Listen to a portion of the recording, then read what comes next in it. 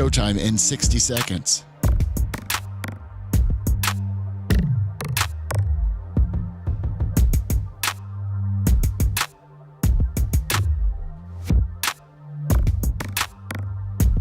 "45 seconds.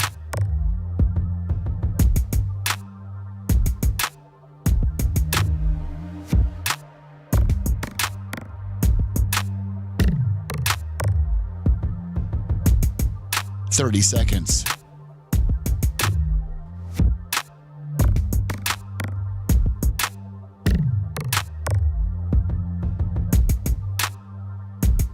The show will start in 15 seconds, and this is your last audible warning.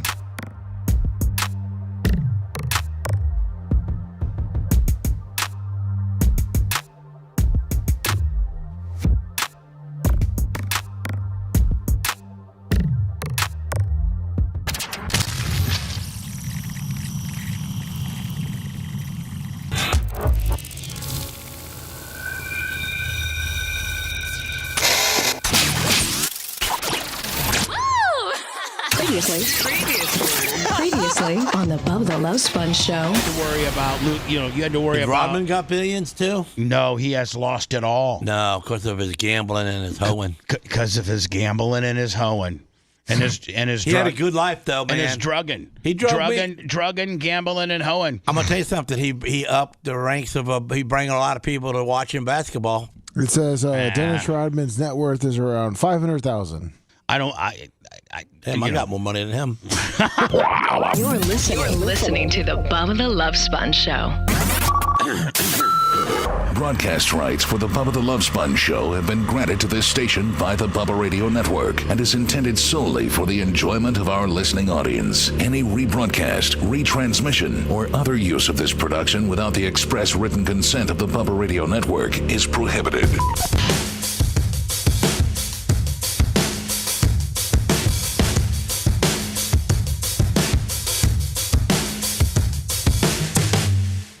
Welcome. Monday, October 27th, 2025, the Bubba the Love Sponge show. And I wasn't prepared to talk about this, but don't you think, as I was listening to the best of element with Gene Lasker going back and forth, don't you get such kind of a carny feel about Lasker? Like he's kind of a carny. You know what I'm saying? Like, yeah. He's always rolling about what type of money he can make, or if it doesn't make money, I'm not doing it, or like everything's always about money. And it feels like I'm at the carnival with him. Like he's a carnival barker, and he's just a straight carny worker. Does anybody else get the same feel, or am I just straight out of Gibsonton?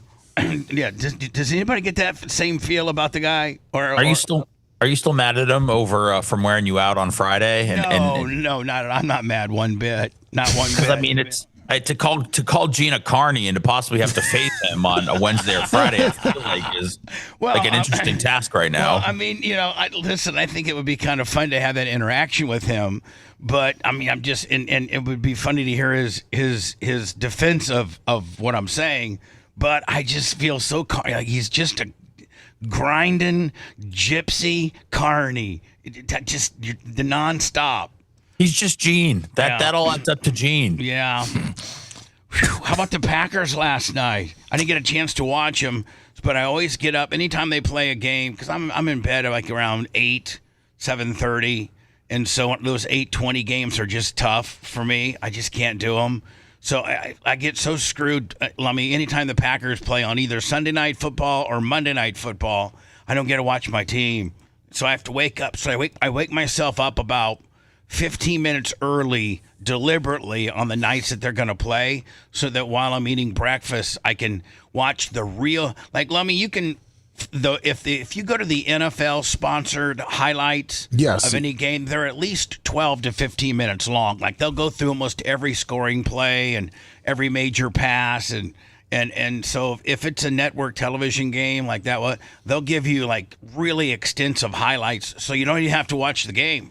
Yeah, the Packers won. Okay, I mean, what do we need to know here? I feel like you got to save yourself the trouble of having your eyes burned last night, like we did by having to look at the Steelers uniforms for 3.5 hours. Oh, they were so ugly. Yeah.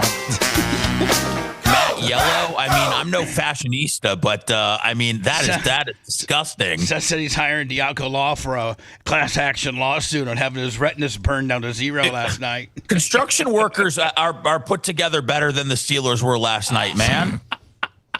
No, they didn't look Who good. in the hell? And those were the 1933 throwbacks. Who in the hell wants to go back to 1930? At least go back to Okay, so if you think about what your NFL audience is, 25 to 75, I guess. So think about what those people have. Nobody alive. I don't think no one's going out and buying one of those today. That's the thing. I mean, we know why they do the alternate jerseys. I mean, it's not like it's a creamsicle Buccaneers. And if you remember the Steelers back when they had Le'Veon Bell and Antonio Brown, they used to have they were Bumblebee uniforms. Yeah. Those were badass.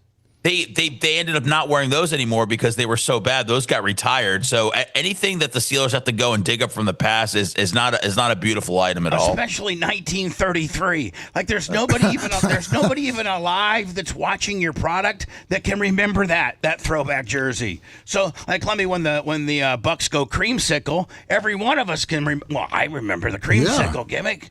Dan, you remember the creamsicle gimmick? Well, it was only like 25 years ago. Yeah, it stopped in 95. But I'm saying you can remember it.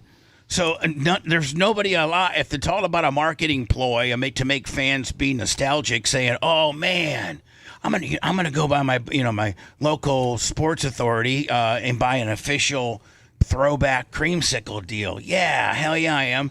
Nobody that is a Pittsburgh Steelers fan is going to be nobody was alive back in 1933, and nobody's going to say, "Man, I have got to get that." I've got to get that Aaron Rodgers throwback Pittsburgh Steeler gimmick. That actually might be one that would be worth something down the years. Well, it's unique, and I think without the beige pants, it's not as bad. But with the beige and the yellow together, it was horrible.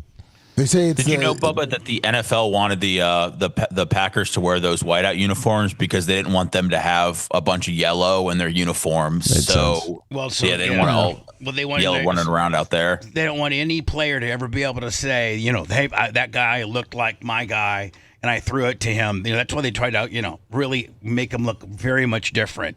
So really, the only difference you could make in the Packers world, you have green and gold and white. So I mean, you can't go anything green and gold because that's gonna be too close to the Steelers nonsense. So you got to go straight white. I don't know. Does any other team does the Colts do the white out? I'm trying to think of other. Yeah, the Bills do. Yeah, a lot of them have the white Bills, outs. yeah. Has the Bucks ever done the white out? Well, they used to play in all white at home. All the time. I'm talking just a little green, just a little like no color but white. When they go white out, man, they go like their helmets are white too, like white, with just like the Packers had just like a little G on it. That's it. I don't think the Bucks have ever gone on all white. No, because the problem is their helmets. Because the NFL's rules with helmets, how many helmets you can have, and just them having the Bucco Bruce was hard enough. Oh, so hold on. The league puts on how many? How many helmets you're allowed to? Different styles of helmets you can have. Yeah, because these players can't afford $1,000. No, it's they say for the concussion protocol. I know, but like, Lovey, what I'm saying is like each team, because helmets are so expensive now. They're $1,000, Bubba, for the nicest helmet you can buy. That's what they're wearing. That's what they're probably all wearing in the NFL, right? Right. Okay, so it's you got to think that's a lot of money for a team to have just one spare white helmet that they're going to wear however many years. They can cry in their bucket of money that they sell, that they make from selling all the merch. You know what I mean? I don't think it's one I don't think they get like one helmet for the whole year. I think it's one style of helmet. Oh, okay. Right, Lummy? Is that what we're talking about here? Yeah, they're allowed to have 3 different styles of helmets. So let's talk manufacturer. Yes. So they're allowed to. There's 3 different manufacturers that the NFL recognizes to be, and like other than that, I think, Dan, if it's my understanding, like those are the only 3 these players have. Like if you would bring an off-brand from one of these 3s, that would be illegal. Like you can't do that. Well, I guess it's got to be pre-approved. But there's a 4th brand called, I believe it's called like Lightweight, that's got better concussion numbers than even the Vice's helmets, and I guess they don't use them in the NFL. They're like carbon fiber. Well, because you know why? Some kind of lobbyist or some kind of friends owns the manufacturing plant for the third rated guy, and you know what I'm saying, that's how stuff happens. Ask Chronister, right? I'm just saying, there's always some kind of effery involved. Interestingly, part of the concussion suppression of the helmet is there's 3 parts to it. One is allowing the helmet to rotate relative to the head, so that the head's not really connected to the helmet. There's a little bit of play.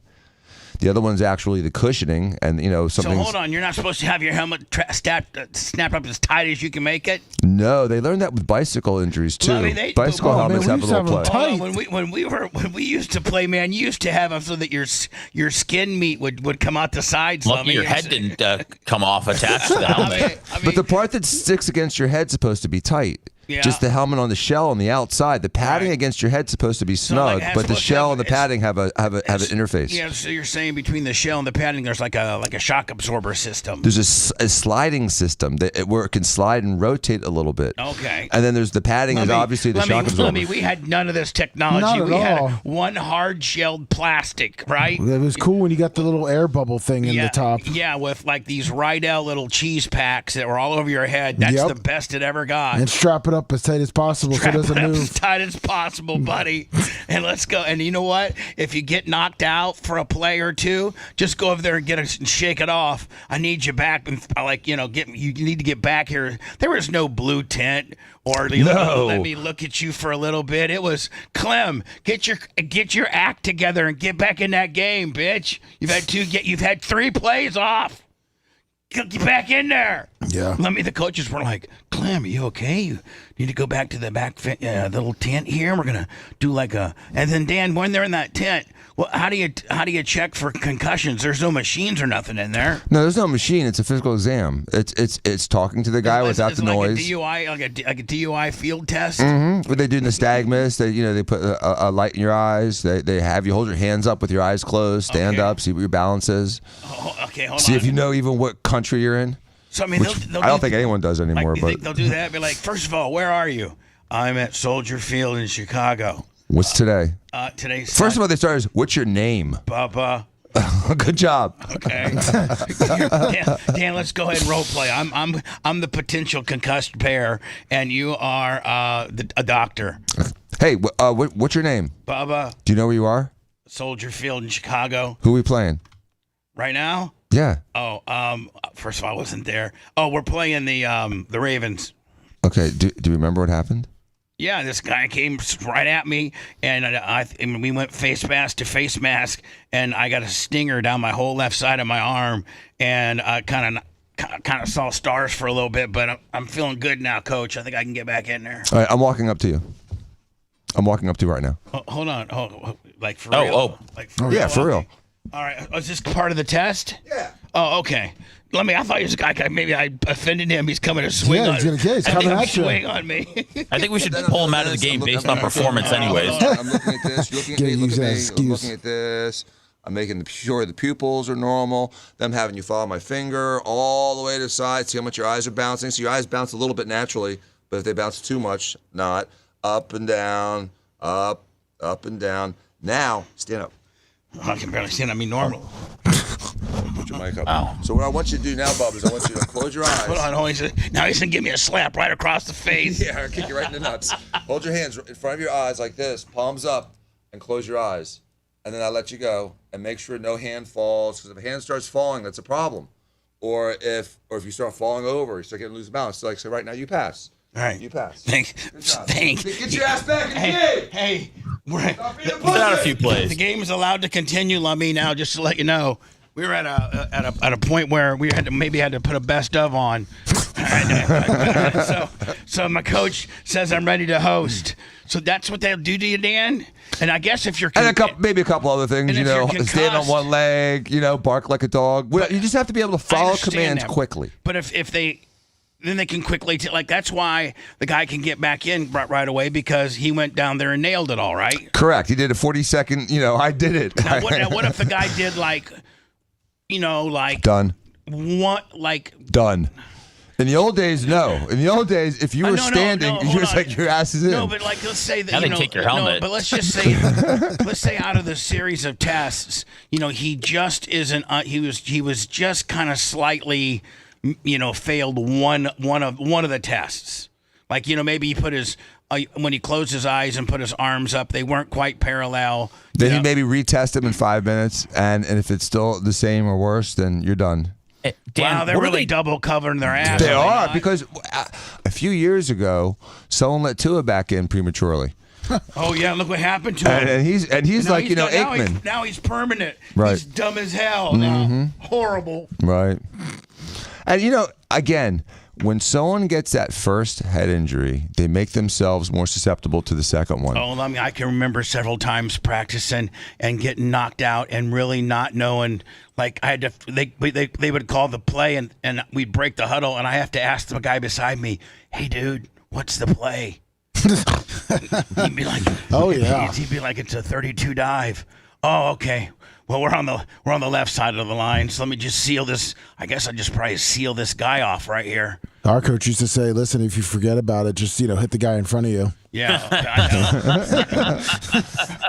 so your guy's automatically giving him people a way around, like they're telling them how to get through a concussion. That's right. Yeah, they're telling you, we don't have blue tints here, kids. Just get your, So think about, Dan. We've only been really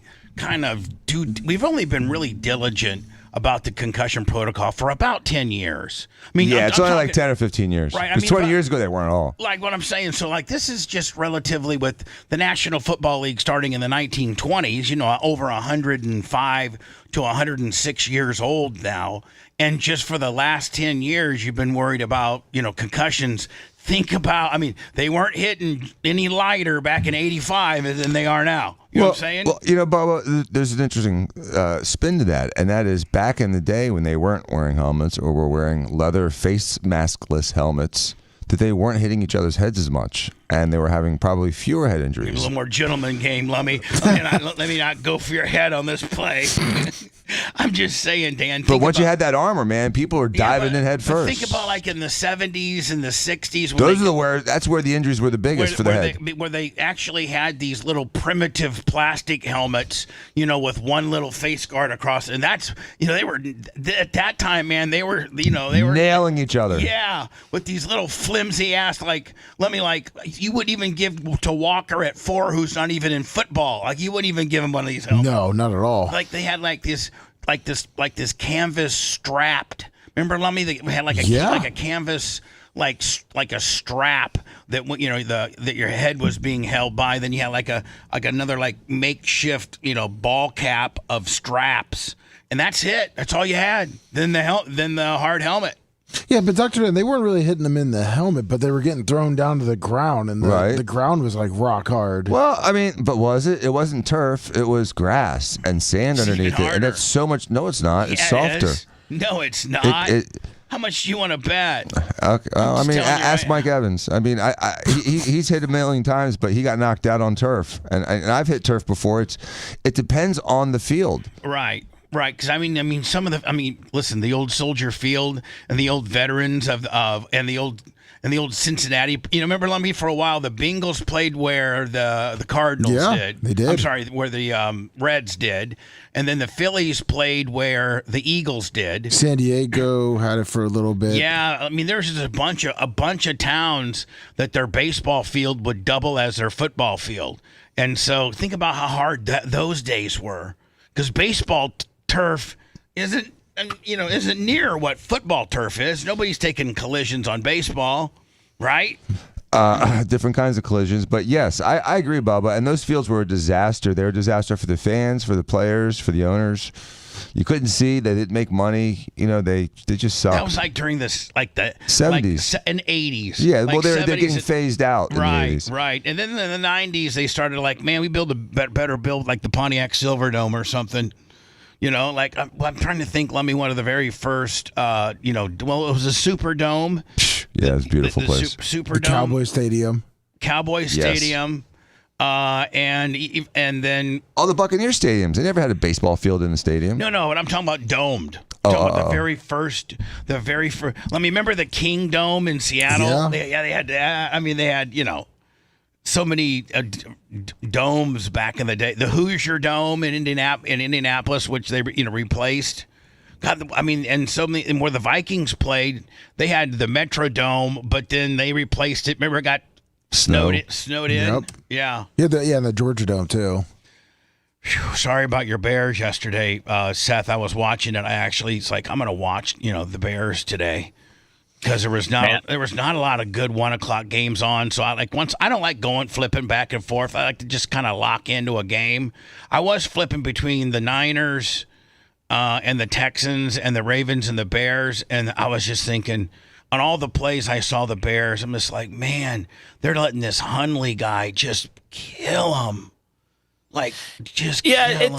It's tough losing to a backup quarterback. Fortunately, being in Orlando and the hotel, my options for football were very, very limited. I had one game available to me yesterday. It was the Dolphins-Falcons game. So you got to feel good. I mean, if that's the only game you saw, you're probably I feel horrible. You weren't rooting for the Falcons. I'm sorry, for the Dolphins. What? No. It was abomination to the game of football. I was following the Bears game on my phone, and then I just said, why am I doing this to myself? So I just went, poor Bears game. It's okay, dude. I'm fine. They're 4-3. Caleb looked like crap. It's horrible. It's also tough when your defense gives up 30 points to a backup quarterback, but I understand our quarterback takes a lot of the heat for everything that goes wrong. At least at this point, I didn't get a chance to see did anybody get a chance to see the Bengals Jets shootout 39-38? Yeah, Bryce Harper with the little trickery at the end of the game. I didn't see it. I didn't see the trickery deal. What happens? And we can't replay it because we'll get a copyright violation. So, we're so downbeaten by the NFL. We're afraid to play 1 second of your stuff. Yeah, we can't show any highlights. We are 1 second. just 1 second. They'll completely demonetize your entire show. Your show could have made $400 that day, Leon. Lummy. And then next thing you know, you play 1 second Willie, and they take it all. The NFL gets all the money, right? Yep. When they just 1 second of a 4-hour program, and they get all my 310 bitches. Yeah, Bengals gave it up. They were winning by I think it was 23 going into the fourth quarter. I'm trying to if I was trying to give a little ambience, just talking about football, maybe just. But then I got to stop that. You know what, Dan? I can't even let that go past the second bar. Did you know that? Yes, but can you get a royalty-free version of that? We've tried. We've tried. They just sound so jobber. You know what? And then a lot of times you'll buy pay $9.99 for a royalty-free deal, and it won't be royalty-free. And so the first time you play it, you get a strike. That's happened to us, is it not? Yeah. For real, I'm just like, okay, man. I got the royalty-free Monday Night Football. It's it was $9 or something. I put on the corporate card. I'm like, okay, Lemmy, great. I'll play it. Strike. And then we'll get a strike for the entire show, and we killed it. Because Dan was being extra funny that day. We were going to make $310, Lemmy, for that one show video, and done so. So, Lummy, we've now learned the workarounds, some of these various really, really, really locked down copyright willies, and we've determined that with the Monday Night Football theme, well, first of all, we've determined we don't even put 1 second of anything from NFL or ESPN or any of that. It's CBS, NBC, Fox, ESPN. They're all in onto it. They're all. They probably got the same policeman that's looking. You know what I'm saying? They hire the same company to be policing them. But Monday Night Football, we figured out we can do a boom. I can't. That's as far as I can go. As soon as that second. Tin, tin, tin, tin. I can't even show you on the air because we'll get a strizike. Yeah, they'll pick up on your sound. This is literally as far as I can go.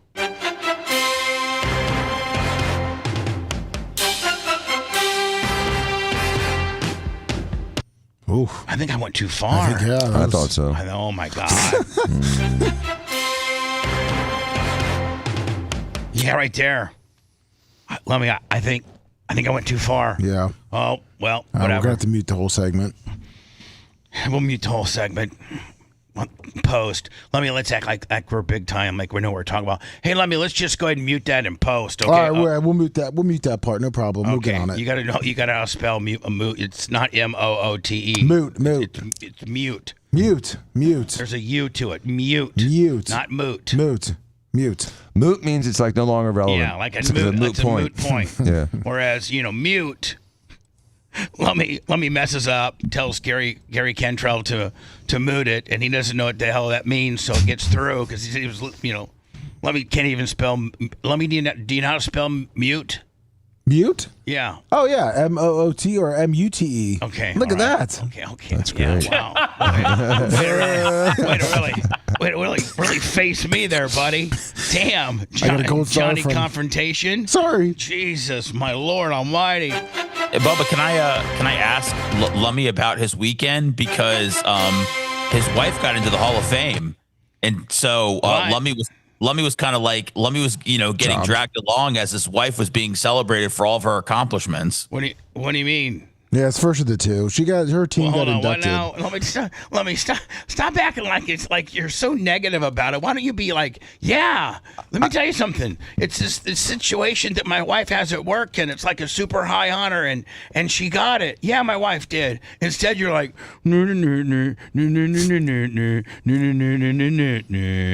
I thought it was like Bubba Hall of Fame. You mean like just her personal work Hall of Fame? Well, yeah, no, she's already like a real one. Her high school Hall of Fame. Hold on, so let's roll this back. Yeah. Which Hall of Fame is your wife now officially been inducted to? She has officially been with her high school athletic Hall of Fame. What school? Okay, which is actually Lake Brentley.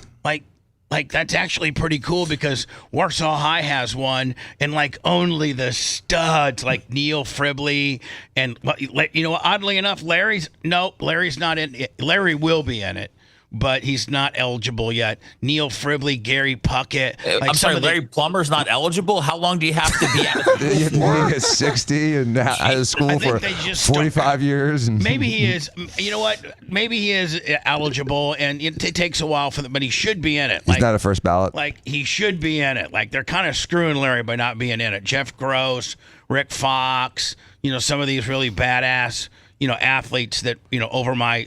None of these names, you would understand Rick Fox, because Rick Fox actually did go to my high school. Yes, the NBA guy who I think won 5 championships, like 2 at the Celt, or he won all of them with the Lakers. I think he won them all with the Lakers. I think he won them all with the He's Lakers. a good-looking guy too. Oh my God, a handsome fella. So he was the only black guy in Warsaw, Indiana. But was he really black? I mean, he was like part black. No, he wasn't. I mean, he was Warsaw black. Right. He wasn't. There's no sun. No, there's like, you don't understand. There's just all white people and borderline like Amish and just white as you can be. Just straight white people in Warsaw when I lived there. And here comes Rick Fox. We're like, he's not really a black guy. He's a bohemian. And so we all get to be friends with him and stuff. Well, here's these little white chicks, that are probably have some type of sick fantasy about being with a black dude, but they don't have that opportunity because there are none in Warsaw. So don't think that Rick Fox wasn't slaying it. I mean, I've heard stories. Well, he got the prettiest woman in the world. Well, yeah, Vanessa Williams at she one was time. the most beautiful woman in the world. He also got the most beautiful Warsaw chick. Like, I mean, all the chicks. There was like 15 of them trying to go after him. Yeah, I mean, the hottest girl in the mall is not the same as Vanessa Williams. No, I understand, but I'm just saying. Early on, he had that whole hey, every chick wants me type of swagger, even dating back to little Warsaw High School. So that's where Well, didn't you have that too as the long snapper?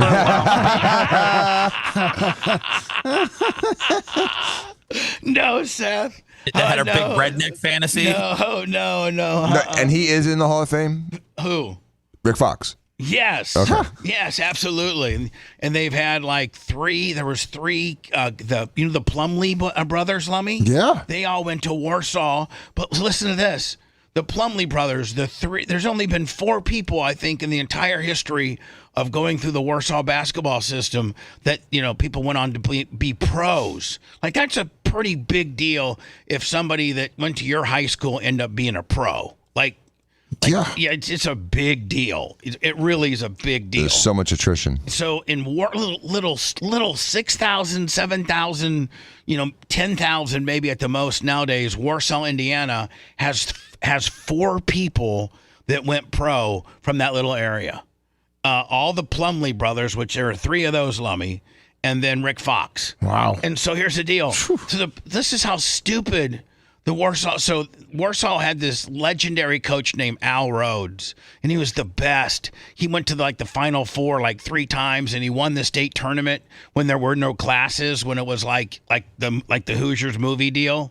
He took this little town, Warsaw, clear to the state championship 3 times, and he won it once. So he was God in the city. Al Rhodes, the head basketball coach for the Warsaw Tigers, Let me, us football guys were nothing. Nothing compared to basketball. Compared to these. Now the city has since flipped where they're now a big football school and the basketball team sucks. So because basketball sucks. Well, so anyway, we went from when I went to high school, man, our football team was horrible, except one year, my junior year.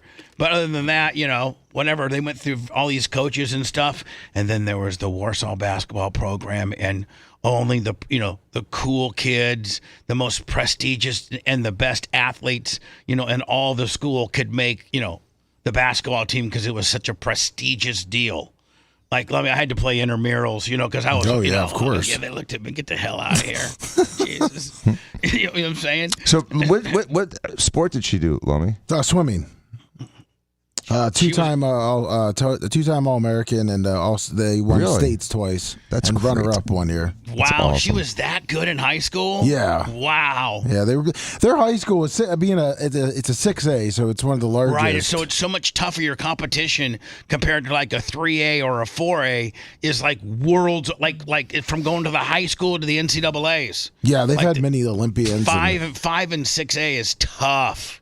Yeah, they got all these good baseball players. Nick Franklin got him, and the chick that actually got in this year too she's a runner, which isn't sexy, but now she holds the American record from fastest mile. Well, anyway, Yeah. Listen, congratulations to Ashley. That's quite an accomplishment. So much work. That's awesome. Did you cheer up, Lummy? She's badass, Lummy. No, she is. Did they make a gold bust of her?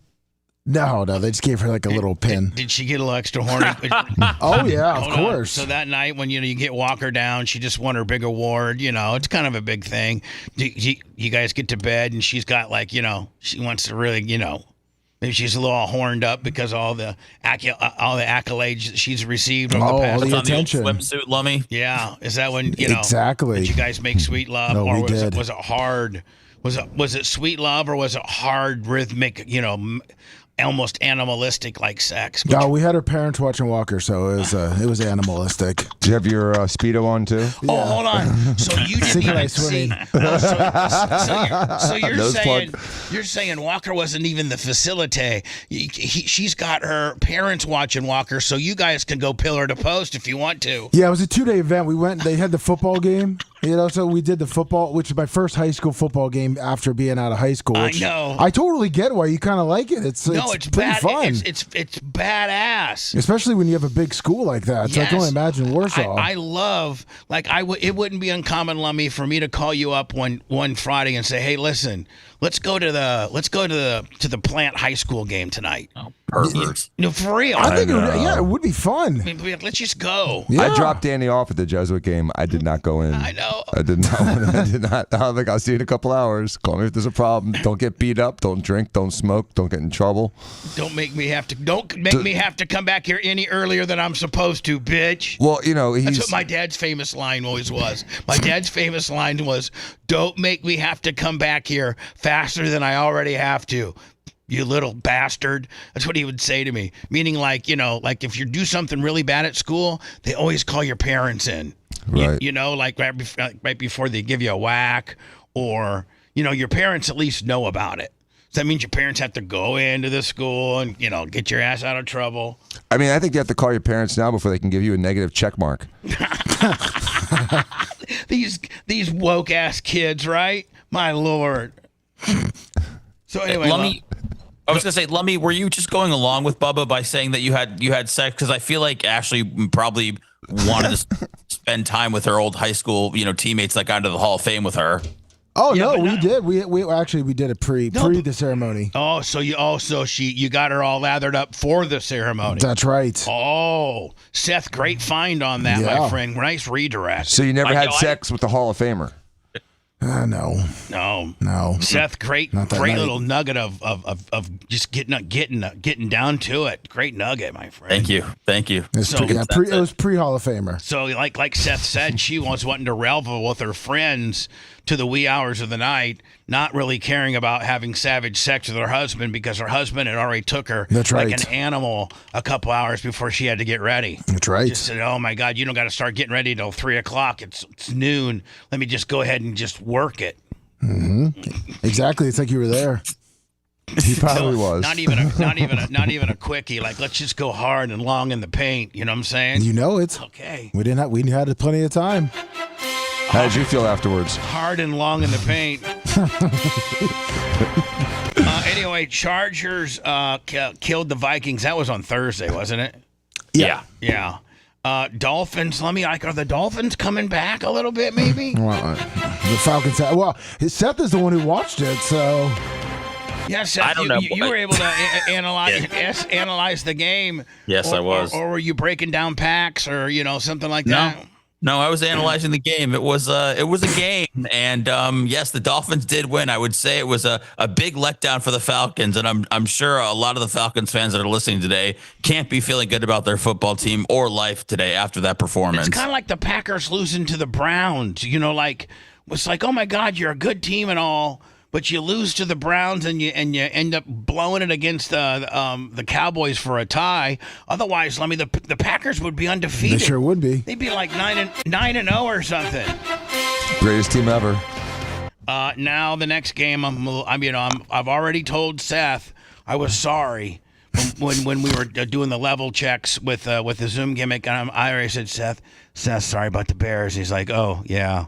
Mm-hmm. Ravens, it's okay, man. Ravens with a backup quarterback made the Bears look like the Bears from 71 before they got Walter Payton. They were horrible.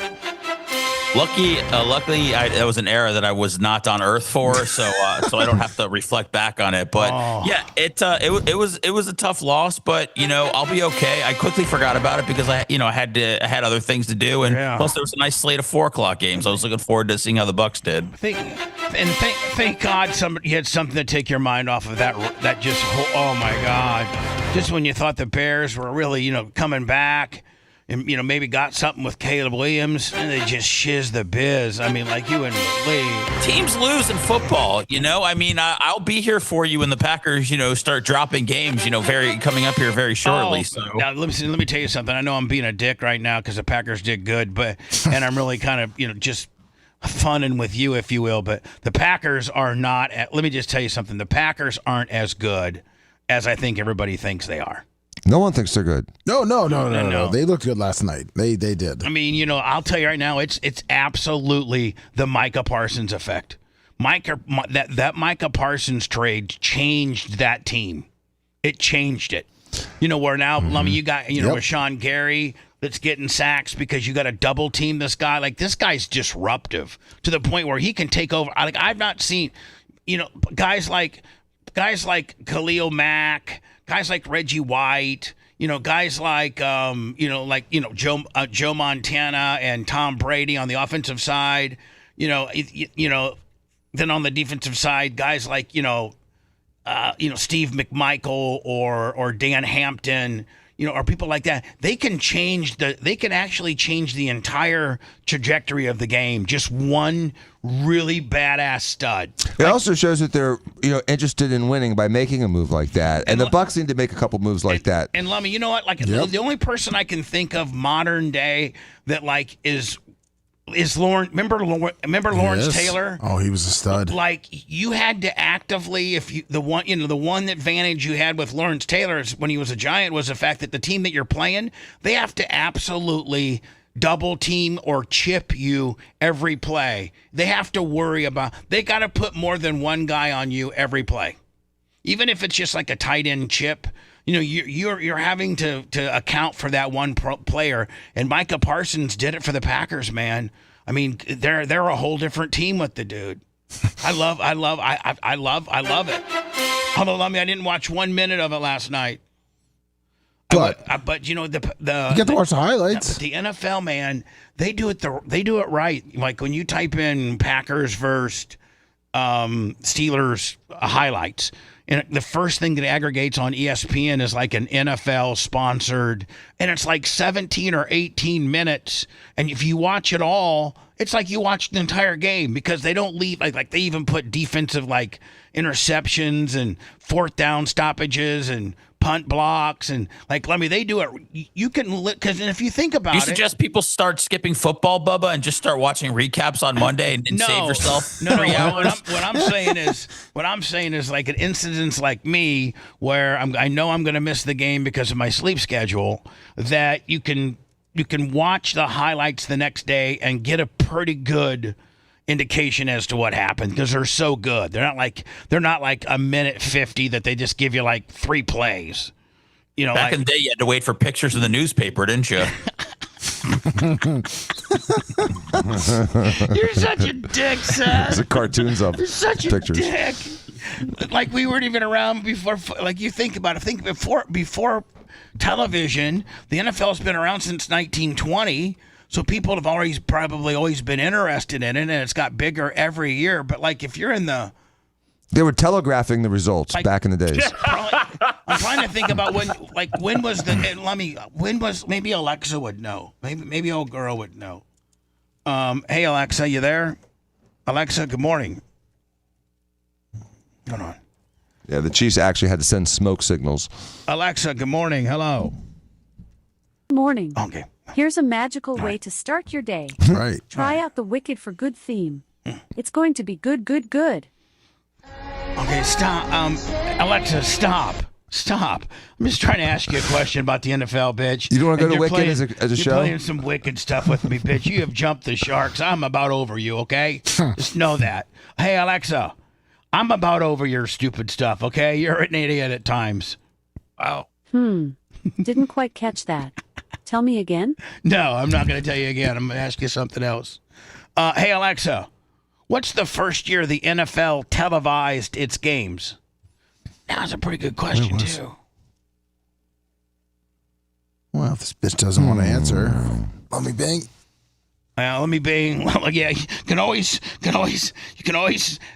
count on Lummy Bing being right there, like the hard copy, the newspaper from the '60s. Lummy, what is it? The first network to cover an NFL game at the time broadcasting it was 1939. 1939. And if you want, Hold on. They had TV in 1939. NBC was the first one, and then highlights. They started breaking down some highlights. They did it in 1948. They did highlights for the NFL championship game. So think about if you're living like in the, I guess after like the late 40s, early 50s, you could start getting a little something, right? But it was with antennas, and you had to like live close to a big city that had because they couldn't broadcast before there were televisions in houses. It would be what are you broadcasting to? You might only based on where you lived, you might only get like 3 or 4 channels because that's what your rabbit ears. The very first TVs, they got their reception through these antennae, did they not? Yep. And so, you had to be, if you live downtown Tampa and you're close to 13, of course it's going to come in crystal clear, but you live out by Plant City, you might not be able to get channel 13. So, think about, the crowd, how insignificant it would have been, compared to what it is today. I'd like to see what it looks like. Watch that game. I'm trying to think. I was thinking about something. I completely forgot my mind.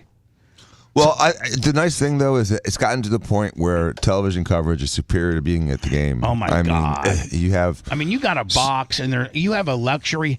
This is the absolute litmus test of what to validate our statement. Meaning, people would rather watch it at home. Good for dumbass Lummy and me. The football coverage you get from home, the comfortability of your home, and the replays, and you don't miss anything. If you're at the football game, you really can't see it the way you can on football, like on TV. So here's Dan, who's got a $300,000 a year, suite, full-blown family suite, catered, air conditioning, VIP parking, white glove service. And then you got Lummy, who's like the working man. He's got the rich working man section. Right, Lummy? Yeah. Yeah, you got the rich working man Club section. He's got great seats. I know. I'm below you. You're the king up there. No. You're way closer to the field. It's a superior viewing position. So both of you guys, if you had it all over to do again, would you just watch it from home, then deal with all the nonsense it takes going to the game nowadays? As good as coverage as it is, or do you guys, relish in the in-game experience? Bubba, if I was home, I'd miss out on all the dried out, crappy hamburgers that they serve in the box. And all the just disgusting food that gives me a stomachache every freaking Sunday. They should be ashamed of themselves with their catering. Hold on. That charge you $3,500. Yeah, it's like $50 a hamburger. Dude, I literally, I could scoop a bucket of sand and make a better burger. Hold on, I'm telling you, look at the trigger point of me asking you if you like to go to the game or not. It's the food. Seth, I'm just asking a simple question. Do you like to, you're a big time, luxury box holder. What's your experience like? I would think most people are like, well, like to have some of my friends over. We have some cocktails, have a few burgers. It's a good game. We got great seats. We can look in the TV on a little monitor and watch it on TV so we can see the instant replays and stuff. It's really nice. I think Dan has to sneak his own candy in there. I do. I end up spitting out more food than I swallow from the catering. It's that bad. It's disgusting. And no matter if you get the good stuff, it sucks. You get the easy stuff. Even that, they can't even cook a freaking hot dog. But how hard is it to cook a hot dog? God damn it. I mean... They charge me like $800 for 6 hot dogs. Here's a guy. You. Here's a guy that spends $350,000 to He's got enough. Hold on, to get this mad. You know what I'm saying? He spends all that money, and his experience is not. Oh man, I feel as if my money is really paying. I mean, I really feel like I'm getting something for my money because I go to the game. It makes me happy. Have a great time with my friends. Hell yeah. It's gross. And all the food. You go up to a stadium like a Philadelphia stadium, like the Philadelphia baseball stadium.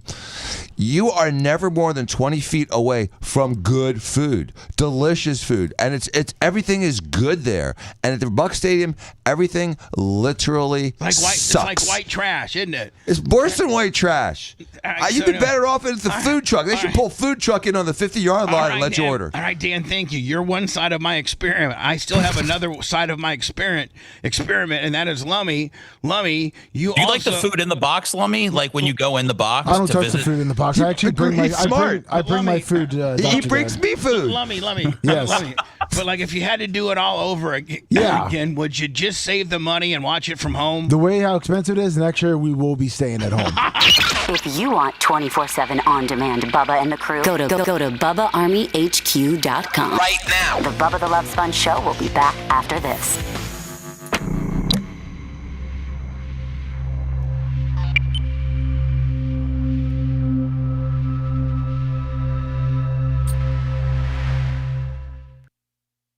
How they're doing it, the people controlling the menu, all of it. And you still can't take 8 hamburgers, throw them in the thingy with like a quarter-inch of broth, and expect them not to be disgusting on a heater. You should check out the Hall of Fame Club there. Where? What's Raymond? James. At Raymond? The Hall of Fame Club? Where's that? It's across from us, east side, up top, below the 300 level. They have lobster tails. Come on. Yeah, the food's really good. On the visiting side only? Yeah. It's a whole like club. Look, it's a fucking lobster tail at a football game. They got lobster tails. They got sushi. I'm sure lobster tail is about as chewy as a bag of bubble gum. No, it's really? Yeah, it's all. Really? It makes you think that the rest of the food in the stadium is good. Like they have sushi. They have sushi at a football game, but it's it's. I'm telling you right now, man, the fucking Packers, if they can fucking play like last night, they're gonna be fucking tough to beat. No, they're a great team this year. They're a strong team. And that Micah Parsons is the one that took them from a potential outlier to a fucking a contender. So does Dallas miss him, you think? Oh, Dallas sucks without him. Yeah, Dallas' defense is absolutely horrible. I mean, they got their ass kicked by the Broncos. What about that guy that came in yesterday for the Bucks that wasn't a starter, that had like 2 sacks, a interception, a fumble recovery? Oh, Anthony Collins? No, it wasn't Collins. Nelson? It wasn't Douglas. It was Nelson. So, Dan, do they like being a box? Nelson. I want to say Anthony Nelson. Dan, you listening? Yes, sir. Being a box owner, like, do they have do they kiss your ass a little bit and Oh yeah, they're really nice. They just they Like, you know what I mean? smile. Like- They like serve your- you a like- pile of dog crap. like your rep, can you call up your rep and do you have a rep? Yeah, we do have a contact person. Right. Yeah, they know. Look, it's Aramark. They just pass off to that. I'm just pissed off that there's. And this you know what? oasis You guys thing I gotta don't know be. about. You guys, you know what, Dan? You guys gotta be one of the longest tenured box owners out there. At this point, yeah, it's been a while. It's been What I'm good saying is, like, 16, you guys, 17 years. Yeah, that stuff come and go. They sign like 3-year contracts with companies and stuff. But you guys probably Probably top 10, top 5. I guarantee you guys are top 5 of longevity, which Right. that should account for something. Right. Well, but that's the difference too with the money you spend because Dr. I can hear you. What? That's the difference between our tickets and Dr. Dan. His rep actually gives a fuck about him. If we complained, our rep would tell us, oh well. Really? Yeah, our rep pretty much treats us like we're Johnny Jobber. You go straight to head office. Well, yeah, You're we'll call Brian Ford if we have to. Exactly. I'll just text What? him. Couldn't hear this. I haven't I'm calling you. Right. I'll help you more than your rep call. Yeah, Oh, yeah. here- You help me out? What's up? Group Wars, fuck you, Big Buck, Carly, Kenny Powers. Oh, okay. So He couldn't hear you. That's I need to take this off. This is Yinzer. for shed deal. There we go. Yeah, that should work. 'Cause- Roberto He couldn't hear Perez. that music you're playing.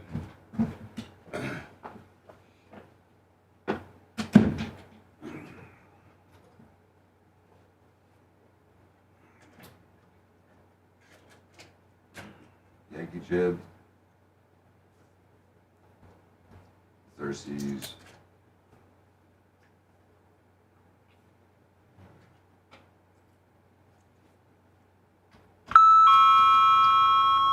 Organic Gene.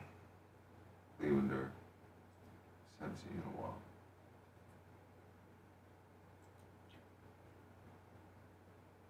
FJ Barr.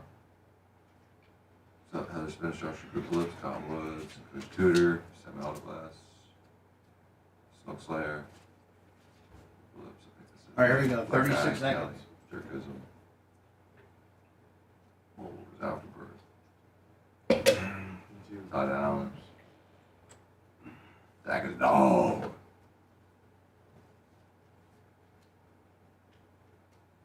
Jay Fish, what's up, 2 bro, 6 for 20. Jax.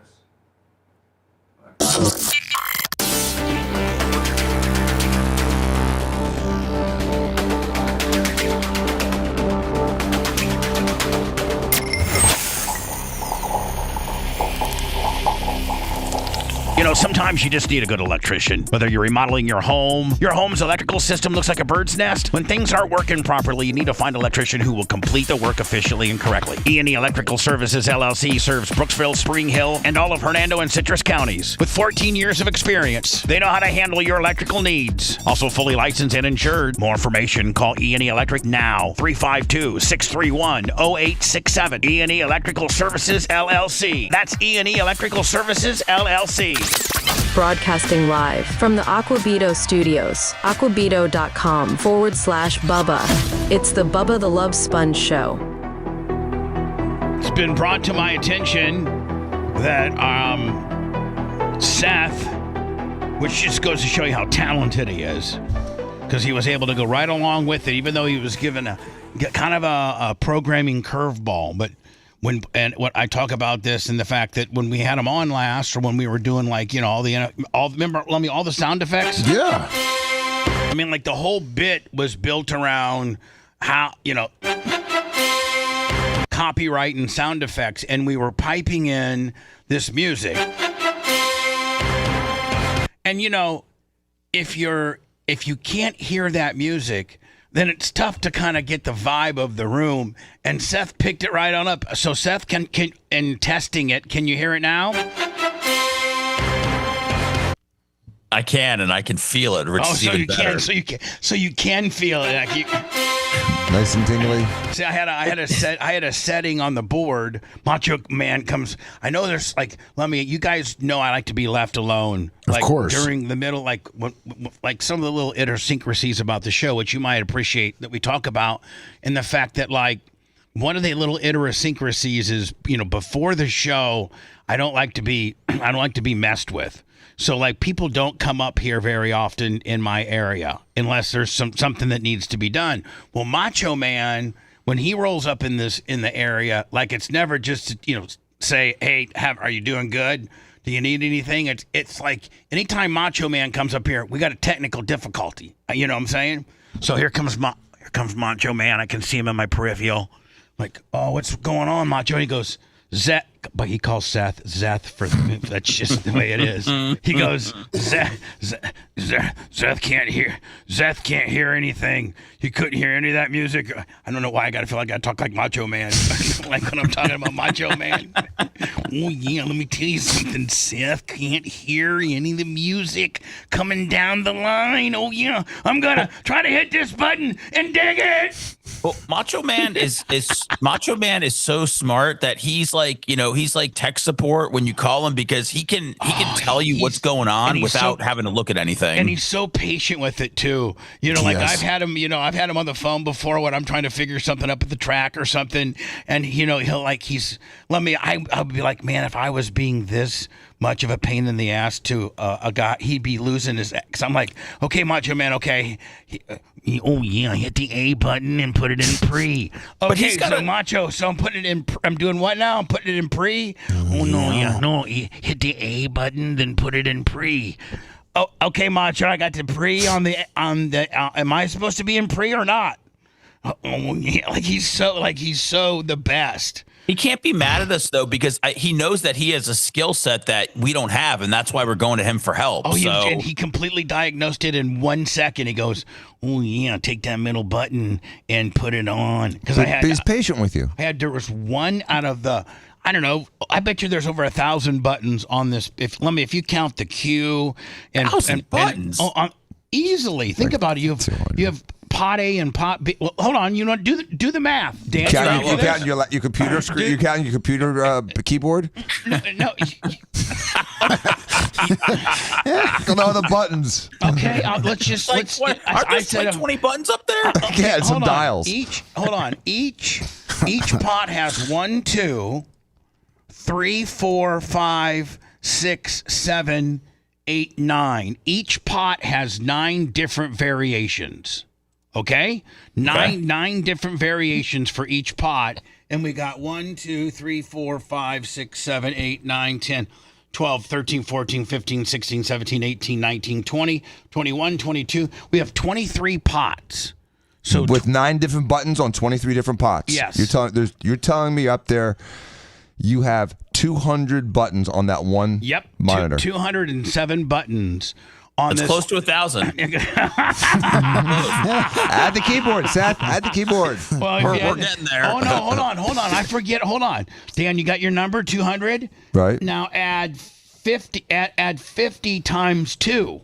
So add another 100. Why? Because on my instant replay, this one. There's a lot of buttons there. No. There's 50, but there's a B side to it. So I got an A and a B side to it. So that's 100 buttons.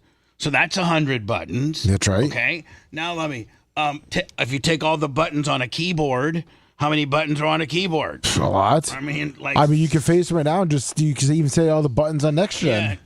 Yeah, and then on your phone. Hold on. So then, you don't understand. I got a computer system that has an A and a B system that also has 3 and 4 different pots that come up on pots 3 and 4, but each page probably has, I don't know, I'm looking at Let me see. 1, 2, 3, 4, 5, 6, 7, 8, 9, 10, 11, 12. What times 1, 2, 3, 4, 5, 6, 7, 8, 9 times 12. 12 times 12. 144. Would you say you're skilled enough to work at NASA now? Yeah. Well, the new space capsules have they're like touchless screens, and they don't sit there to do anything except for what a monkey did 60 years ago. I just want to let you know, Seth. I think we got you piped in. I think we got you good, and it was all upon Macho Man's suggestion. And he's just, oh my God! I revel in his ability, Lummy. He's such a smart man. He is. He's unbelievable. So anyway, Lummy. Oh, today's OnlyFans MILF. Oh, we can't. Monday. I don't think we're supposed to be even talking about the word is OnlyFans. I've been you're not supposed to say it, or you're supposed to say it, or you're supposed to gimmick it up or something like that. Yeah, Only Friends. That's what Colton calls it. Calls it what? Only Friends. Oh, I thought you said the whole. Oh no, Only Friends. You gotta enunciate your friends better. Okay. Quit being lazy about it. Okay. What if we got a strike because you're based on your fat, lazy tongueness? How cool would that be? Not very cool. Not cool. All right, try to do it the right way now. Only Friends. Huh? Only Friends. That's a little bit better. Thank you. Yeah, sorry, we are Only Friends, and then it would be .com / the Bubba Army. That's where we hang out at. And within that world, Lummy, we got MILF Mania. We got 10 different Bubba Army chicks whose husbands are or my friend Jeremy. He's the Candy Kate 8 girl. Yeah. He helps me recruit these MILFs that want to be part of the big MILF deal we got going on.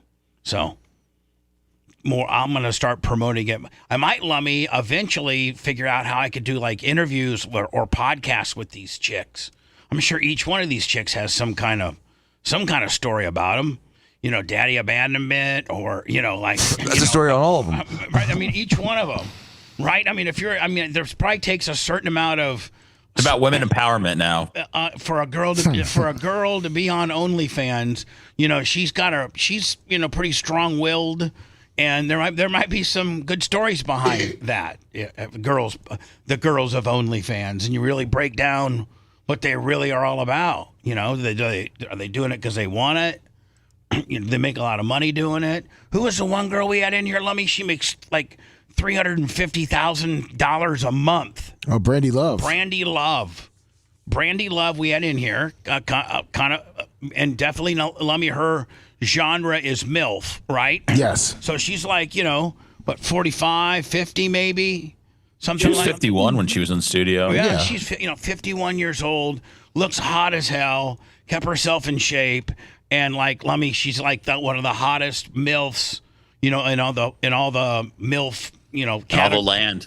Cavity, in the whole MILF category, she's one of the top MILFs where people go, oh man, hey, listen, you gotta go get the Brandy Love stuff, So who's the most top MILF of all time, Bubba? Is it Lisa Ann? Yeah, Lisa. Or is there a different MILF for you? No, you're right. I think you and I we're onto something here. We don't agree on a lot. But boy, you and I we're both locked in on Lisa Ann, aren't we, buddy? Well, I'll take other opinions. I don't want to be us here talking about Lisa Ann. I mean, you pretty much pulled that one right out of your ass quickly. I wasn't even really prepared to go start getting into all the talent, but look at you knowing the Michael Jordan of MILF talent of all time. Lisa Ann. Please. Michael Jordan. Oof. I mean, she's probably the greatest MILF of all time. She's gotten a little long in the tooth lately, but. Well, who hasn't? Her in 5 to 7 years ago in her MILF prime, she's one of the greatest of all time. So what's the MILF prime? I'd say probably 45 plus. That's prime? No, I'm saying, it's actually 26 to 32, but Bubba's raising it up a little bit. Hold on. If you actually research what the MILF demo is, there's such a thing. Maybe it should be a question for Numbnuts over here. You know what I'm saying? Let me maybe. Yeah, of course. Let's see if she can get one right. Hey, Alexa. Good morning. Good morning. I thought you were calling Writer Lummy Sylvia numbers. Plath was born on this day in 1932. She's best known for her confessional style of poetry, which explored her emotions with a depth and honesty About the that MILFs. resonates with readers to this Define the day. genre. Her collected poems was awarded the Pulitzer Prize Hey, in Alexa, 1982. shut up. Be quiet. Thank you. Hey, Alexa, who's the all-time greatest MILF in porn? You know, was I supposed to ask her, Lummy? No. The age. Yeah, the age of the genre. Oh, my bad. So sorry. Hey, Alexa, what is the age to be considered a MILF? Sorry, I don't know that. Lummy, like, that was the best question ever. It was. Like, yeah. This bitch doesn't get dirty. I got top 5. Oh, okay. Hold on. Quote, this bitch doesn't like to get dirty, ... I got the top 5. That's right. I love it. Do you think it's time to drop Alexa, Bubba? I mean, she hasn't really helped you in, I feel like 3 years. You know what, though? But I feel Alexa really gives Lummy a good setup. It does. You know what I'm saying? So, Gives me like, that extra second. it really it makes Lummy pop that much harder, her being that stupid. Yeah, but the right. problem is that they take Chat GPT and make it rated G, and that's what Alexa is. It's for the I family. don't know. I'm not breaking it down like you are, Dan. It's just Alexa to me, okay? Yeah, it's AI without the intelligence. Okay, Dan. Whatever. I got my Lummy Binger right here. That's all I need is my Lummy Binger. So anyway, I guess we were to close out the NFL, Bears get beat by should be. I mean. See, now Seth will be able to appreciate it because we got. What about the top 5 MILFs? Oh, you know what? You're right. Oh my God. Who cares? Who cares about NFL football when you got top 5 MILFs on the tip of your tongue? That's right. Jesus. According to who? Lummy, what's the source here? I mean, just according. Wiki. Okay, there you go. I mean, Top MILF actresses worldwide. Okay. Oh my God. Here we go. I mean, we got sound effects for this too. Ready? Number 5. Number 5, Sherry DeVille. Oh, hold on. Do you have pictures? Oh, no, I don't got that. Okay, Sherry DeVille. Number 4, Corey Chase. Corey Chase at number 4. Hold on. Okay, there is Corey Chase. Okay, who else? 3, Ava Adams. Ava Adams. Adams with 2 I don't think I've Ds. jacked it to any of those. You know what I'm Probably saying? Ava Adams. She's pretty. Okay. Number 2, Lisa Ann. Me and Seth's number 1. Who could be better than Lisa? Julia Ann. Oh, that blonde. Yeah, she started it. Oh my God, yeah. Julia Ann. I can see why. Yeah, her and then Lisa Ann. Number 2. Seth, Google or when you're Pornhubbing, go to Julianne. You know, I'm saying. I can't I can Pornhub because I did upload my ID finally. So. Hold on. It took you having to move to a hotel in order to finally give up your ID. That's right. You're like, man, I'm running out of options here. I'm locked into a hotel. I'm gonna have to give him my credit card if I'm gonna be able to jack it. What's the age group for MILF officially, Lummy? Did you figure that out? Because Alexa wouldn't tell us, right? Yeah, she wouldn't tell us. I mean, I was thinking 35 plus. But let me. According, it says obviously they have to have a child, but it's over 35 plus. It's 35 to 55. 35 to 55 with a kid. Yeah, and then 55 over is GILF. Is a GILF. Yep. So Dan, grandmother. 35 to 55 with a kid that puts you as a MILF, and then 55 plus. No, is it 65 or 55? This 55 plus. Yeah. 55 plus is considered a GILF, which is grandma. I'd like to. Right. Well, my goal in life is to never have sex with a woman over 55. Yeah, never. You say your goal in life between now and when I die. From now until the time that you're 100. Yes. You never want to have a GILF. Nope. Never going below 55. You always want to just keep it right there in the MILF area. Hard stop. Yes. Right. When we see that Dan has dipped into the GILF, do we need to start making some phone calls and making sure you're okay? You know what I'm saying? Like something's obviously gotten to you. Like you're not all there. You've lost a few steps. If you start getting into GILF, you know what I'm saying? Like is it time for me to call burn a family timeout when Dan starts getting into GILF? Oh yeah. I mean by that time, man, we'll be one world nation. No one will care. Listen to this though. Your dad. Think about this. Your dad never dipped into GILF. Ever. I don't know that he ever did. I mean, I can honestly say I don't think that he did. Joe, I never saw Joe with talking about your dad. I never, and I hope that your family doesn't take this as me being disrespectful. So if it's disrespectful, then tell me and I'll apologize. But I'm just making a statement that I don't think that I ever saw Joe with a woman that was over 45 ever. I mean, clear up until he dated till he was 79, 80. Oh, yeah. So, I'm saying, like, now, I hope your family didn't take that as being disrespectful. No. But it's true. He was a pimp. He didn't even scratch the MILF surface. He was such a pimp. Remember one time I went to the office? I can tell my Daddy Joe stories, can I? Like, sure. Well, there's nobody that's going to be offended by it. I don't think. There's not like Joe is married or anything. This isn't like being disrespectful to his wife. Right. Right. You know what I'm saying? Like, Joe was Joe was a pimp. And I go to Dr. Dan's, and like when I was 27, 28 years old, a long time ago, and whether it's, me taking a chick to get a boob job or just whatever, way back in the Daddy Joe Dayton days, and there'd be times where he would have like a 26 or 27-year-old chick that he was having lunch with that day. Yeah, he played in the 30s all the time. Oh yeah, that's not where he played. That's where he was. Yeah, that's where he lived. Yeah. So anyway, Seth, there we go. Hold on. There we go. Did we get we got the age? 35 to 55. 55 plus is a GILF. Yep. And then we got the top 5. The top 5. And you and I are going to have to make an adjustment because we thought that Lisa Ann would be number 1, and really Julie Ann is number 1. Probably, you know what? It's probably your preference of whether you prefer dark hair or blonde hair because they're basically about the same. Same age. Yeah, I think, or in the same category of famousness. I think Lisa Ann's not doing nothing now. I think she found God or something. Really? Yeah, I feel like she, I don't know. I know she started doing sports podcasting. You mean like fantasy football? Like legitimate? Like just not as a porn star, but just like legitimately telling you how the Bengals are going to go against the Jets? I think she had a show on Sirius. Yeah, she did. Really? Yeah. That was a sports show? Yeah, I think it was about fantasy football. Really? Yeah. Oh. Yeah. Well, was it a lot to do with who she was, or was it because she's that knowledgeable? Or was it the gimmick? I think it's I'm going to say it's because of who she was. Well, it's got to be the gimmick. There's so many talented females out there that just don't have the look to get on, regular TV that are really, really knowledgeable about football. Well, but it's the same audience. It's guys. Guys want to talk about sports and nipples.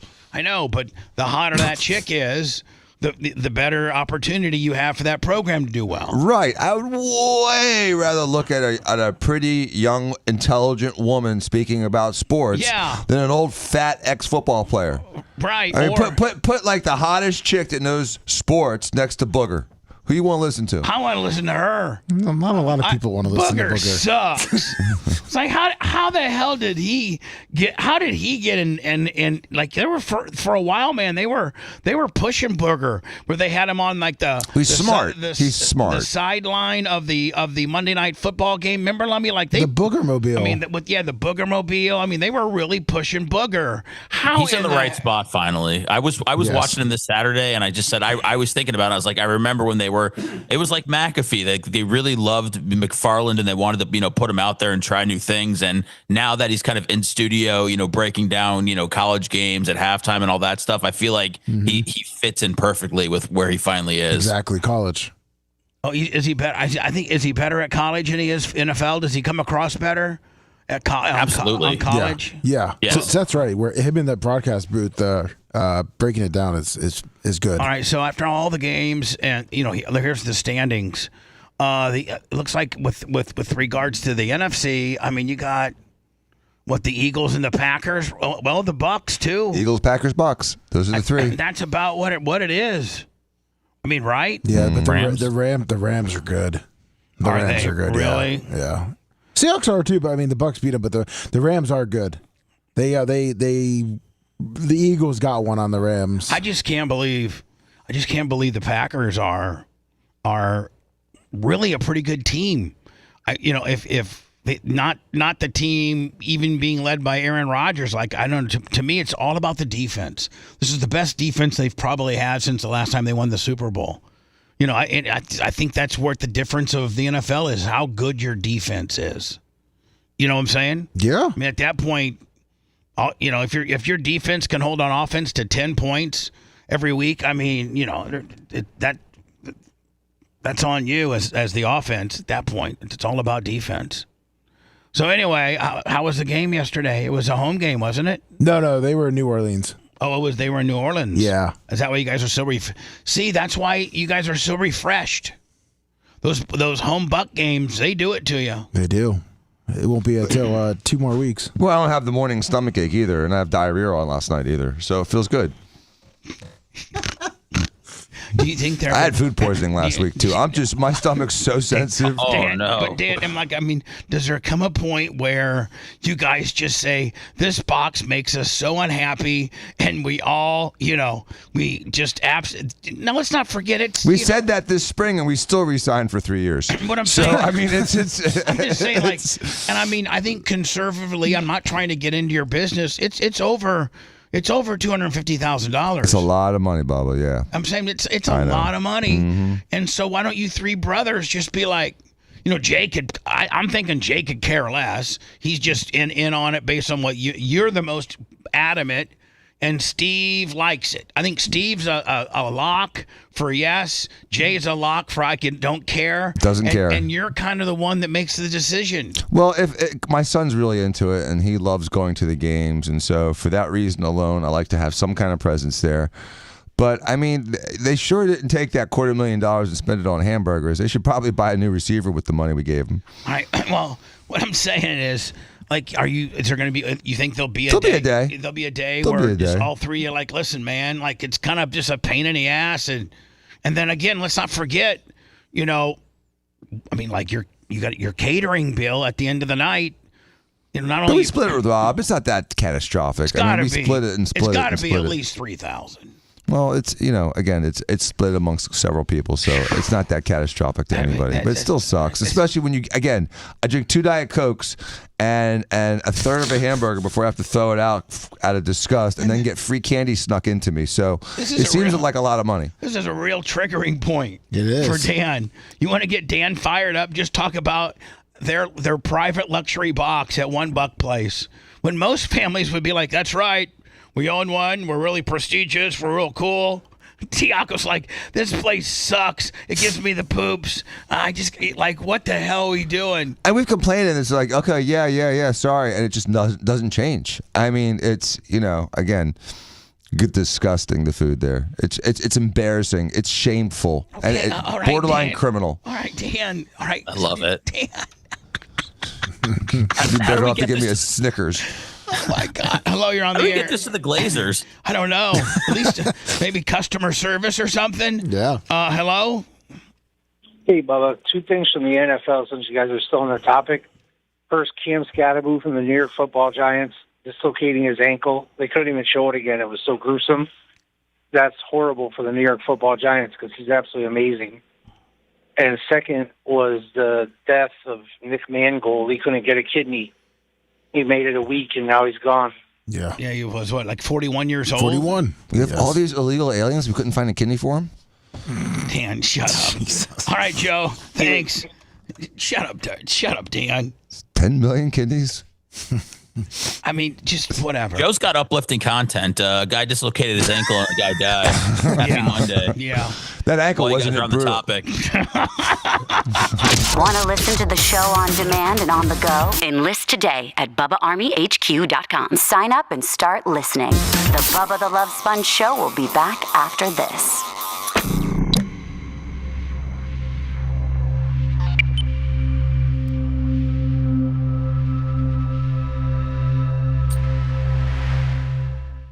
Okay. We'll put him over. Yeah. I'll just throw you up a Shaq softball. All right. Yeah, the biggest guy with the smallest dick. Whoa. Dan, chill out. What? Talk about anyone in particular? Oh, man.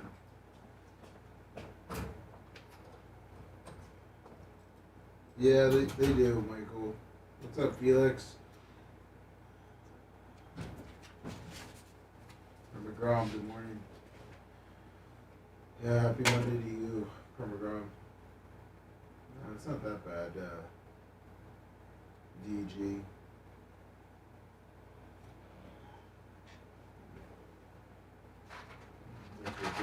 Probably melt though.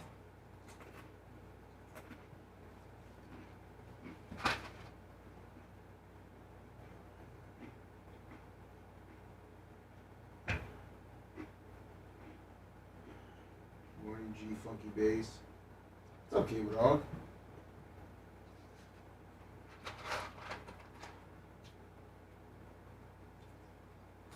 It's true.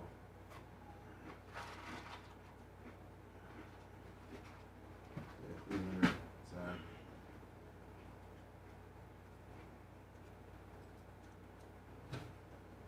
There you go, Buckle Brush. Now you're thinking outside the box. We'll get them lined up. We'll get them lined up.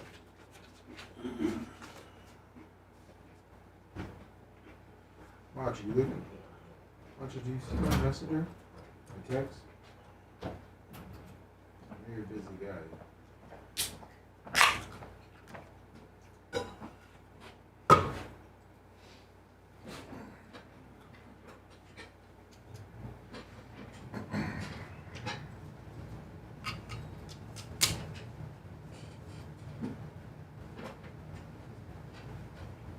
So the only thing that, besides that won the Hall of Fame, which you should tell your rep that they should give you a tour, or not a tour, like let you like get a pass to it. Why not? They have access to it. I'm telling you, east side, but still. Well, why would they do that? Why would they have something like that only on one side? Well, because it's during the renovations. Huh? They downsized the 1015 is fucking horrible. The Oh my what, God. Bubba? If you're talking about the station in town, We were talking about the left side, the east versus the west side of the stadium. oh, I thought we were talking about that radio station 1015. If they turned it into like a vibe, like have you guys heard it? Yeah, it's horrible. Is it bad? It's unlistenable. Well, It's not my type of music anyhow. They did 98.7 turn into gospel. Yeah, kind of. And then 97, yeah, there's a bunch of, there's like 97.1 is now Spanish. Yeah. There used to be 4 good rock stations. Now there's nothing to listen to. 98 Rock, and that's it. 107.3 still does old stuff. The Eagle? The Eagle. Austin? We'll even play Beastie Boys. What? Look up. Like Paul Revere and stuff. Or No Sleep Till. Guarantee what's gonna happen is they're gonna do it on the west side too. When they go Hall of Fame or something, it's gotta come with the renovations of the stadium. If you remember, for the suites, the left side was the west side or east side. That east side was the first, and then they went to the west side. So wait, the second renovation, wait, east side's been done, but not the west. Correct. I could be wrong. They may not. I think they're testing it on the east side to see that it works. The west side is the more OG side. They should be doing all the nicer stuff should be on the west side before the east side. East side bullshit, dude. On Tupac. What was Biggie? Yeah, Biggie dead and Diddy in jail. LM close. I was at LSU when Shaq was there. What? Oh, you were in Louisiana? I was in my residency when I was in college. He was a game changer. Growing up, I remember hearing about it. He said he was the next big.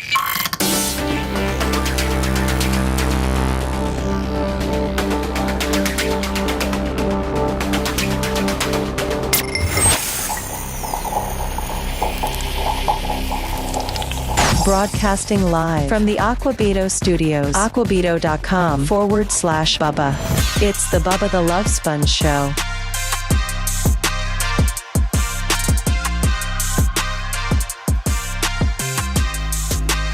Lummy, can I ask a favor? Yes, sir. You need some more pretzels? No, I no. Oh.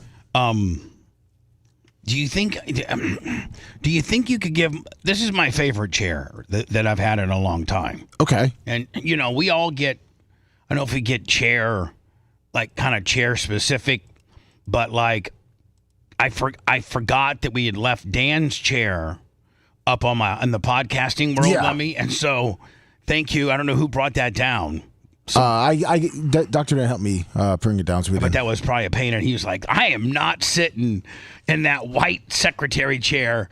No way. I'm Dr. Dan Diaco, bitch. I need me a lazy boy. So that he looked at it and was like, what is this? So let me exactly what bum was sitting here. We got all good chairs right now. We really, except for that end, yes, which I think we need to probably buy or have maybe one of the listeners buy us. Like Greg and Amy, I think Greg and Amy bought me this chair.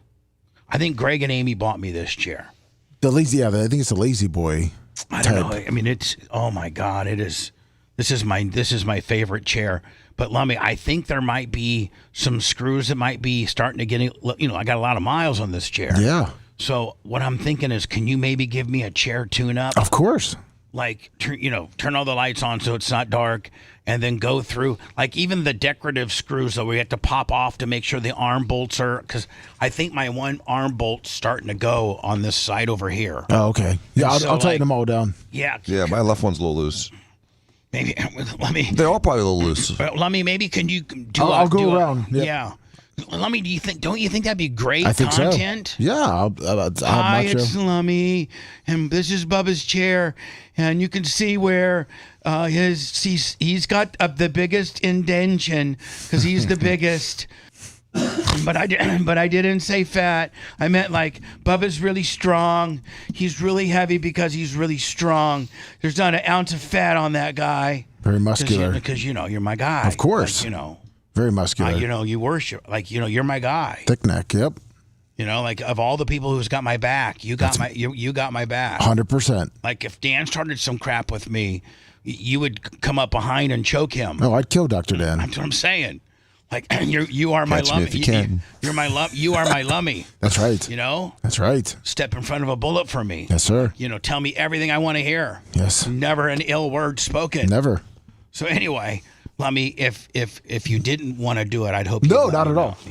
But I think I got it. I think it would be great content. Yeah. And then you can see, look, this is Bubba's chair. It's indented. It's indented the most because he's fat. And then you can be like, this is Dan's chair, and it's not indented much because he's a little small-assed, in shape, golded out Italian. Yeah, but Gene sits here too. Opposite. Okay. On this baby face. Yeah, but baby face is like putting a feather on the chair. Okay, all right. Oh, a little hamster sat on the chair for 3 hours. Dan's very triggered today, is he not? Like, a lot of things are triggering him. I just think he brings up a few good points. I mean, the food at in the Ray J Suites is trash, and Gene and Babyface do sit in his chair. Right, I agree. Some very much needed knowledge when Lummy gives us a chair tune up, and he describes. Then Lummy, like on that chair, you'd have to describe everybody that sits in it. Gene sits on Fridays, Brian's on Thursday, then Dan's on Mondays and Tuesdays, then Jay comes in on Mondays and Tuesdays and sits in like in the last hour or so of it. And sometimes Jay goes over to this chair, but we don't. I don't think we have that. I think the final mic position, which we don't use that much. I don't think that's got a. No, that's just like a little office chair. Yeah, but it stands out though. I know, but you know what? We probably need to one of these days, if we ever get a little extra money, Lummy, is buy a lazy like one of our chairs for there. And then we look uniform. Yeah. But with the new studios, I don't know how many chairs we're going to have. Yeah, we may have them all the ones we need. I'm so nervous about that. No, remember when Joe Rogan, he changed and everybody was mad at his set? Maybe the Bubba Army has they like this set. This is how they like us, and the new set they don't like. We don't like. Might be time to part ways then. We don't like new set. Well, I mean, at that point, we can't cancel our strip mall contract and go to and find where we're gonna go. Macho said he's gonna make it dialed in. So I'm gonna dial that thing in. It's gonna be smaller, but it means my TVs can be closer together. Yeah. Is it gonna be one of those sets though, because you have so much control over it that you can sort of make it like a Lego set, where if you do want to change the flavor of it, it's not catastrophic when you're designing it? Does that make sense? Design it with an opportunity to revise it after a few months, just to tweak it or change it, you're saying or if someone else needs to use it for some other reason.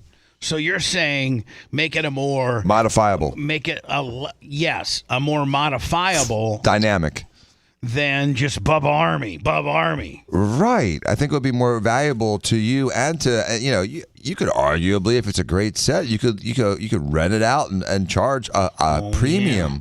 Macho Man, can you come in on Saturday? There's 3 blondes from Hillsborough show.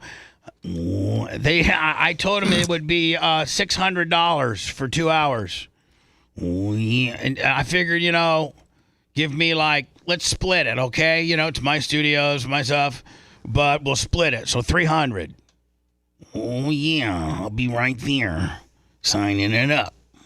Yeah, he'll be happy. But I think I've inflated what people can charge for podcasting. I don't think anybody's paying that type of money. I think you can get it for pennies on the dollar. I think there's so many people that built podcasting studios thinking that podcasting was going to be, I mean, it has exploded and everybody wants a podcast, but people quickly figure out this does not pay anything. Me and my 2 neighbors who think we're funny when we drink our wine on Friday really don't have a lot to say. We don't have a way to promote our podcast. We aren't getting any followers. Nobody's downloading our podcast except for our friends and family. We're getting 50 downloads a week. There comes a point where you quit, right? Because people think, oh, I'm going to do a podcast. I'm going to instantaneously be able to monetize my podcast. Now, I think there are certainly celebrities. There are some people that could have that mentality and make a unbelievable amount of money. But for the average, housewife whose 2 friends are empty nesters who think that they're funny, I mean, how many of those are in the world? Everybody. Right? Everybody thinks they're funny. How many of these wine time chicks think they're funny, but we should start a podcast. I know, I heard you make a lot of money. Yeah. And then they have no idea, they have no idea how hard it is, and it's a grind to get people to listen, and it helps to have somewhat of a recognizable name, or at least a rap or a brand that you've established. And that intensifies the possibility of making money. But most people, what is it, Seth? 95 or 96% of all podcast. I think only 3 or 4% of all podcasters make money. Oh wow! I didn't know that. Yeah. So podcasting's tough. Some people do it just for the. I think they do it just for the novelty. No, the catharsis of getting it off their chest. Yeah, I think then if they're a little bit narcissist, Seth, they can say, "I got a show," and give somebody the link. I think for a lot of people, I don't know if they get into it for money or they get into it because they want people to hear what they're saying. But even if somebody gets 5, 6, 7 downloads on their first episode, a lot of people think that's awesome that there's 5, 6, 7 people that are listening to them, and so people will continue to keep going. By having a small audience, that doesn't deter them at all because they're so happy that at least a couple people are listening to them. That's enough. So let me maybe, like Dan said, we build the studio in case I got some MILFs that want to do a podcast, or I have the ability to have, just to change it. Just again, even Bubba, your primary show versus the Lummy Sports Show. It should be able to be a slight modification, so it's just not, oh, there's Lummy sitting in Bubba's chair. Hey, Macho. I got to get Macho Man. I'm not trying to make things more difficult. I'm just trying to. If you predict, I understand. this on the front side. Shut up for a second. I'm going to ask the man that's building it all. Macho Man, yeah, are you there? Yeah. Oh yeah, I'm here, and I'm about ready to wring Dean's neck. Oh yeah, I have my own set of plans, and I didn't include what Dan wanted. Yeah, but whatever. Macho, did you hear Dan's suggestion? Would it be harder to make our strip mall studios more, ambiguous, where we could change them out or get a different look quickly? Is that going to be much? Is that going to be a lot tougher than just a standard Bubba build out? Well, the background's going to be basically a video wall, so we can make a bit different background with the video wall. Okay. And just change some furniture. Okay, so yeah, it was. So you're keeping that in mind. Smart. So, what are we gonna do with all the? That would mean there's no Bubba Army sign. It could be part of the video behind you. No. Well, true, but yeah. Macho Man. For the morning show, it'll be behind you, but like I'm envisioning that one side on the right, like towards the gym area. Yeah. The gym next door. That would be a video wall, so we could set up like two chairs there that are on the stage, and then put a different background there, and just do a different angle of shot. Sure, we're gonna have to talk about that when I can comprehend what you're saying. Macho, draw it out for him. What's that? Let me. I told him to draw it out for you. No, don't draw it. Cartoon. Oh yeah, this wall right here. We're next to the gym.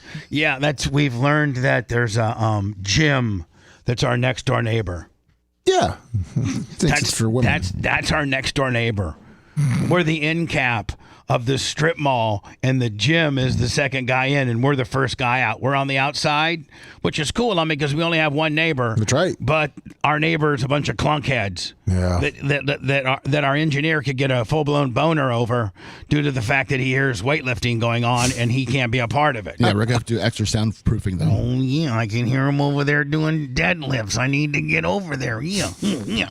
I can hear that he's doing them wrong. Oh, yeah, some guy's doing bicep curls and he's swinging at the hips. Not good for him. Dig it.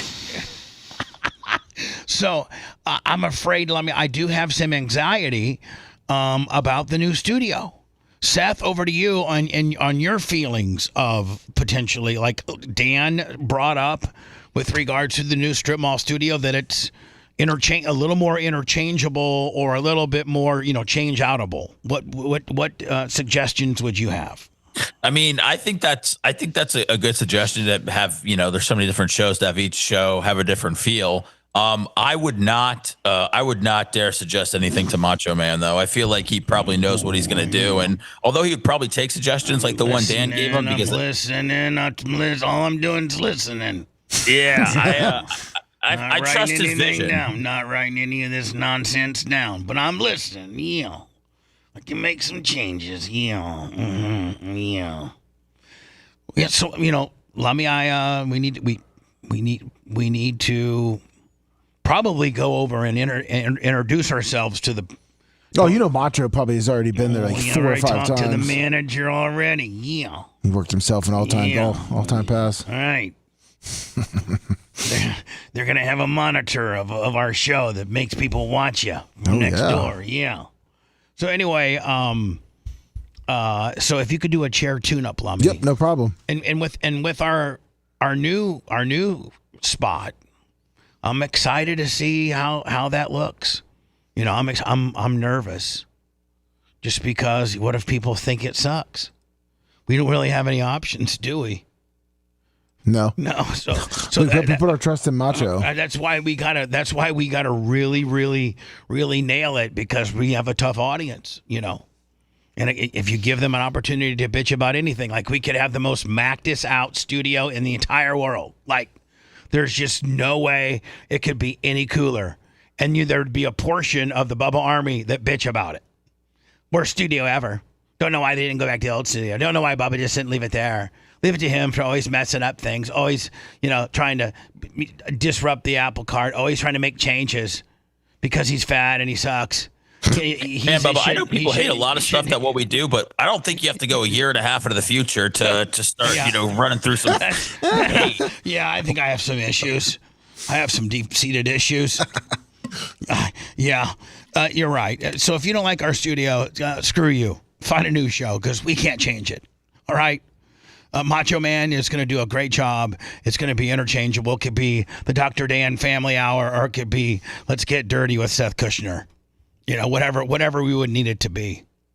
I mean, people like the changes we did here, so it's just going to be better. Yeah, it's going to be the fact that the screen can change more frequently and you're more screened. We're going to have different angles and stuff. So on camera, we can make it look completely different than from one scene to another. Here's the deal. We built this studio initially in 2011 because we were a syndicated morning show. Not a... YouTube wasn't even... Well, I'm sure it was around, but I'm just saying... No, I mean... It was around. It just wasn't as huge. Right. So I didn't build this studio with ever the mindset that we would be on camera. I never thought that my career would put me where I have to be on camera. I always thought that I could just be a radio guy. And being a radio guy is different than having to be on camera. I got to watch out. I can't pick my nose. You know, I mean, I'm so afraid that camera scares me. I'm afraid I picked my nose, Still scared of it? or I scratched my balls. Somebody's going to catch it on an ISO and then, you know, post it. This is Bubba. He's a weirdo. He likes to eat his boogers. Oh. Yeah, I mean, you know, there's nothing ever positive that comes out from me. Now, people love Lummy, and people are obviously polarized about Seth. They love Macho Man. And Dan, you're probably you're hated the next to me. I'm what? You're second hated. No, I'm not. No, I'm not. That's in your own head, dude. No, I took a poll at his office. I mean, if everybody was to be intellectually honest here and stop worrying about kissing D, I would think that, and if you're a true man of your opinion and not afraid, not a puss boy, but I as a man would say that and judging my program as to who is hated in what particular order, I would be number one. I'm the most hated. And number two would be Dr. Dan Diaco. Number three would probably be Brian. He's probably number two. Number four would probably be Tuttle. He's number three. And then Lasker. I don't know. People love Lasker. Yeah. No one hates I don't Lasker. think anyone hates Lasker. It's like Lasker and Lummy are like completely. If your name starts with an L, you're not hated. Yeah, but if you're a Seth Kushner or a Dan Diaco or a Bubba Clem, you're an absolute piece of shiz. I bet you I'm in the top three loved, not hated. No. Do the poll then. No. Okay, because you don't want to know the truth. I know the poll. In your own head, Seth. If you were to give most hated to least hated personnel within the Bubba Radio Network, including the ancillary, like the guests, Tuttle, Dr. Dan, Jay, you can even throw a Kevin, a Brian, you know, then obviously, you know, Bubba, Seth, Macho Man, and Lummy. Dr. Dan's an ancillary, but you were to throw every personality that's on the weekly program, how would you rate them? Top 5. And be honest. Don't be a puss boy. I would probably say number one, Bubba Clem. Hated, you're talking about now? We're still on hated? Okay. Yeah, hated. Okay, number 2. Being honest. I would say that I'm number 2. I'll agree with that. Number 3, there's just no other choice, bud. You know, well, if you're true to the game, it's Matroni. It's between Dr. Dan and Brian. It just depends on what side of the audience you ask. It's Dan. It's Dan. In your head, dude, but you're on Bubba Island. Yeah, but I'm not hated. Last time I checked, dude, like 3 people hate me. Last time I checked, what show are we on? The Bubba the Love Sponge show. If you liked that segment, then you'll definitely like the new redesigned BubbaArmyHQ.com. We'll be back to the Bubba the Love Sponge show after this.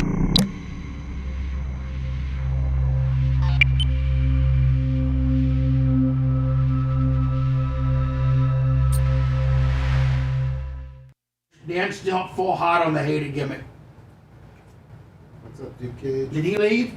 No, he's here. Yeah. No, he's I told him to set the bid up. I'm gonna set the bid up by coming back in, whatever, flim-flamming some shit. Thank you. And then I'm gonna say, Dan's still full hot on the hated chart. And you can go off on it. Okay. Totally go the fuck off on what you really think. What's up, Pickles? I thought that was gonna be your week.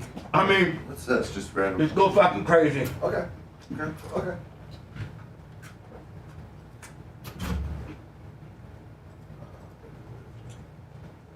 Well, just so you have it, I put the video of the news story of the Gavin Newsom in your messenger. I just re-upped it, so it's there.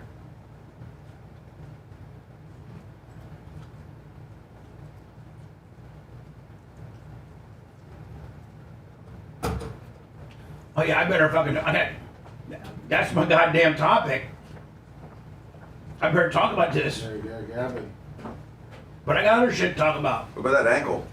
Oh, Scatterboo. Ankle. The ankle The dislocation. Scatterboo, Ankle dislocation? yeah. I didn't see it. Oh. You didn't? No. Well, they won't show the replay.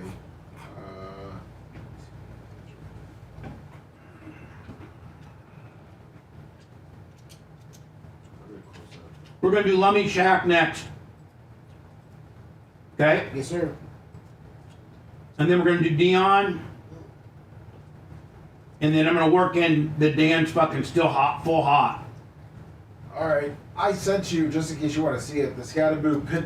They did a picture on his ankle, what it looks like. And Dan's full hot will take us into the stop set. Yeah. Dan fucking being full hot.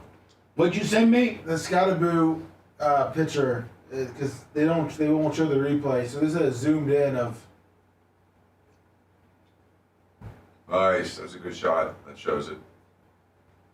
So his foot's completely. Off to the side. Do should I show that or no? You can. Yeah, you can. I can talk about it. I'm prepared to talk about it. What position is this guy? He's running back. He was their Stud. Yeah, Fucking running back. He was their new white running back. Scatterboo? Yeah. Where's he from? Arizona State. Rookie? Yeah, he's like a little battering ram. Was it a 4th round, maybe? He's about 4th. It was a 4th round. He wasn't the first, but he was. No, I think it was like 4th round, but he should have been like 2nd round. Based on his performance. Was he as good as Christian McCaffrey? No, he's a different runner. Christian McCaffrey's just wiry and everything. I mean, Scatterboo he looks for the contact. And McCaffrey, to be honest with you, it looks like he's fading. He's had some up. He's had a couple decent games. And this you year. didn't look that good yesterday? No, he looked. No, not yesterday. He disappeared.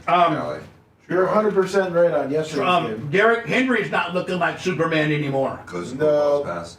No, they don't have Lamar. They got 2 touchdowns and. But what I'm 7 saying yards. is, he's not that fucking stiff arm, choke you out, make you pay anymore. Thanks. He's getting old. Well, yeah, he's 31. I think. He's old for a running back.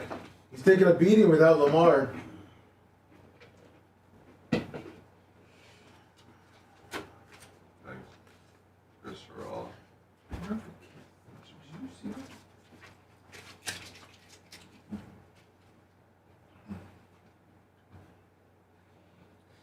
Yeah, he was a great runner. It was a shame to see him go down.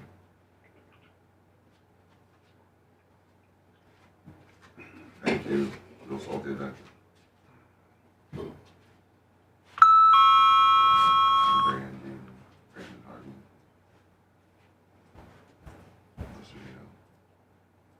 Wolfgang.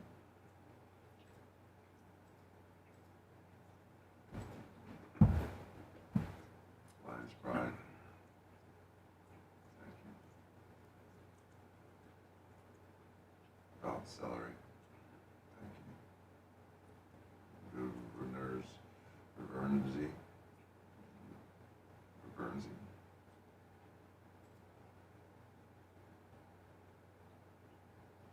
Bobo. Watermower. Yapson. Carly, thank you. Brandon.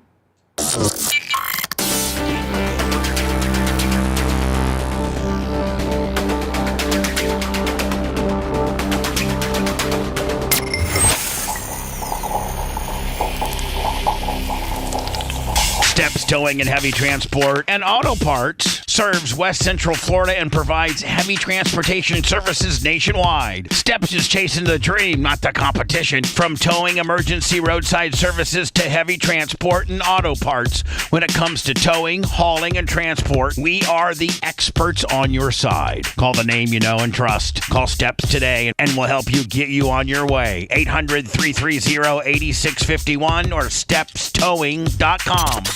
Broadcasting live from the Aquabedo studios. Aquabedo.com/Bubba. It's the Bubba the Love Sponge Show.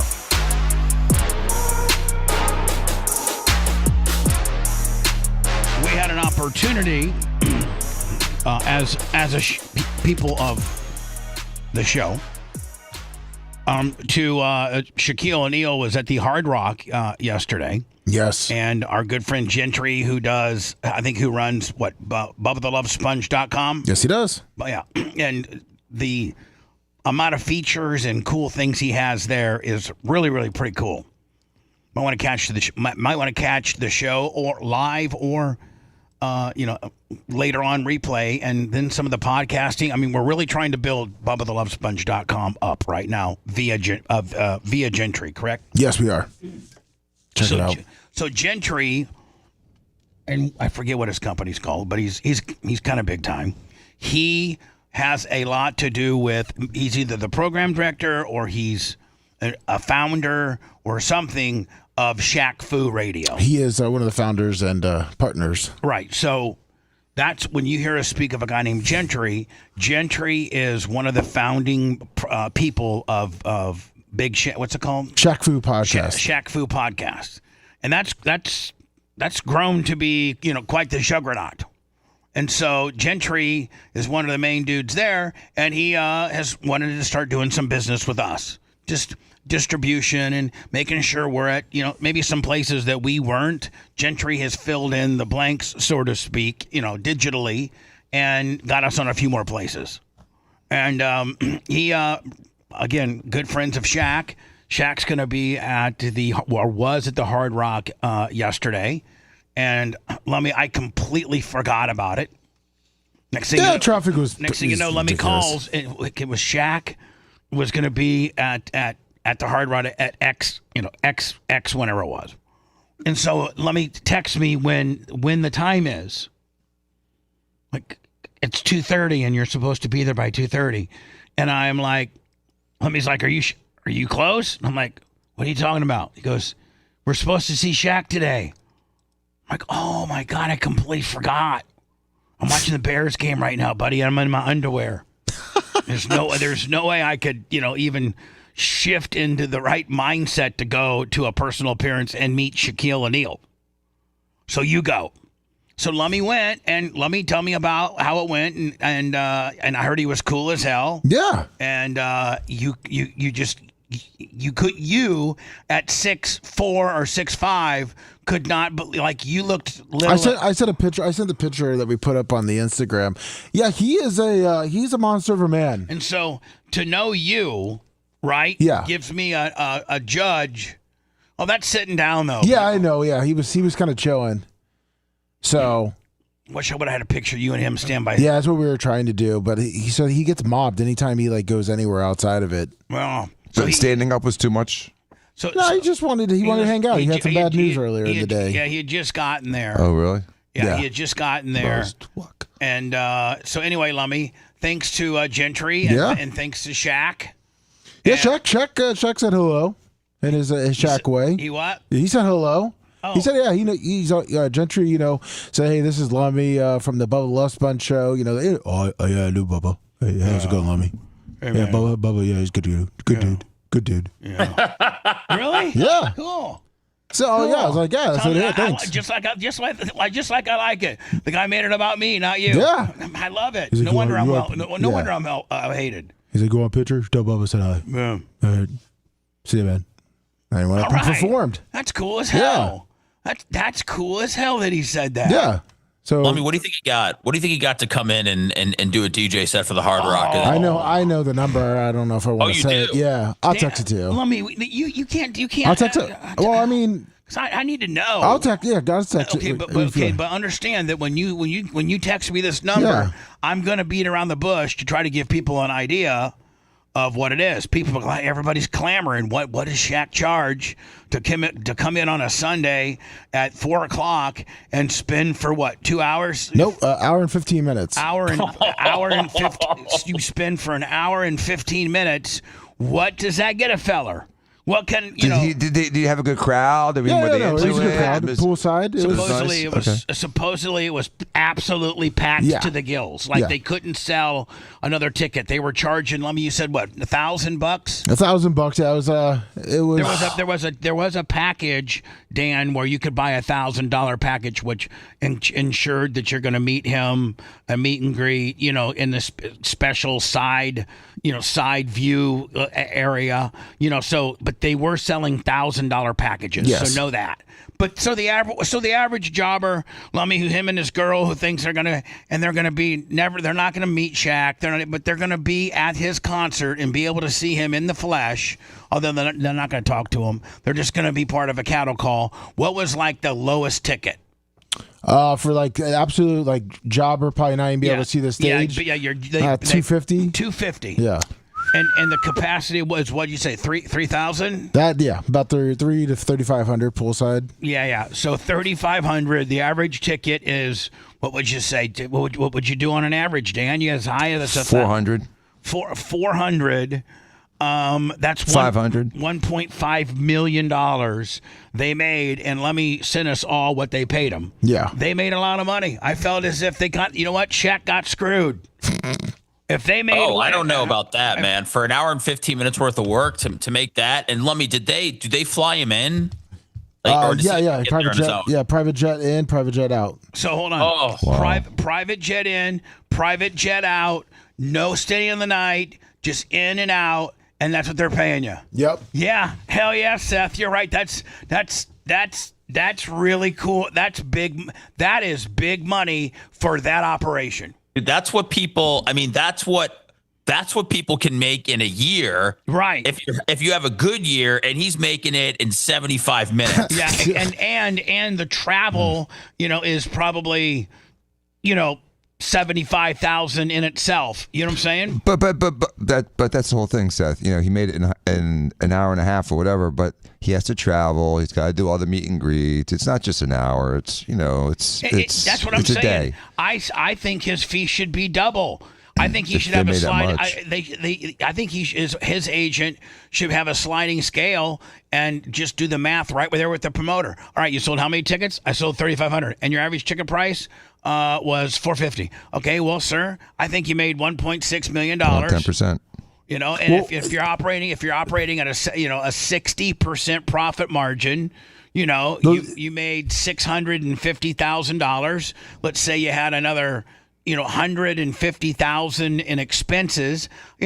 You still made $500,000 as a promoter / the Hard Rock. You made $500,000. So that number also was his just a show up. He also does get a cut of the gate. Oh, he does get a piece of the gate. Okay. Yeah. Oh my God. Okay. Yeah. Yeah. Oh my God. So he probably made double that. Yeah, he probably made double that. All Seth for just being a pimp. Rolling up, being a pimp, and everybody that's there paid to see you. Yep. So the affection factor, you're not playing in front of an audience where it was free to get in and people could, not like you and you could hear some. People have paid at least $300 just to get a glimpse of you. So they love you. You can do anything.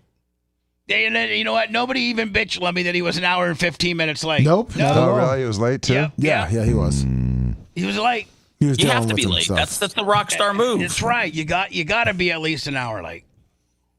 But the cool guy that I also ran into, he was outside of Shaq's thing. Shaq brought him in because I guess Shaq's bought 41 horns off of him as Matt. Oh, Matt Heller. Matt Heller was there. He bought 41 different horns. He put a horn in his fish tank.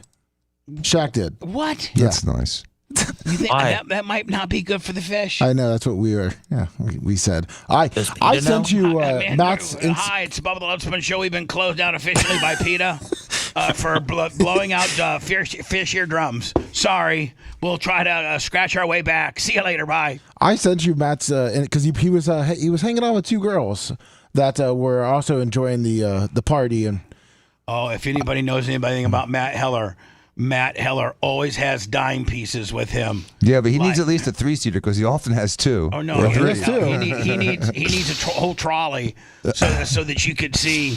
I mean, he's always running 4 or 5 deep if he could.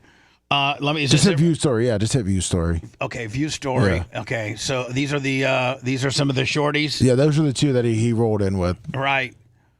Right. And of course, Shaq navigate. I mean, he just absolutely gravitates to that. Oh yeah. You're like, oh, of course, Flair was there. No, Flair was not. He was not there. That was later that night. Oh, that was Heller did but it. But Flair was out a couple, whatever night. So hold on. This was Heller last night. This is the life and times. Yeah. This is the life and times of our good friend Matt Heller, who happens to own Hornblaster. Yes. And so he has become such. By the way, the business doesn't even really have any competition. So, like any train horn you hear on a truck or a car, and even stadiums, he's done stadiums. He's the train horn guy. Yep. He's the train horn guy. That in all of America and all of the world. And he's got over 1 million followers on Instagram because he's the train horn guy. So he's kind of a celebrity here in Tampa. Yeah. And sometimes he's in a serious relationship, sometimes he's not. Guy's probably worth 10, 15, 20 million bucks. He's always got him a badass this and a badass Lambo and a badass, this and that. And so, Lummy, he's kind of the Dan Balzerian of Tampa, Florida. He is, but Matt's he's just a really nice guy. He's always happy, too. Take out the Dan Balzerian dickness and add niceness, and that's Matt Heller. He's never not smiling. He's the nicest human being. I don't care if he was selling horns and being a millionaire or he was bagging your groceries at Publix. He's the nicest dude I know. Yep. And so not only is he rich, not only is he handsome, but chicks will absolutely gravitate to him. Yeah. Do they not? Yes, they do. Because he's got all the toys. He's got the big boat. He's got a pool. Lives on the river. He got it dialed in. He's got it dialed in.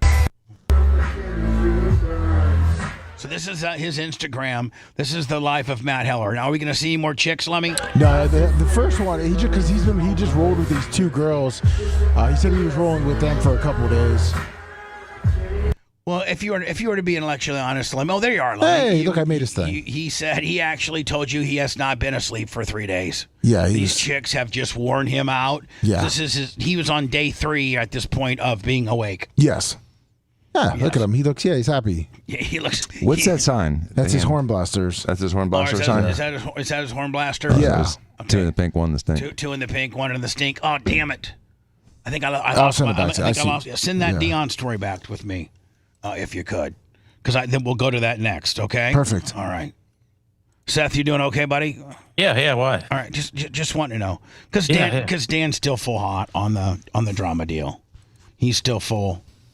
I think he took his own poll in chat during the break. Yeah, he's mad. He left in a huffy, and then he came back. You can tell just by his strides. A lot of times he just kind of slides like he's cool. But when he steps deliberate in those $400 Italian leather shoes, when he steps very lockstep, you can tell just based on how stiff-legged he walks as to how mad he is. You know what I'm saying? Yeah. What were the results of the poll? In the last couple of exits, and then he'll leave the studio too. He won't talk to us. He'll just leave, and then he leaves very abruptly, and we can say, "Oh, Dan's mad." But when he cool guys out, then we're like, oh, Dan's cool. He's cool, which is the way most of the times are. He's full hot on this drama deal. So, Dan, how do you got it scored? I got it scored me, you, Seth. And top what? Hated? Yeah, me, you, Seth, Tuttle, Brian. That's my top 5. What? On hate. And Seth said he pretty much agreed with me. Seth, would you not? Was that a pretty good Top 5. I had my own list, but we'll go ahead and go with that, Bubba. Well, I'd like to hear your list. I'd like to hear it. I said you, me, and then I said Dan or Brian for third, depending on who you ask. And then Tuttle. You got to throw Tuttle in there for hate. You just got to. He's so. I mean, people absolutely, really hate him and do not want good things for him. My love, Kristen. There's a lot of people that he irritates, man, and so he's in the hated club. He's in the top 5 hated. So you got to throw him in there at 4. Who would be? Well, then you got to tie at 3. So that gives you your 5 right there. There you go. Same 5 as I had, just in a little different order. Now, Dan, you hear Lummies first? Lummy, yes, I would. And quite frankly, I'd like to hear Macho Man's. I like to hear Macho Man. Here's how I score it, just so that you know the players involved. I am the number 1 most hated. Dr. Dan is number 2 most hated. Number 3 is Tuttle is most hated. Number 4 would be Brian is most hated, and number 5 would be. I don't know. You can't say Gene because everybody loves Gene. Yeah, Gene's number 1 across the board. So we only have 4. We have like everybody. I think all of us, no matter what, we all would agree that Gene is the most over, like by far. By far. By far. Seth, would you agree? Gene is. Yes. Yeah. Okay. Yeah. And even Dan, you're full blown. You're full hot. But you probably would say, I don't appreciate how you rated your deal, and I'm going to get to that momentarily. But I would agree that Gene is the most liked.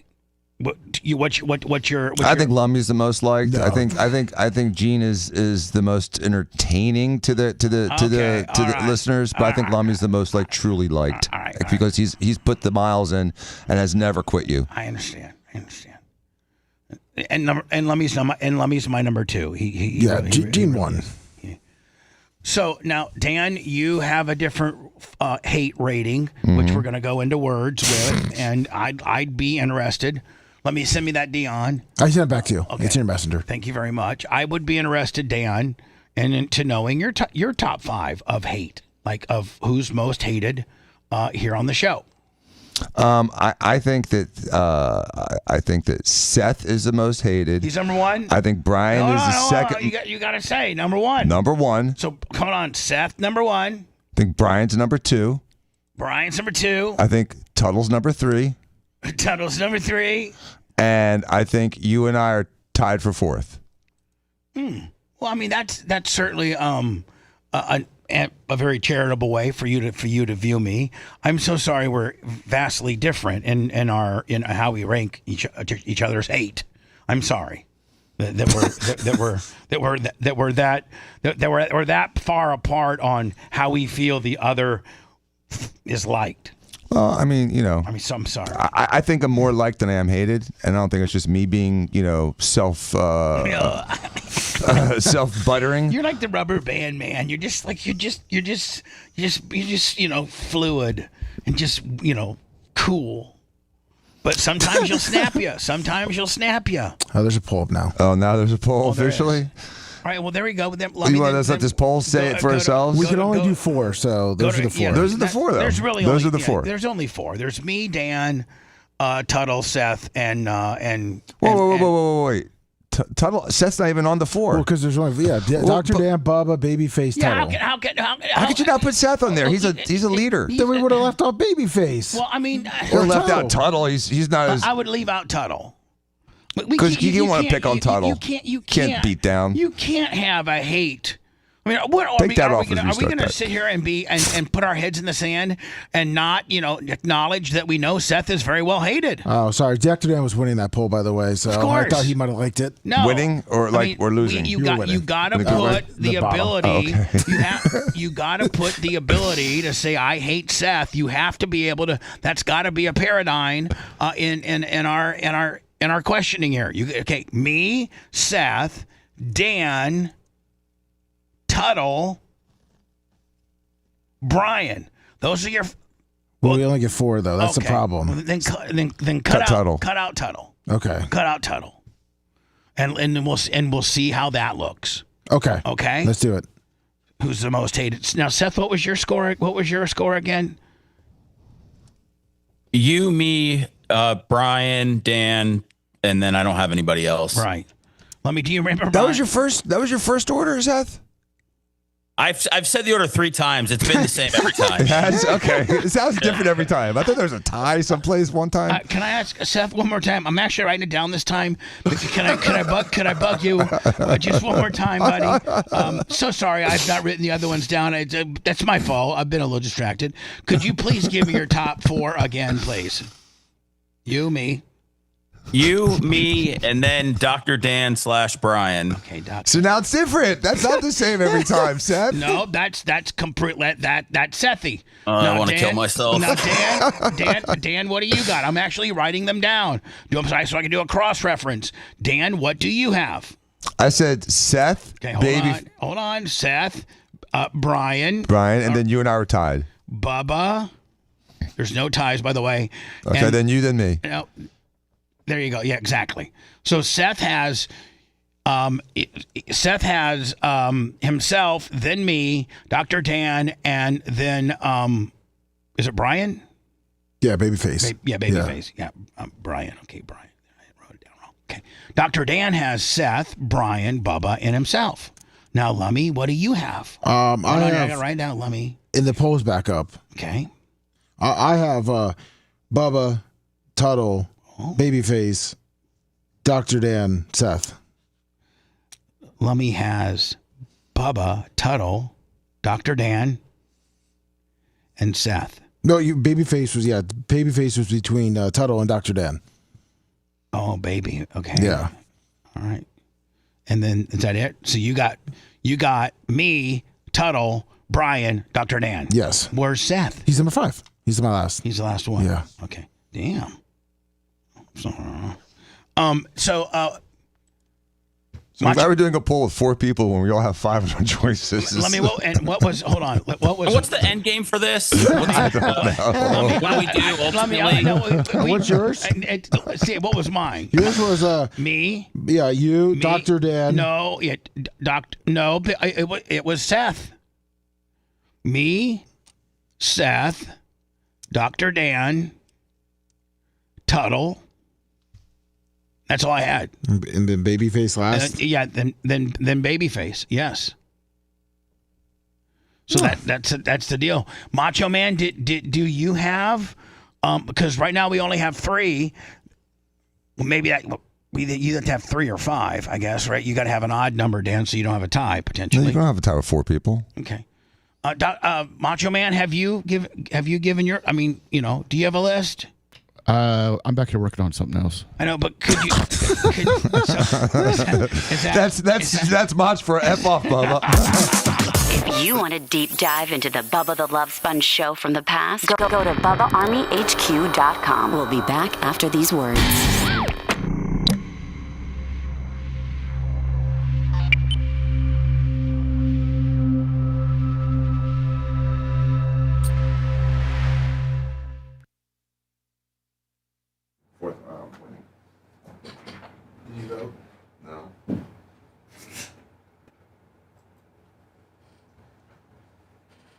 Oh, when you vote, it shows what the numbers are? Yeah. Okay, I see it. That's right, Jess.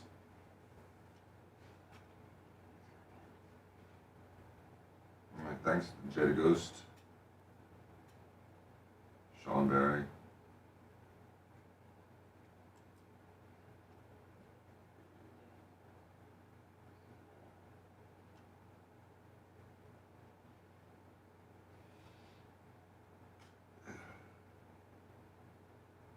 Sean Berry.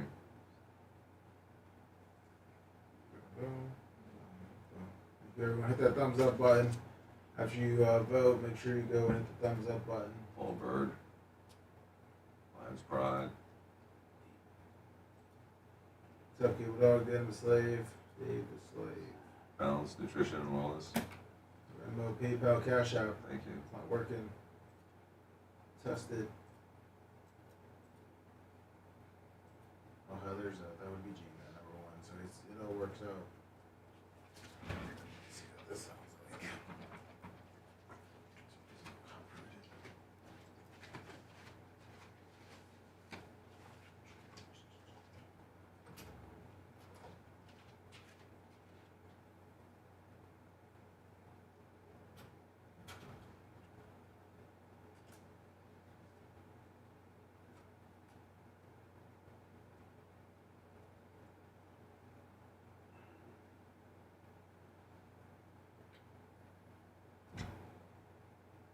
political mud.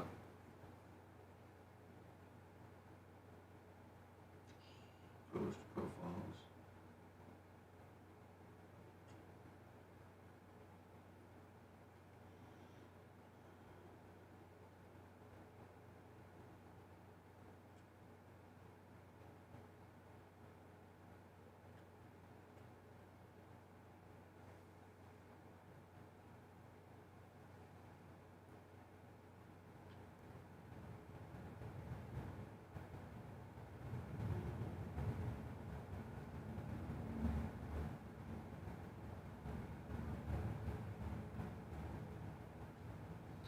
J. Grover, that's interesting.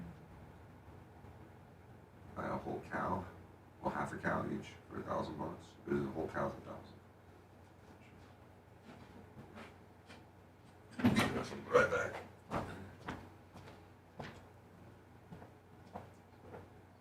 Oh boy, didn't need that scandal, did he? Who? Oh no, can I tell you something? He may be gone. Because of it?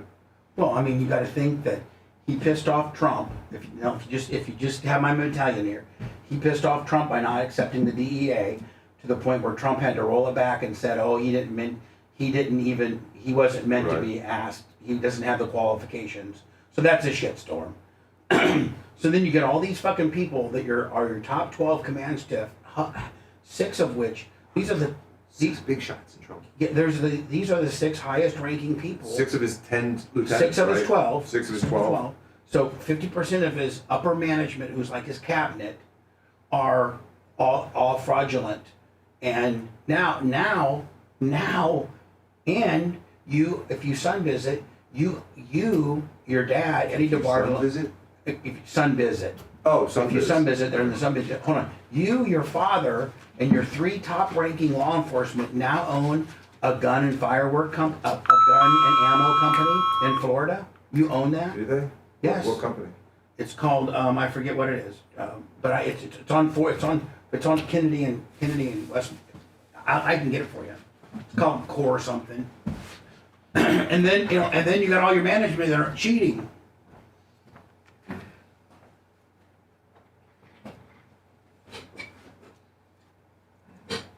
I had to go to the bathroom, but it's all right. Well, just go piss right now. You sure? Yeah. It won't be late if I'm. No. Won't be mad if I'm. No, that'll be a topic for us to talk about. Okay.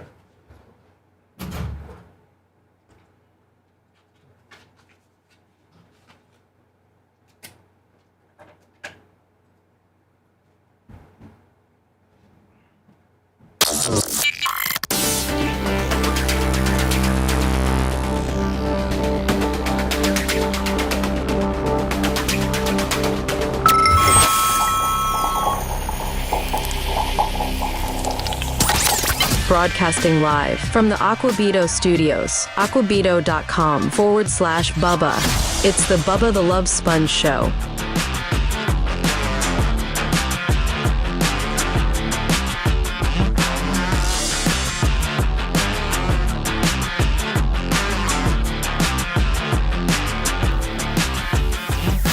So let me, here are the official results. It's indisputable.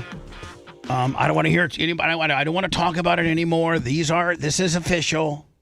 I had a very official way how I did it, very fair, and I will explain to everybody how I did it. So we were talking about who's the most hated, and we had a category of 5 people here on the show: me, Dr. Dan, Brian, Seth, and Tuttle. Those are the 5 who rank us. Now we asked you people. I'm sorry. This is, you know how they have like the UPI top 25, but then they have the coaches poll? Yep. This would be the coaches poll.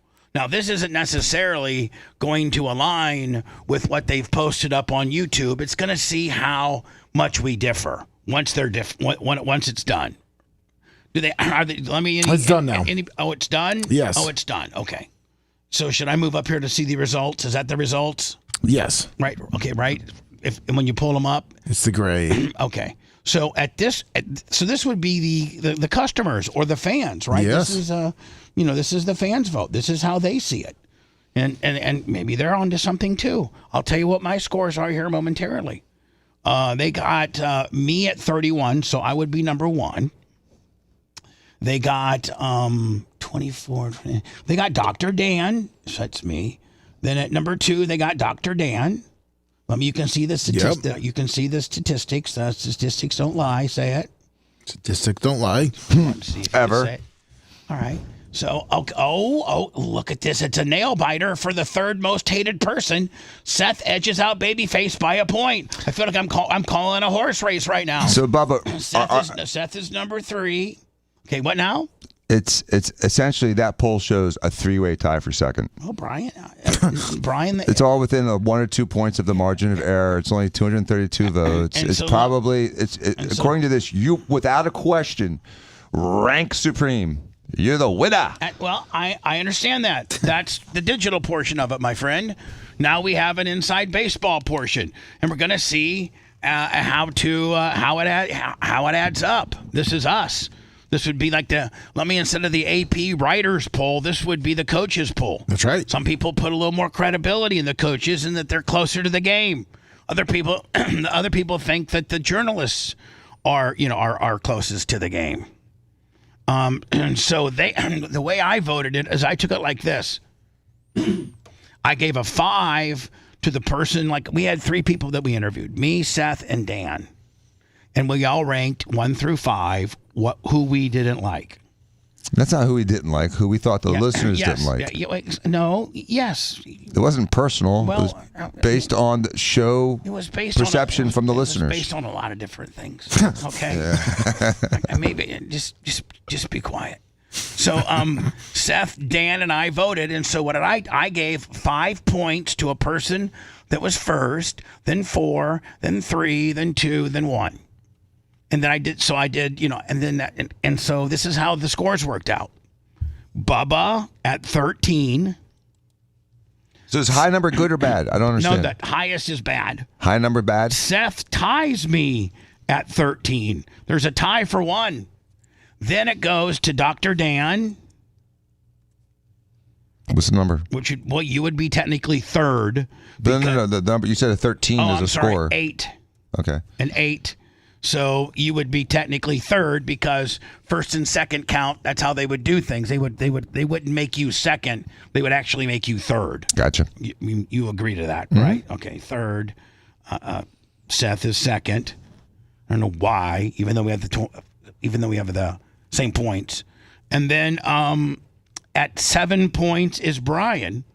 So Dan, you just beat him. He's in 4th, and then Tuttle gets he got 4 points. People love Tuttle. We've gone from, let me think. It would probably be you. No, it would be either Gene, you, and Tuttle. No, and maybe Macho Man. Oh yeah. Yeah. So the way that we have it scored as players is Bubba 1, Seth 2, Dan 3, Brian 4, and Tuttle 5. Except for when you put Tuttle in instead of Seth wasn't in there. Don't try to game the system, buddy. Okay. Just be quiet. And then let me. The fans have it voted me, Dr. Dan, Seth, Brian, and Tuttle. So the only thing that we really know is this: I'm the most hated. Yep. And Brian and Tuttle are 4 and 5. We just have to basically the only discrepancy is who's hated between Dan and Seth more. That's it. Who's in 2nd and 3rd?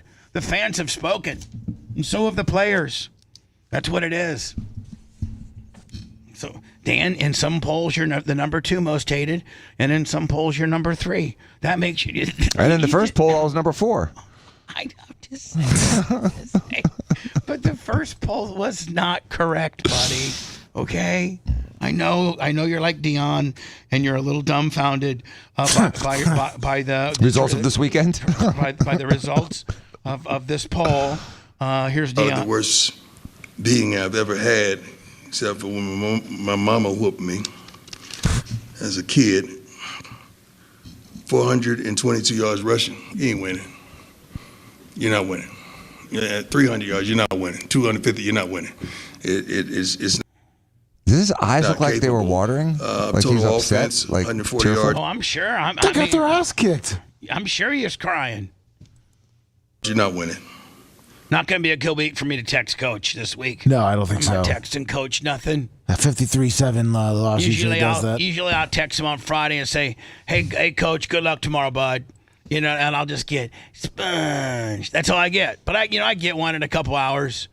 And even if they win or lose, you know, I'm just trying to tell Coach to do his best. But I don't think I'm going to say nothing this week. I think I'm going to stay off Coach's radar. Probably a good idea. Mm-hmm. Like even your name flashed up and said, Bubba, and then I have some, real cool inspirational stuff. He's just not wanting to hear from nobody. We get in those kind of moods where you just don't want to hear from nobody, even the people you like. You're like, everybody needs to leave me alone immediately. So anyway, hold on. You're not winning. They had 587 yards of total offense. You're not winning. With that, special teams gave up a fake punt as well as a block punt. You're not winning. So all three phases, we got our butts kicked. I like a coach like that, right? that like doesn't sugarcoat it at all. There's not a lot of coaches. See, a lot of coaches would be like, if they talk like this, they're going to lose the locker room. And Dan, you certainly know what that means is when you lose the locker room, and you've seen it happen, where the coach has lost the locker room. You either believe in your coach and you run through a wall for him, or you think he's a chump and he doesn't know what he's talking about. Am I right, You're Dave? right. It's a fine line. It is. And you need leaders like Derek Brooks, and you need leaders like Mike Allstott and Paul Gruber and people like that. You need leaders, Warren, to kind of keep the troops buying in. As long as you, as the bigwigs, are still buying into the coach's system, then you set the example, and the younger guys watch you. But the minute you lose the big boys, the minute you lose the Derek Brooks, the minute you lose the Warren Sapps, the minute that you lose that, then you've lost the locker room, man, and you ain't getting it back. So there's not a lot of coaches that can flat out. I mean, there's not a portion of this can a player dissect that coach ain't mad as hell at me, and I am to be, and me and my teammates are to blame for his words. He's not sugarcoating, saying, the defense showed a couple brightness there, deal. You got a couple good running plays, and we just need to reset. I tell you, we just got simply outcoached. Me and the coaches have to do a better job in prepping the guys. You'll hear that. You'll hear that a lot of times. Not Dion. Because coaches don't want to tell players they suck because of the portal, Lummy. Oh, yeah, they'll jump out. As soon as you go up there and play these kind of games like Dion does, you got a chance. If they're not bought into your system, they're getting to hell. They don't want to be talked down to like this. Nope. They're going to get in the portal. But Dion has established his alphaness, and there's not a lot of coaches in college that can flat out just throw your team under the bus like he's doing. They have to be mindful and walk lightly around these kids. Not Dion. We got our butts kicked. Kicked. Jaser. Oh, good. Bubba, I'm going to make an observation, and I'm not trying to be critical of anything. If you love but to travel, Capital One has a rewards credit card that opens up a world of possibilities. With Venture X, you earn unlimited double miles on everything you buy and get access to over 1,000 airport lounges worldwide. Capital One. What's that, buddy? I know Dan was going to say something. I just said Dion's record at Colorado is only 16 and 17. Yeah, I know. Really? Yes. Yeah. So my concern. I'm worried for him. Yeah, I am too. And here's where my biggest worry is. So you have a guy like Dion whose voice is gold and whose message is golden, and who people should, and have been, should continue to, try to listen to and follow. He definitely, maintains an aura of respect, dignity, professionalism, and actually knowledge of the game. Mm-hmm. He was one of the most special football players ever to play the game. Yep.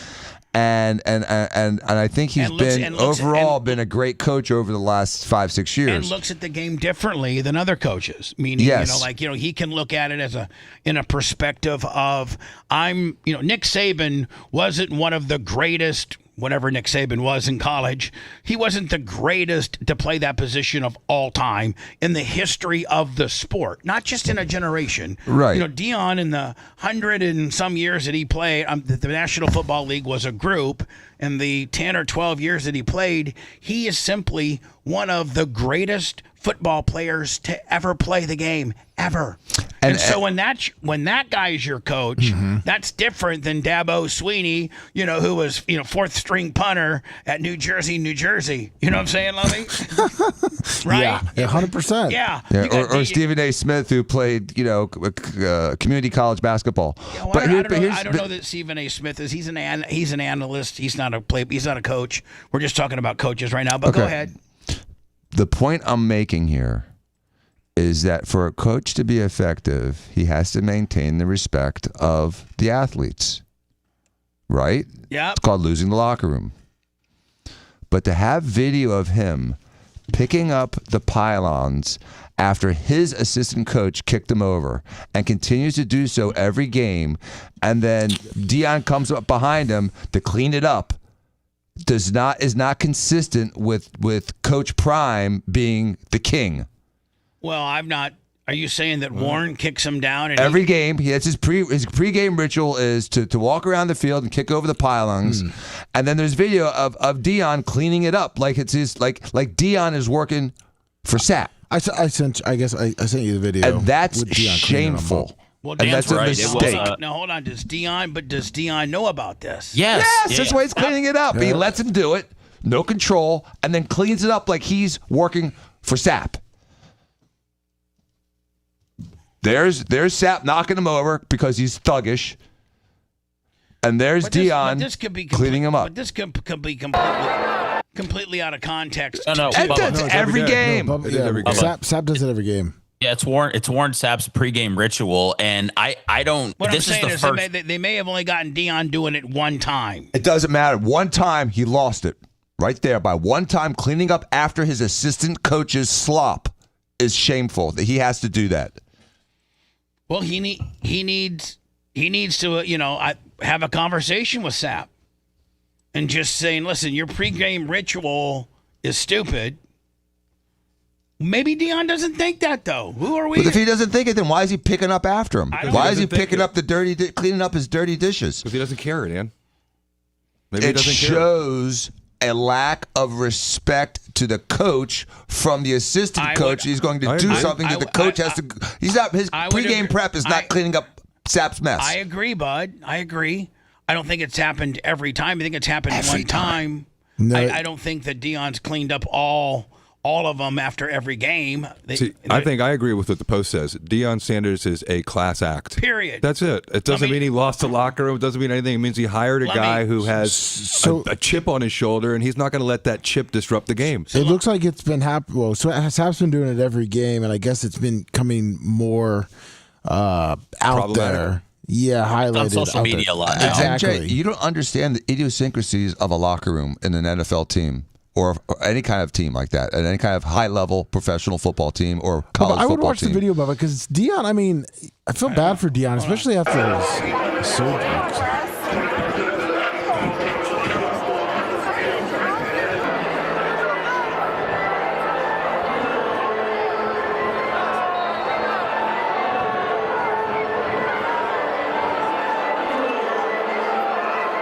Not his job. That's some pregame ritual to knock over pylons and leave them. How's it working for him as a coach? It's exactly. Just being a dick. Maybe he should change it up a minute. Yeah, I mean, I'm just not. I'm not texting Deion nothing. I ain't text Deion saying, "Hey, Deion, yes, man. Hey, Sapp's kicking that stuff over, and you putting it back's kind of making you look dumb, buddy." Sponge, him and I got something worked out, dog. You know what we got going on, cuz. All right, well, to the rest of the world, it looks disrespectful. I bet you my Deion impersonation sucks. No, it's actually spot on. You're listening to the Bubba the Love Sponge Show. If you want 24/7 on-demand Bubba and the crew, go to BubbaArmyHQ.com. The Bubba the Love Sponge Show will be back after this.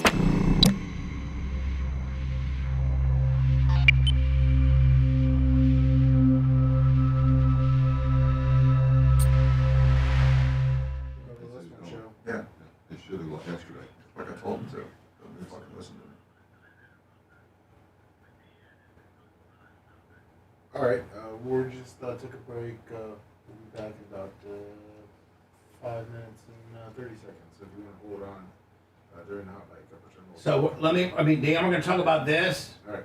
Yes. And then the injury. Yes. And then Gavin Newsom running for president.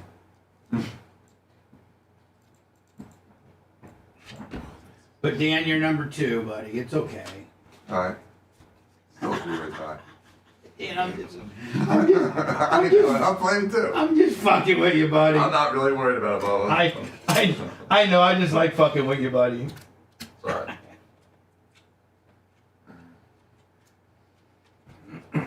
It's good though. If they don't hate you, they don't know you, Danny. Right. They hate you because they ain't you. They hate you because they're a little bit jealous of you.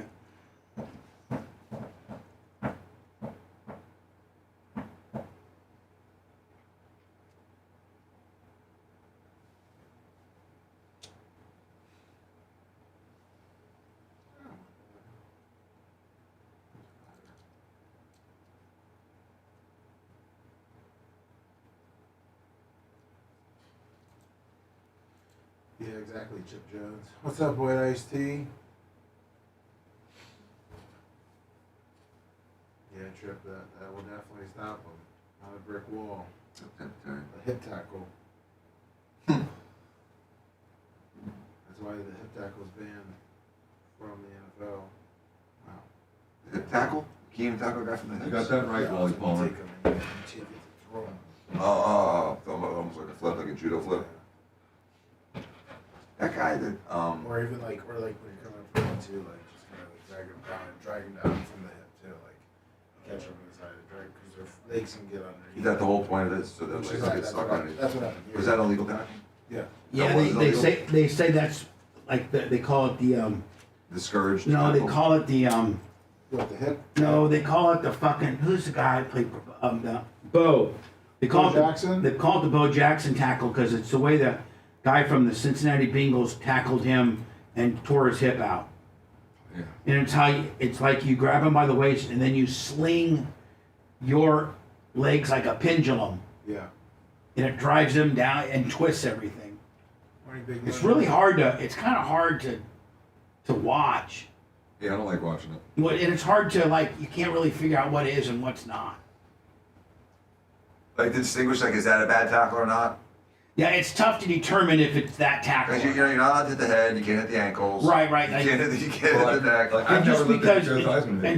And just because you do a hip tackle on a guy doesn't necessarily qualify it to be in this particular. Yeah, it's more the hip drop. Yeah. The hip drop tackle. So it's very convoluted in just the determination. See, after that. What? This one here. So see how he's covered up there? You want to say this way? Oh. See how he puts his legs out from underneath him? Yes. See how he dropped? He dropped. Yeah. Yes. Drops the weight down on that guy's knee. Right. That's what they're. That's That's what they're. And I don't blame that being an illegal move. I don't. Yeah. No, either. See, right, and then Right there, you're getting underneath him like that. Yeah. I see what you're saying. It's a good tackle. Used to be a good tackle. Now it'll get you 15. And an What's up, Michael Myers? They don't want your legs just. Let me, is USF, are they over? They're gonna need some help, but yeah, I mean. But they're bowl eligible, aren't they? Oh yeah, they're bowl eligible. They were the front runner for the playoffs. Memphis is gonna lose one more. What, for them to make the playoffs? Yeah, to make it to the conference championship because they're still on the. So if they win the conference championship, they get an that large bid? As long as they are still in the, it's the highest rankings of the conference champions. So as long as they're higher, and they would be at that point if they do win out and win their conference, they'll be the highest ranked.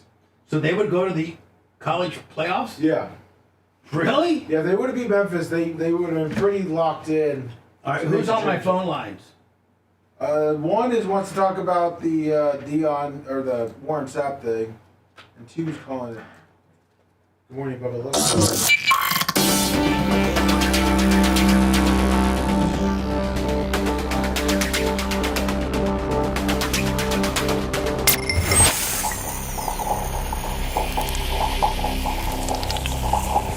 Whether you're a contractor or do-it-yourselfer, Sunbelt Rentals is committed to making it easy to get the tools and equipment you need. With a vast network of locations across the U.S. and Canada, no one brings more yes to your project. Our broad inventory and dedicated team of experts makes equipment rental absolutely available, positively reliable, and unquestionably easy. Visit sunbeltrentals.com to reserve your equipment or find a location near you. Broadcasting live from the Aquabito Studios, aquabito.com/Bubba. It's the Bubba the Love Sponge Show. So just giving you a warning, tomorrow we'll do Clem and Kush. And then we'll be shutting Clem and Kush down probably no later than please, we only do Clem and Kush is 30 minutes max. It's jam-packed. You're not going to want to miss it. It's one of our ancillary podcasts. Probably the second most popular podcast next to The Blizzard, probably. If I was just, we seem to be ranking a lot of things around here nowadays. So tomorrow, after Clem Kush, then I'm going to do Devin Moran, who was the Lucas late model champion of the world. He won the last race at Eldora. They have a playoff system where they start paring guys down, and then the last race of the Lucas year is the top 4 that have made it through the playoff systems, and then the highest ranking person in that race at Eldora. So that's it's a big deal. And we always do well with dirt racing. 100%. With the amount of views and things like that. The dirt late model community really comes and gravitates to programming that's pondering to them somewhat. They don't have a lot of big time shows that talk about dirt late model racing. And Devin Moran is the champion. He's my friend. And I got another part to all this, but I haven't secured it yet. So I want to make a second part to it. The first part, and do it every year, do it annually. The first part is I interview the champion, like I'm going to this year, or like I'm going to tomorrow. Devin Moran, champion of the Lucas Super Late Model Series. But then in about a week, Lummy, I have my buddy Tyler Erb, and he's kind of like the bad boy of the series. Yeah. He's kind of like the white trash, well-funded, really good driver. He could win on any night as long as he doesn't get all hot-headed and get mad. He could be winning and something piss him off and completely he'll lose it because he's just a basket case. He's an absolute basket case. But he's so talented, and he has, and Lummy's so unfiltered. His name's Tyler Erb Jr. He drives the 1 car, and he's so unfiltered. Dan, just to let you know what kind of person he is, how most guys have regular race jumpsuits and they have their sponsors on them, and it's kind of uniform. Mm-hmm. Do you know what his is? Mm-mm. A jail suit. It's got the stripes? Yes. His fire suit is a jail suit. Yeah, never seen that. It's funnier than hell. I mean, it is so I'm thinking about having him on the week after Lummy to do a Lucas late model year in review as seen by Tyler Erb. Oh. And then within that, maybe calling, having Erb, I'll have him on Zoom with me, but audibly we could call Jonathan Davenport, and we could call RTJ and Tim McCready and B Shap. We could make we could call them, and it'd be the year in review, and we start that, do a champions deal, and then a week later do Tyler Erb, not just wrapped up by the way the average consumer sees it, but for a guy that raced in the series that's noted as being a bad boy. What's his perspective on all this? It's not some, real. This guy's the guy I want to have do the review. He's rough around the edges. Yeah, he is. Yeah, that's who's got to do the review. So I heard initially back from Tyler, and then he's been ghosting me. I don't know if he may not like the idea, Lummy. Oh, come on. He's got to like the idea. And he's the only one that can do it. I couldn't bring in a Hudson O'Neill. They're too nice. Tyler, you got it. Tyler Erb's the prick. He's the intimidator. Hi, who's this? Hello. Yeah. Oh, who's this? Oh, come on, man. It ain't different. First of all, I'm gonna say it. I'm just gonna tell you. I agree. I'm gonna be all. Here's what I'm gonna do. I'm just gonna. I agree with Dr. Dan off top. Deion, all right, go. I was trying to tell you. That I was just going to shut up and let you ramble on is what I was going to tell you, but you won't even stop enough for me to be able to tell you that. Okay, good morning, Bubba. Okay, so go ahead, LH. It's all yours, buddy. First of all, I want to say Dr. Dan on point about Deion looking like a do-boy out there with Warren Sapp kicking over those cones. Yeah. Don't they have cameras on those, or they just got plastic cones? They're just made out of foam. I just find him. Don't they have like the cameras on it so you can see if they scored a touchdown or not? You know, and Sapp kicking them down. Just find him. I ain't gonna pick it up. I mean, I make his defense. He coaches defense. Yeah. Make his boys pick him up. Yeah. Deion picking him up. Dan was right on that. Okay. Dr. Dan, I'm sorry. Dr. Dan's got one in the LH category. Good for Dan. Yes, sir. Yeah, he on point on that. Dan's you know on what I'm point. talking about? Dan's on point, man. For those scoring at home, LH got Dan on point. Hell yeah. Just fine, Sapp. Just fine him. Deion, like the league should you kicking this. I don't know if they got cameras on them or not. We already He's got destroying their equipment. We got what you're saying, Fine. cuz. We know what you're saying. We're good. We agree with you. Dan's okay, Dan's you number one. fast forward. Okay, could I get to the second thing that I was talking to Lummy about? Yeah, go ahead, LH. Sure, hell. All right, I don't know if you're going to hang up, but instead of saying the most hated on the show, you should have said the most liked. And then everybody can put it together. Well, I mean, on the other side of being I would have reversed it. Well, Bubba, you have a lot of good ideas, but you say the most hated. Why would you say, who do you hate the most on your show? That's what I did say. I ask who I like the most, and I say, well, it's easy to be the good guy. It's hard to be the bad guy, buddy. But I don't want to call out who the most hated. Yeah. Say who you like the best. And then they'll figure out who they don't like. Yeah, we're not going to DEI. Because I like Lummy. We're not going to. I like Gene Lasker. I like Seth. They're my three. Yeah, well, I got So thanks for making me your most hated, LH. I appreciate it. No. All y'all in the county. I can't say who I hate because I don't hate nobody on the show. Okay, there so you go. I would ask who do you like the best instead of who you hate. But I would say you. I get you, cuz. I mean, there's two ways to look at it. We got you. Bubba's both the most liked and the most hated. That's the problem with the poll. It's Bubba's show, so he got to be the most liked. Yeah, but I know, buddy. The trolls just hate him. Yeah, I know. They got trolls. Got me. Y'all put me in the troll category. I'm not a troll, bro. No. I just listen and I call in when y'all talking about something interesting that I want to comment on. And we appreciate and like I say, Dr. Dan was on point with the Deion thing. Okay. But I'm not your favorite, though. Out there. Yeah, we got you, man. We're dancing with you, cuz. We're good. You and I are good. We're good, buddy. Snap kicking down 52-7? Yeah. That's defense. Yeah. I know, bud. Yeah, so what are you kicking stuff down for? We got it. I kick it down after the game. We got it. Yeah. We got it, LH, man. Good talking to you, my friend. Hey, man, y'all have a great day, man. Appreciate it, Bubba. All right, man. All right, man. Hell, look at that. You and me and LH are usually ending in some type of adversarial situation. Him and I are, high-fiving each other. Damn, like we're at studio. Yeah. Like we're at Studio 54 back in 78. So Dan, we're looking at this and the television. I don't think we can get a copyright for just the picture that they showed on TV that they only showed once, right? For a second. Yes. So now, Dan, this is the white little bowling ball for New Jersey for the Giants. Is it Scatabo?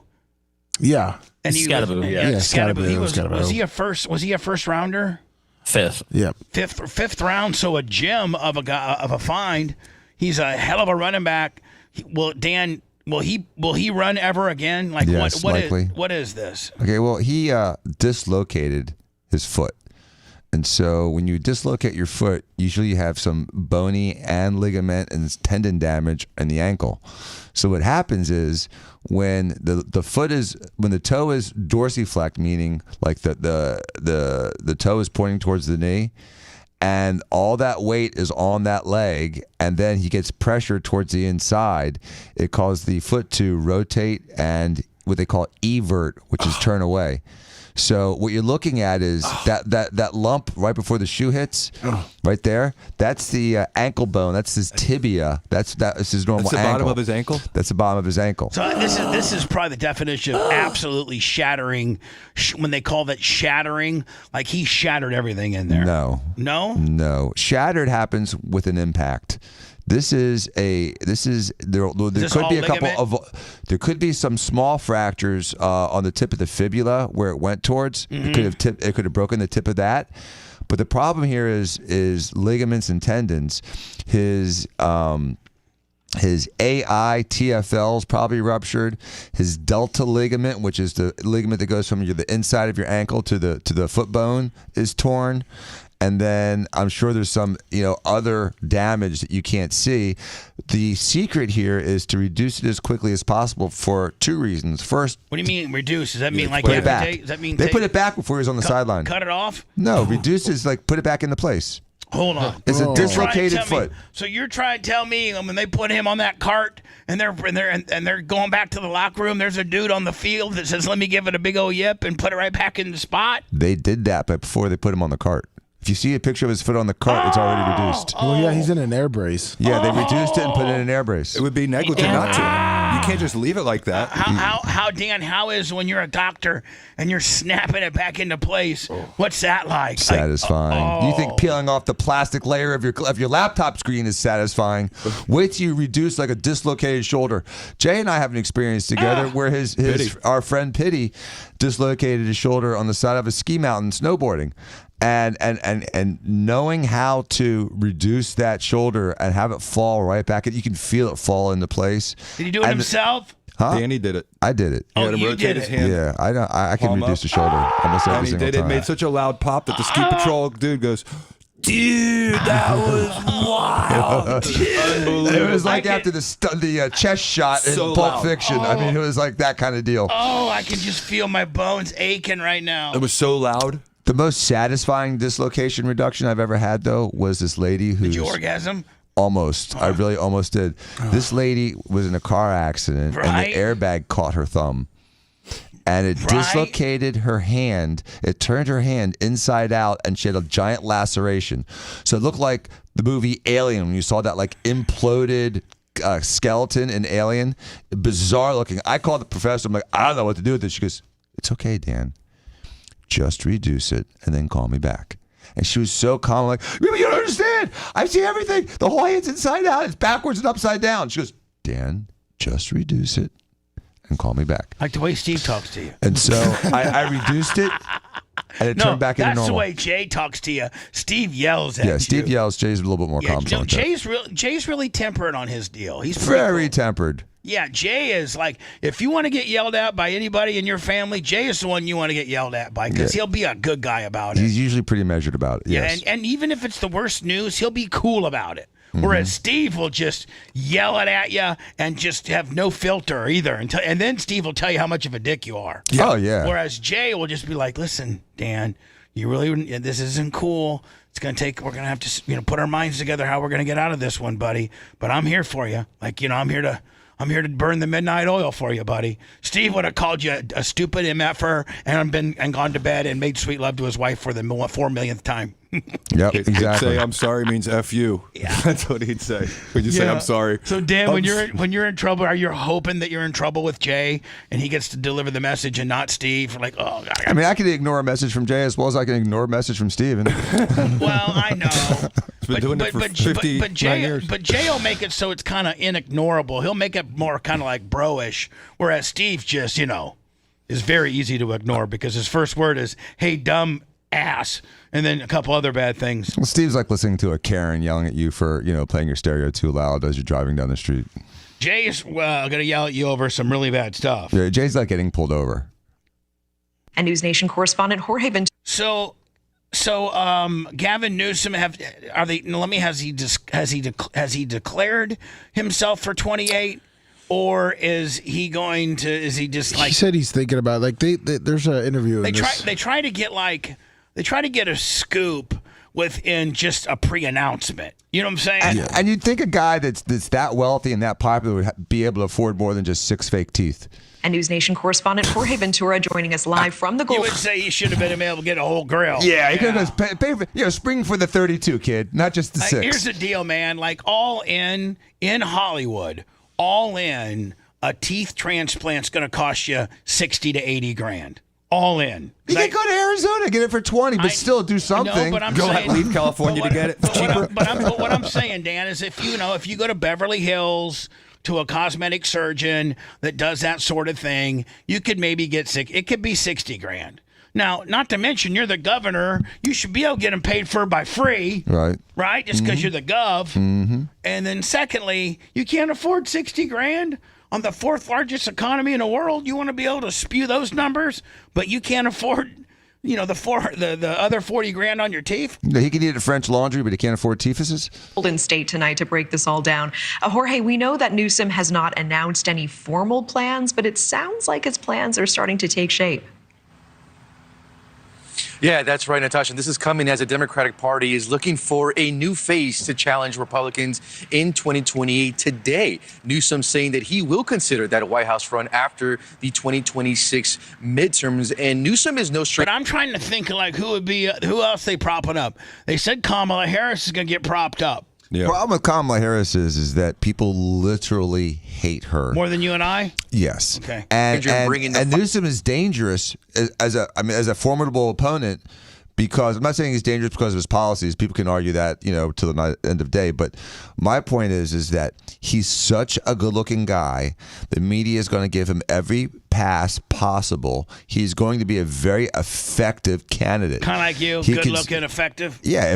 But the difference is that I think he's psychotic. He's a shapeshifter too. And I don't know about shapeshifting. Well, he shifts his policies for whatever the way the wind blows. Dan's the a political wind. Shapeshifting. Calling someone a shapeshifter's got some other connotations, Jay. So, policy shapeshifter, Dan. Whatever. Who's to say that Dan, you're right on everything. Like you're Mr. Johnny Right boy. Maybe your brother was right. Don't call him out on a shapeshifter when you don't necessarily know what a shapeshifter is. Oh, I do. And it's a loaded statement. People have said that as negative things, even talking about Jews. When your brother says something and you know it's not loaded and it reptilians. doesn't have a hidden agenda, you don't bring up stupid crap like that because it's me talking, Dan. What an idiot. Your brother bringing it up. I can't say anything like that. Yeah, Dan. God. Now you are the most. Now he's got me mad. I'll be like, Steve, what are you doing, Dan? Fight to President Trump. We are this is the only show that can fight these three brothers. Already seeing that here in California over issues like Steve's sleeping. He can't even fight his own fight. We're fighting it for him. He may be going to the hosptal right now. He's not election feeling oversight. Oh, is he not feeling good? No, he texted me last night and then this morning, so he's heading in. Is he? Mm-hmm. Say a prayer. And immigration. Now, what symptoms? Do I really need to go into it? Okay. Enforcement. News Nation takes constipation. Beyond that, something you want to go quickly for. California Gavin Newsom and his potential White House run. I mean, he's I'm worried about Steve now. I can't even think about the Gavin Newsom deal. Invasive species for California, for the country, for the world. California's Governor Gavin Newsom, a longtime critic of former President Donald Trump, is hinting he might be preparing for the national stage, saying today. It's current president, too. That he will consider a White House run after the... He is a good-looking dude. Oh, he's a great-looking guy, and he's got a good silver tongue. The guy can speak well. He's got a rap. He's got a rap. The problem is that his policies have done... I know, but people don't... Dan, you know as well as I do. No one cares. The average American's is about as shallow as it can be, and they just are all about looking good and talking good. Yep. They're not about, they don't break every candidate down like your Posa. They're like looking good, feeling good, sounding good. Did we vote for the most handsome candidate? Yeah. We usually do. Absolutely, Seth, you're right. Tall and handsome. After the 2026 midterms, you're going to give it serious thought. Yeah, I'd be lying otherwise. I'd just be lying, and I can't do that. Newsom's announcements comes as tension between him and President Trump remains elevated. In recent months, Newsom he ain't gonna be debating Trump. Nope. Trump has nothing to do with it. That's what they're missing. Don't compare him to Trump. You better compare him to, I don't know, J.D. Vance or Kristi Noem or Marco.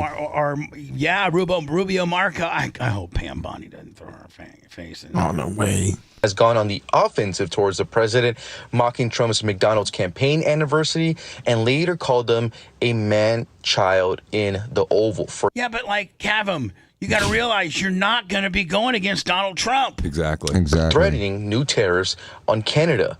But not now. You could take his J.D. Vance and say that he was Trump-like, and he's doing Trump stuff, and he's Trump's little henchman. You can do all that. That's what they will do. As long as you're talking about a dude, but you can't talk about Trump. That's what they will do. Predict X that, Bubba. In 2028, they're going to make any candidate who worked for Trump to be Trump, and it will be an anti-Trump campaign. Yeah, exactly. Right, it'll be Trump 2.0. Right. Trump and his advisor, Stephen Miller, of weaponizing immigration enforcement. Hundreds of people every month that we coordinate with ICE to go after the worst of the worst. That's not what this is about, and everybody knows it. You don't just randomly show up at a car wash and tell me it's about the worst of the worst. But the latest... Well, I will tell you, some people, I know some bad people that have done bad things, and they go to the car wash on Sunday. Oh, yeah. I'm just saying. Flashpoint between Newsom and Trump is over election oversight. Newsom blasted the Trump administration's Department of Justice for... Man, why you blasting Trump, bro? Like, you're not even going to be running against him. Sending I mean, federal he should be monitors. proud. He took $1 billion and made the homeless problem 5 times greater than it was before he started. So he's great. He's going to be a great president. They have no business doing that. We got to listen to his rap here, Danny. Come on. They have no basis to do that. In fact, we have a statewide election. Yeah. For a statewide constitution.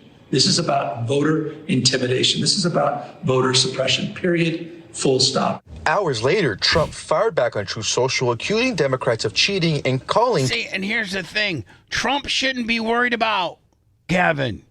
He shouldn't be worried about it. Right? Like, you know what I'm saying? Like, What part of Gavin should he not be worried about? Because his candidacy or the state or his governing? Because he's had to go in and bail his silly ass out already once. He could be worried about California as one of the states that he represents as being the president of the United States. He could be worried about the leadership of California, but don't be talking about him as a candidate. You know what I'm saying? Or even as a person. California's up-and-coming Prop 50 vote dishonest. He warned Republicans to get smart before it's too late.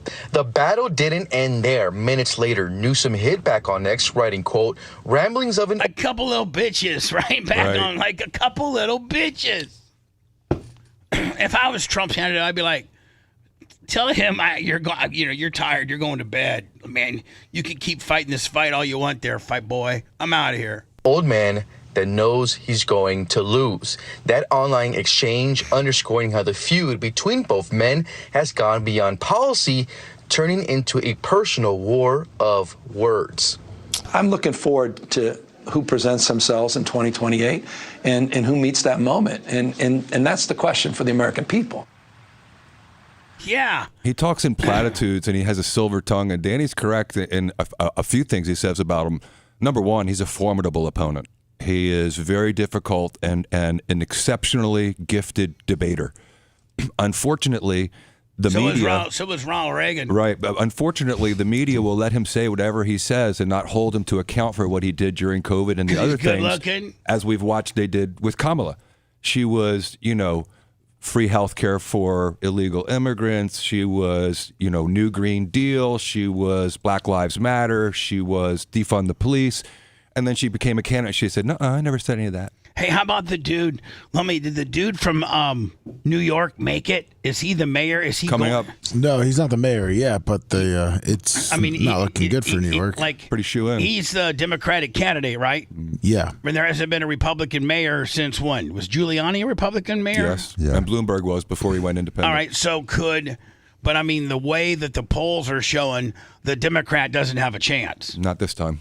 Not this time. So this No, the Democrat does have the chance. No, the Democrat is the Democrat's the Republican candidate, whomever that may be, which I think is Curtis Sliwa, some I don't even Yeah, know. Slewa, but what you were saying is a Guardian. traditional Democrat got beat in the primary, and the socialist Democrat, Mondami, is the one who's the Democratic So candidate. So what Dan's saying is Mubambi- correct. He is the Democratic candidate, but that was the shocker, is that he won the primary out of nowhere. So here's the deal. He's going to be the next mayor of New York, period. It's locked in. Like, it's locked in. Mm-hmm. And man, does he got some really radical views. Now, they're either so radical that somewhere down the checks and balance line, somebody will check him on it and not let him do it. Or if you're the mayor, is there a certain amount of stuff that you can get done and they can't stop you? Most of the stuff he's trying to do has to get through legislative bodies and won't. So he's going to talk a big talk and deliver on about 5% of what he's saying. He's saying free buses. So if that's the case, that means that your bus company makes no money at all. They probably run at a deficit anyway as a service to the community, but they have some revenue mechanism to try to take a little bit of the sting away. They're going to give free bus. Do you know how much money that's going to cost? The bus department now, that because they don't have any money coming in and they have to put new transmissions and they have to upkeep these buses. But put it this way: if New York wants them, then let them have them, and that's their problem. And it's not mine. And then he's going to put like these really tough restrictions on landlords who have price fixing rent. Yeah, like, so he's going to price fix rent, like. These big-time hedge funds investors that buy these apartment complexes in Manhattan as an investment, like, could be financial ruin for the city. Well, I read an article about the effect of giving away free buses, and you know what it does? It makes them homes for vagrants. When it's cold, they all live in the buses, and then all of a sudden, the people who ride the buses are less safe. Because homeless people are in the buses, because you got 15 homeless guys in the back. There's less people you can put on that bus. Yeah, but at least homeless people smell good. No, they don't. Well, it's been tried before, and that's the problem with a lot of these ideas. What about the free food and free babysitting? How's he going to pull that off? That's one of his campaign promises. It was free buses, free babysitting, and freeze the rent. And free something else. Groceries. Free food, free babysitting, free buses, and we're going to freeze the rent. And I'm going to really trust a free government babysitter watching my kids. You know that's what? That's going to be my first choice. Unfortunately, Dan, there's a lot of families who won't have any choice. And they got to take their kid down to a state-sponsored babysitting place to some guy making $26 an hour who just shot up some heroin around the corner. Just saying, nobody's gonna want that job, babysitting kids from New York. That sucks, right? But yeah, I have to go. All right, good. See you later. Get the hell out of here. Appreciate you. Thanks. We still got a little. And for the last several months, I've been covering anti-Trump and No Kings protests on the ground. And I also noticed that several protesters there have the Newsom 2028 signs. And when you speak with voters, they say they feel like Newsom is a fighter and he is ready to fight the Republican Party in 2020. As of now, though, Natasha, no official decision has been made. Newsom still says that his focus still remains California. Yeah, it is still early. And Jorge, another prominent Democrat, of course, former Vice President and presidential candidate Kamala Harris. She also seems to be. Is she really thinking about running?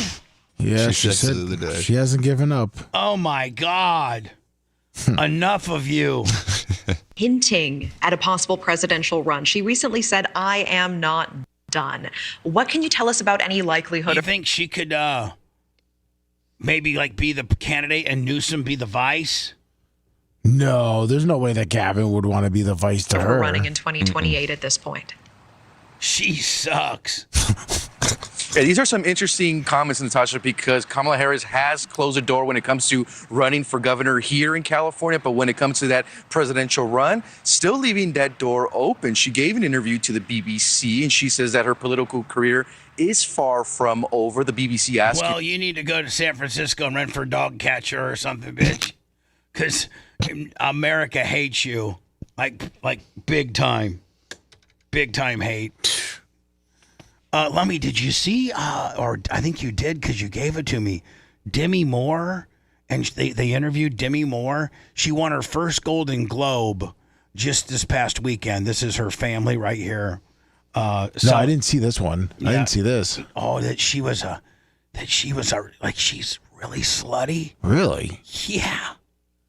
Like, whoa. Like it makes me love Demi Moore so much more when you hear, I'm going to tease and I'll come back, some of the things. Let me just give you one little teaser. You ready? The night before her first wedding, she sneaked out and blasted one of the groomsmen. What a jeez. Dirty little. Yeah, I mean, like you would never think that one of America's sweethearts, Demi Moore, you know, right? Would be a She was in striptease. What kind of sweetheart was she? Exactly. If you love that segment, then check out BubbaArmyHQ.com and do a deep dive on past shows. The Bubba the Love Sponge Show will be right back.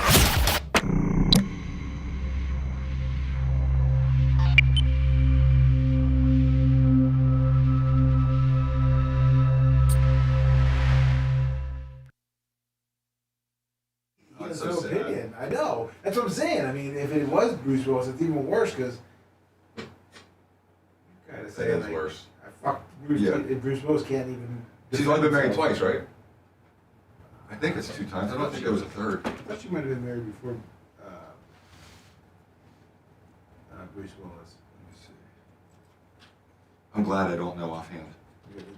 Yeah, Freddie Moore, 80 to 83, and then Bruce Willis, 87 to 2000, and then Kusher, whatever his name is. Ashton Kutcher. 2005 to 13.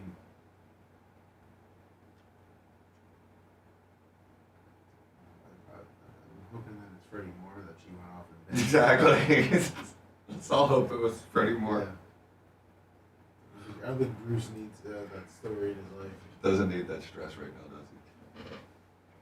What's up, group of lips? How's everybody doing?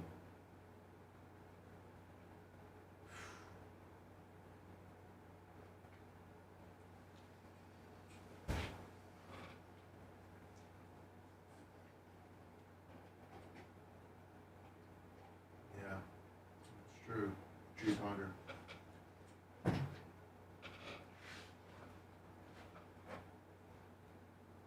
What's up, Berto Perez? Good morning. Bulldog Tommy, 63. I'm sorry, Bulldog Tommy, 64 months. Bulldog Tommy. What's up, Jay from New Orleans? What's up, Jay from NOLA? Sorry about the game yesterday. You guys got some quarterback issues. I can't tell if that starting kid's got. I mean, Spencer Rattler. Yeah, he didn't.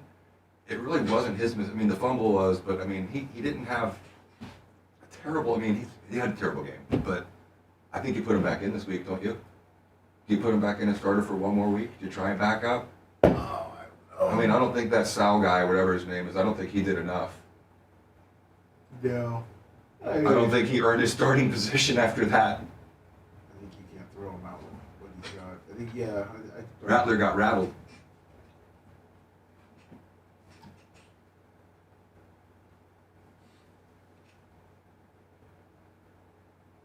That was such a boring game. It was. It was very disappointing.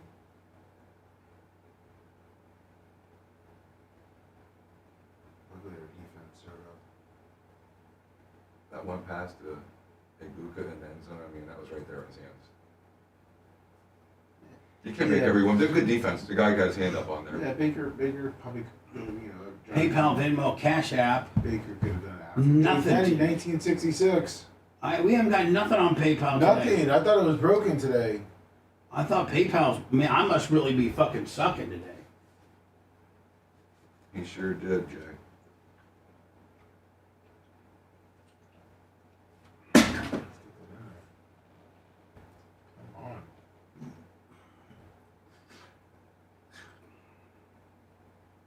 That's the word on the street, grouper lips. Thumbs and give it 10, 20, 50, 100.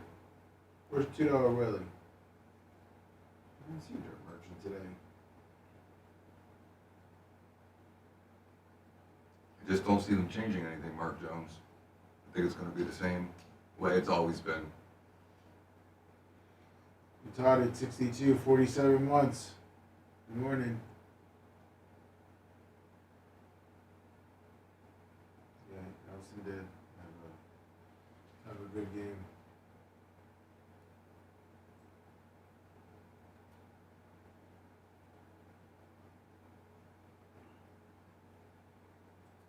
Come on, Bubba Army, hit that thumbs up.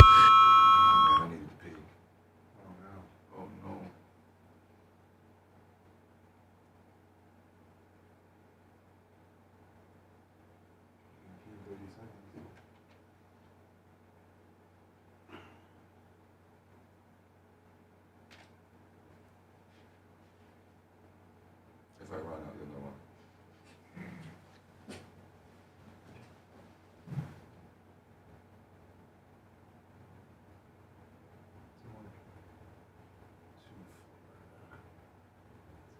What's up, Jay Bowler?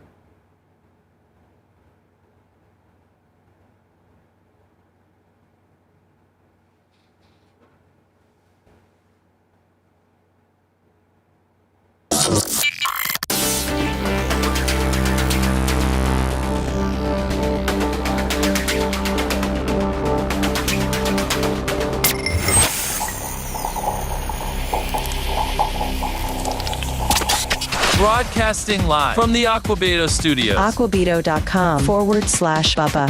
It's the Bubba the Love Sponge show.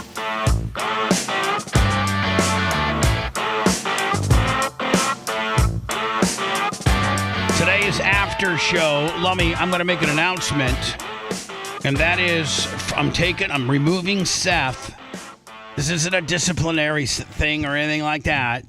It's that, sleep is very valuable to him, and I already got him working too. The Blizzard and Clem and Kush. So I'm already getting 2. He helps produce the Terra stuff. He does a lot of the behind the scenes stuff with regards to podcasting that takes a little bit of time. So on Mondays, it's just going to be me and you. Okay. Just me and you. Then Tuesdays, Clem Kush. Thursday's the Blizzard, but we'll just take Seth off of our deal. Yeah. To give him some time off. And really, Lummy, I only agreed to this just so you could have more time alone with Bubba. Oh, thank you, Seth. I appreciate You're that. such a dick. I felt like that's the most important thing out of all of this is the relationship between you guys, and whatever I can do to help strengthen the bond, I'm here for. I appreciate that. Thank you so much. They say I'm not a team player, but I care most about the team. Jay, man, you're all suited up today. Today it's got to be like you're going somewhere important. I'll tell you that right now. You're suited up. For sure. I don't go anywhere unless I'm fully suited. It's amazing. Lawyers don't even do that on Zoom now. They'll just put on a coat and no tie or just a shirt and just get in. I find that so unprofessional. It irritates me. You're old school. Yep. Like It's my uniform, man. This is my armor. Yeah. So good luck today, buddy. Thank you. Lummy, I was talking about Demi Moore, and I think in her new book that's coming out, she gets into by the way, she's 62. Really? Yeah. Oh, wow. Yeah. Gimme more. Demi Moore's steamiest sex confessions from a pre-wedding romp to celeb threesomes and erotic podcast. Now, is she doing an erotic podcast now, or did she do one? Demi Moore has. I have no idea. Why does she need this right now? I mean, I don't know. But when I met her in what year was the Super Bowl here, Lummy? In 06 or 07? It would have been the 08. Yeah, I met her with all the serious brass, like Scott Greenstein and Ross Zapin and Gary, some of Howard's boys, and they were. Remember, Jay? They were having some really upscale parties, Super Bowl parties, in some of the big hangars. Oh yeah, at some of the private, FBOs, and so she had this big. It might have been a Maximum party or something, but we were there, and I got a chance to meet her. It's when she was with Ashton Kutcher, whatever the hell the guy's name is. What's his name? Ashton Kutcher, yeah. Yeah. And she was so beautiful back then and so nice. Said hi to everybody. If you wanted a picture, she'd take a picture. Little did I know she was a freak. Yeah. At 62, she looks sexier than ever, but has been turning heads for decades. with her new bombshell looks and her raunchy X-rated revelations. Okay. Here's some of her raunchy revelations. I'm like, I wonder if this is on her podcast or like this is, you know what I'm saying? Yeah. It was Freddie Moore. Said it right there. Thank God. Demi claims that she cheated on her first husband, Freddie Moore, the night before their 1981 wedding with actor Paul somebody. Cara Fortes? Yeah, that's who she went. So just hours before walking down the aisle for the first time, the A-lister is said to have scaled a fire escape and climbed through his kitchen window to have one last hurrah with the Fight Club actor.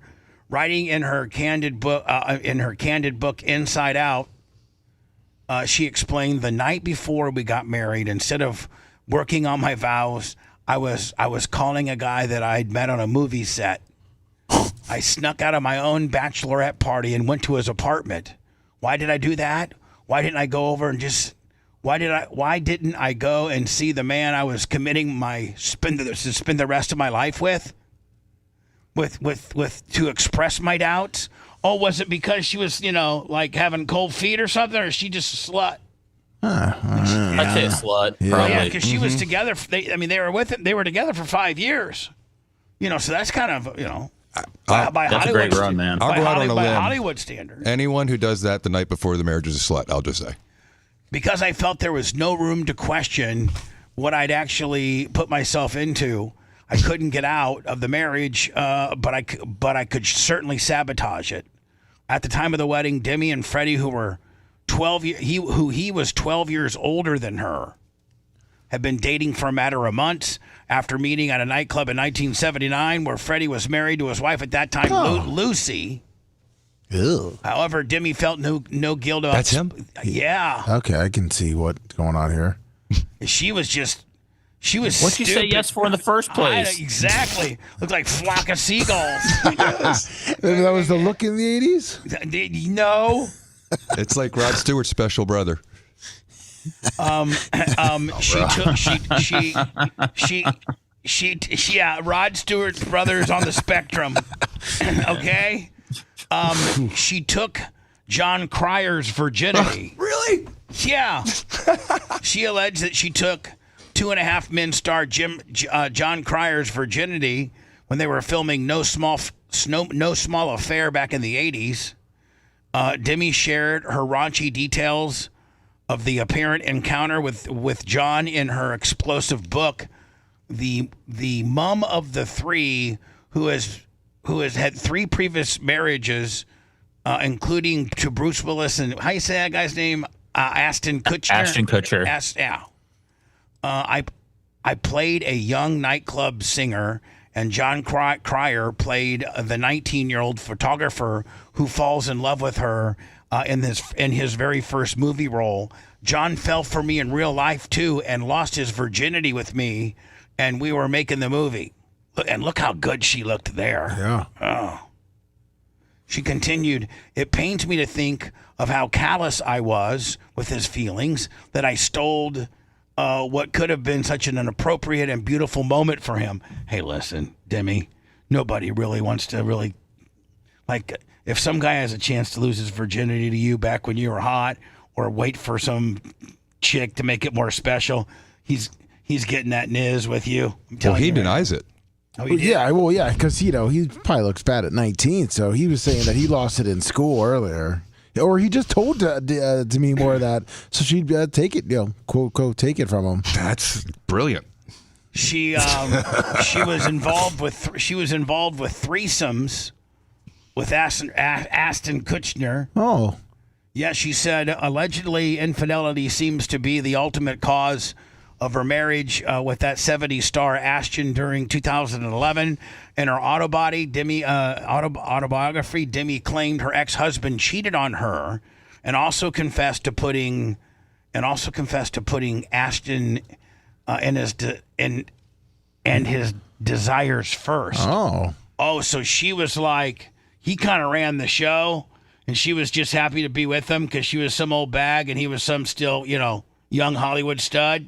So she was probably like, looking the other way on some stuff. You know what I'm saying? I think that's what she's saying. Yeah, that's what she's saying. She's saying, I was getting a little long in the tooth, and Ashton wanted to go out and screw, all the hotties, so I let him. I'm sure all these people really appreciate that they're getting aired out right here, so Demi can make a few bucks now. Yeah. I put him first, so when he expressed the fantasy of bringing in a third person to our bed, I didn't say no. I wanted to show him how great and how fun I could be. Well, I mean, did he spend any time with you during that deal, or is he with her the entire time? Just ask you to be the towel girl. I'm just saying. Jeez. It really depends. Because I had brought a third party into our relationship, Aston said that blurred the lines and to some extent justified what he'd done. Oh, so he used it as ammunition to justify when he was out getting some strange ass. He turned it around on her. So he said, hey, because you allowed me to bring some chick in here, and that gave me conflicting reports, and I went over and had to get some myself because you allowed her to be part of us. So what's us? Yeah. What a head gamer. Sex podcast. Hopefully she doesn't go after Bruce Willis, because, that would just be sad. He can't defend himself. He wouldn't even know that she's going after him. Well, he can't even talk either. Yeah, he can't do nothing. He's pretty much just a peanut.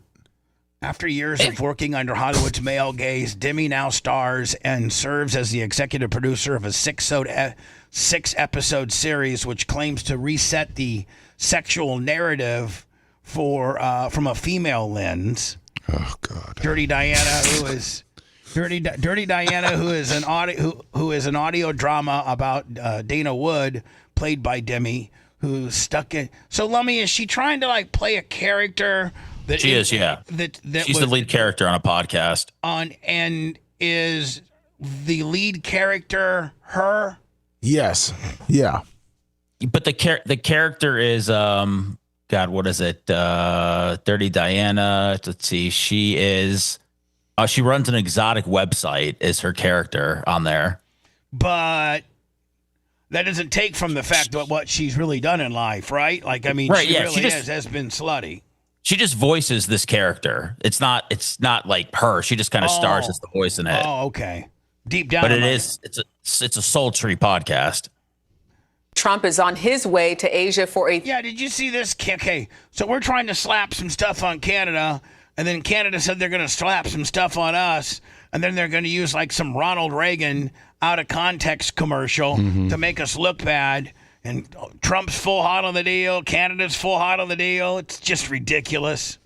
Over some Reagan's 80s commercial that was taken completely out of context. Tonight, President Trump is on his way to Asia for a Man, she's hot. Oh.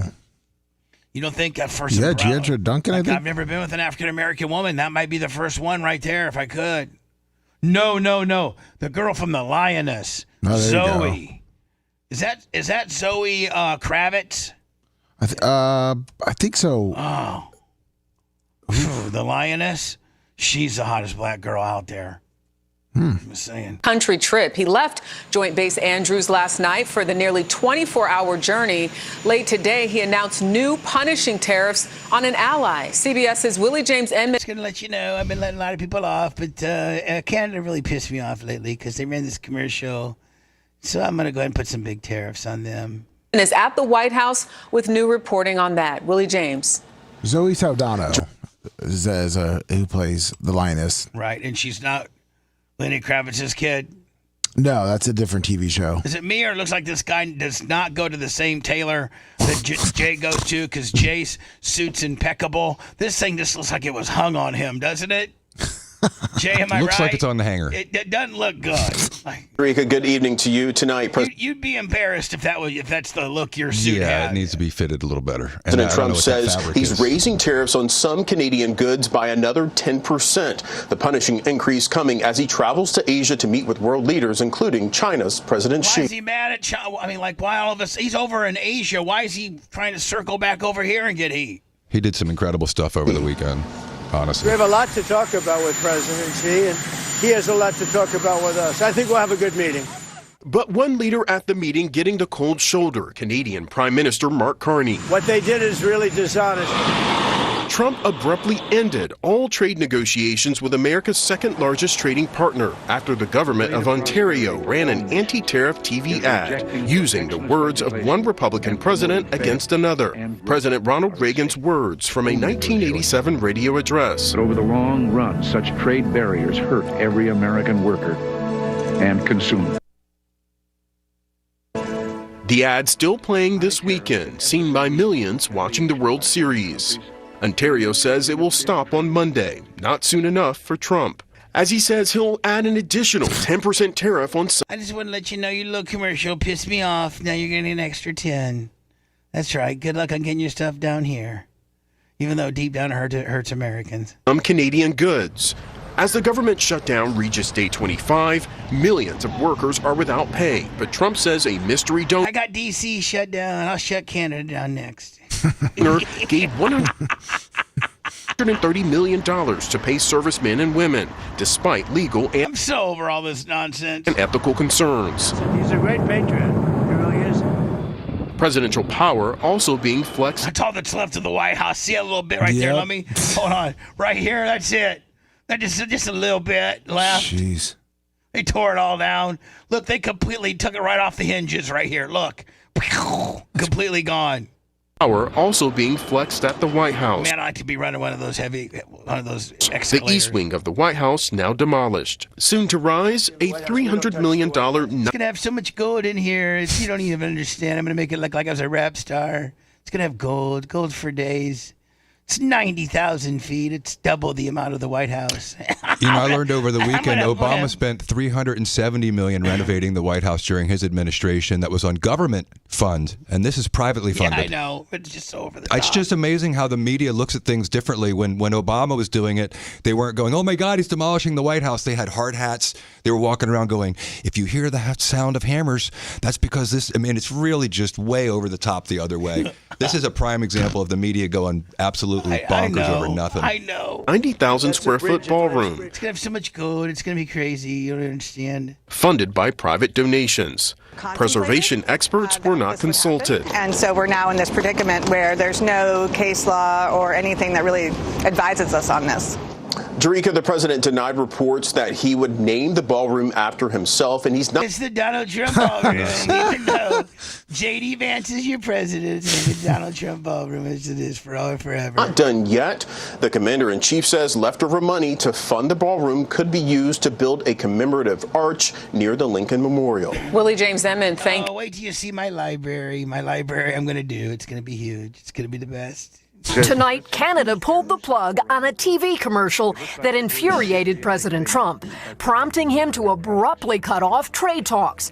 The ad uses the words of the late President Reagan to make a case against U.S.-imposed tariffs. America's jobs and growth are at stake. Did you talk about this last The week, ad Bubba? paid for by the province of Ontario set off Mr. Trump on social When he made this address, media, he was imposing tariffs on Japan. That's what he was doing. It was at a moment when he was imposing tariffs. And that's why this soundbite taken out of context is so horrible. Because if you listen to it, it sounds like Ronald Reagan is against tariffs and they should never be used, when in reality, this was an address given to the nation at a time when he was going to use them. So it's just, again, they don't say that. They just say he doesn't like the ad, but not why he doesn't like the ad. The ad fake, with Reagan speaking negatively about tariffs. Such trade barriers hurt every American worker I think this lays it out. and consumer. The result The is Reagan Presidential Foundation said the ad misrepresents the 1987 address on trade and said it should be watched in full. This dust-up is another skirmish in a trade war with Canada. Today, Canada's Prime Minister sidestepped the ad fury, but says he wants to keep negotiating. When the Americans are ready to. Hey, Lummy, did that one dude get ousted? The Trudeau guy? Oh, yeah. He's dating Katy Perry now, yeah. He's gone? Yeah. He's with big jugged Katy Perry? Yeah, but for some reason her jugs deflated a little bit. Ew. She got really skinny. Yeah. Ew. Have those discussions. The trade drama comes as You go from being the Prime Minister of Canada to dating Katy Perry? Yeah. Smooth transition, if you ask me. I think I was getting ready to say it might be a step up, Steph. Like, it might be a pretty good call, actually. Don't worry about Canada because you guys are a bunch of little bitches up here who bitch about everything. And let me just hook up with these big jug that sings songs. See you later, Canada. I'm going to live in Minnesota, eh? Wall Street soared, with the Dow closing above 47,000 for the first time, with the S&P and NASDAQ up as well, driven in part by data that shows inflation rose less than expected. Oh, Lummy, we finally got a $25 donation on our PayPal. First one of the day, Mushroom Mitch. Thank you, buddy. Tonight, the president begins a 3-country tour in Asia, where trade and a meeting with China's leader are on the agenda. Tom? We thank you for watching, and remember, stay updated on breaking. Yeah, get out of here. So he has to meet with the guy from China yet, right? Yep. I mean, is that going to be He's like... going to Japan today. He was in Cambodia. He just ended the Cambodia-Thailand war. That's the 9th war on my tab Exactly right now. Just right. want everybody to know. Right. Yeah, not 1, not 8, but now 9. I think he flew into Malaysia. I fly in here. I get these two leaders together. I say, hey, you know what? I think you two should be playing good together. You know what I'm saying? Let's stop the war. Let's go ahead so I can tell people it's my 9th war. We'll send you both some missiles and stuff. Just want to be able to get on an Air Force One. I saw this weekend he had the leaders from Qatar on. He couldn't even get off the plane and have a meeting. He made them get on the plane because they were refueling, and he had him sitting at his desk on the plane saying, "Yeah, I'm getting here refueling, and I just brought the leaders of Qatar. You know, they're good people. They love us. They're good people. People of Qatar. Yes, they gave us a plane too." Right? Yeah. I mean, I'm not that far off. No. Right? Did they give him the plane, or was it Saudi? No, Who gave him the plane? Qatar gave him a plane. It was okay. Or whatever the hell. I mean, what is a Jeffrey Epstein chatbot? Like, I don't understand. Ew. It said, sick Jeffrey Epstein chatbot encourages thousands of teenagers to spill secrets. So, like, where's it? Is it like on Instagram where it pops up and it's Jeffrey Epstein and he asks you, like, you know, these inappropriate questions for young girls and boys to talk about? How would that even be a thing? That's what I'm saying. Like, where's this coming from? Like, what is it? I'll try to see if I can send you the actual chatbot. But, like, where do you get it? Like, I mean, you're on what platform? The App Store. But you're like on what Oh, so it's an app? I don't know.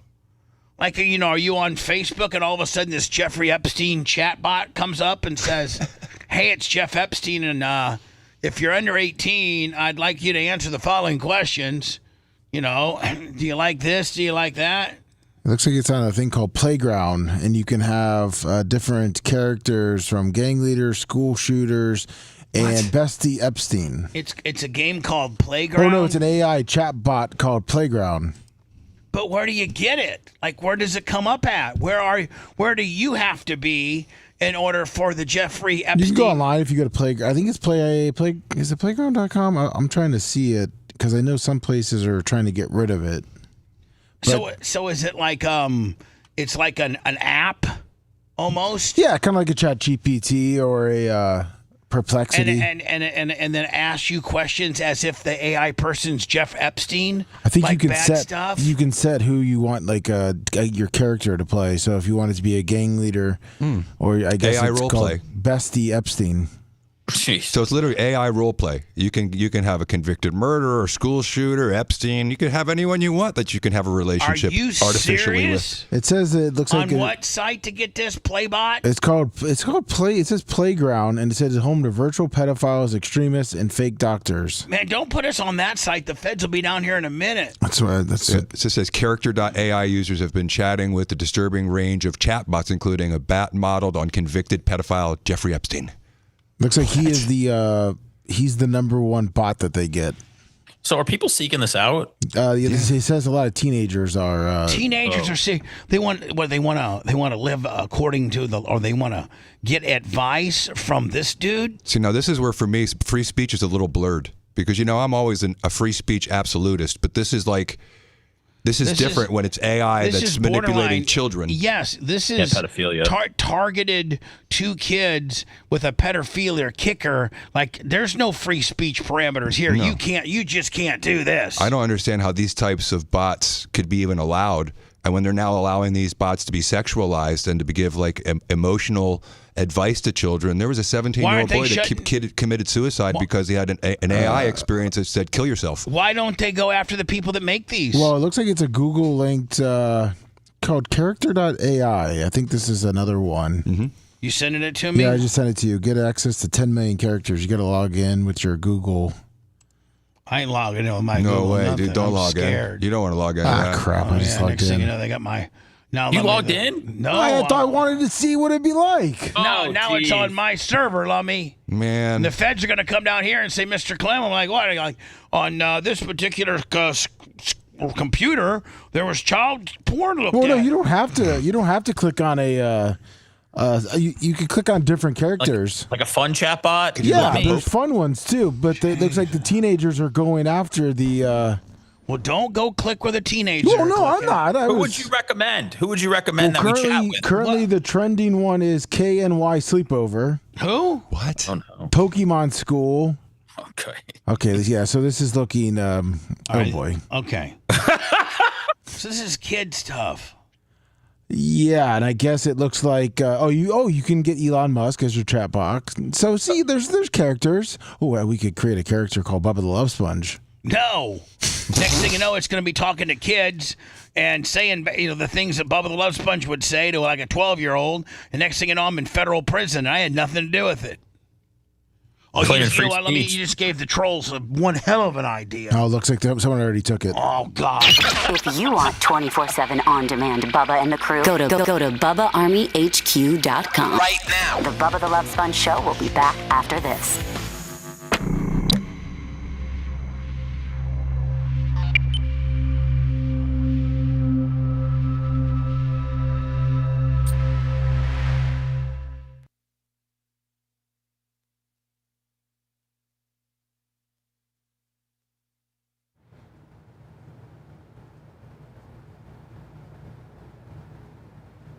Really, Michael Myers? That's interesting. It is interesting.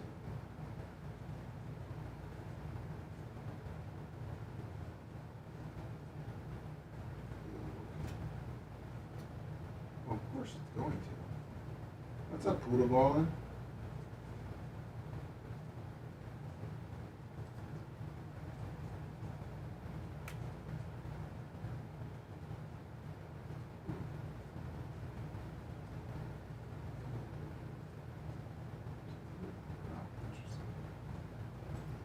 Interesting. What's up, Nancy Zephyrs?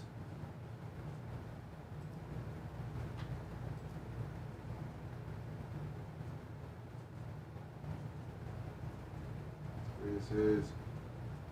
Make sure we're at 1,000. Are we fighting that? No. We got over. I was thanking them. You are? Yeah. We're over that. We had over 1,000 before 9. Hurting the thumbs instead of the cash. We really need the cash now. Thank you, Mitch the Mark. Coming through. What's up, Tease?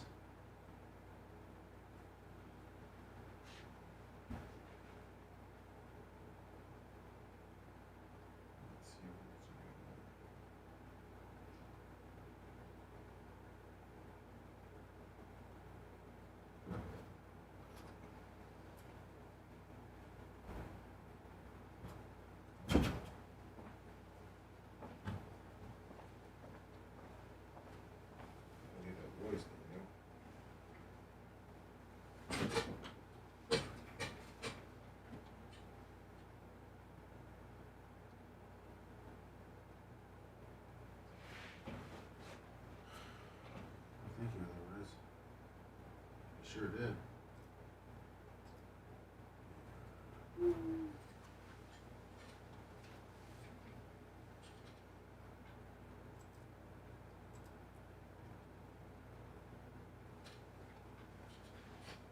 What's up, Xerxes?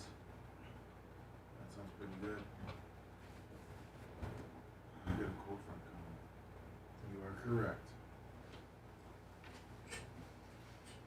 pushing that hurricane away. Big Blunder, 51 months. Otherwise, that thing would be tracking right into the Gulf of America. Cat 5. Parts of Jamaica are going to get 24 to 30 inches of rain. It's been sitting on I know. Jamaica because it's been like stationary for like a week, I feel like. It has just been sitting there. Yeah. The eye just hit this eye.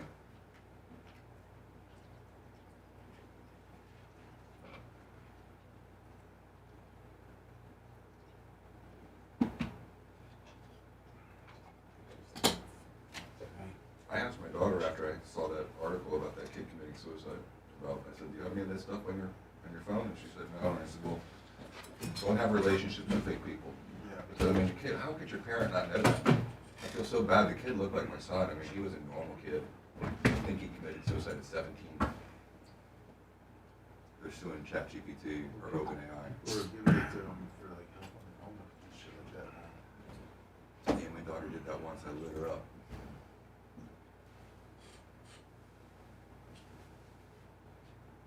That could get you disbarred. Oh, really? Or certainly get sanctioned. You get an automatic F at Jesuit. If they catch it. Mm-hmm. And they have programs they put it through. Oh, good. It kind of sucked though if it said that you did the AI. Man, you really didn't? Yeah. Well, they have another one that checks for plagiarism. Oh, perfect. Yeah, they've had that. I know they've had that one for a little bit. Yeah. Well, not Jesuit, but yeah. Yeah. Which is shocking. It's pretty wild. I remember when they started doing that my senior year in college. I think I don't fucking write papers anymore. Right. Well, I can tell when something's been written by ChatGPT. It's very easy. Oh, really? Yeah. Usually includes vocabulary that the person who's writing it would never use. Yeah.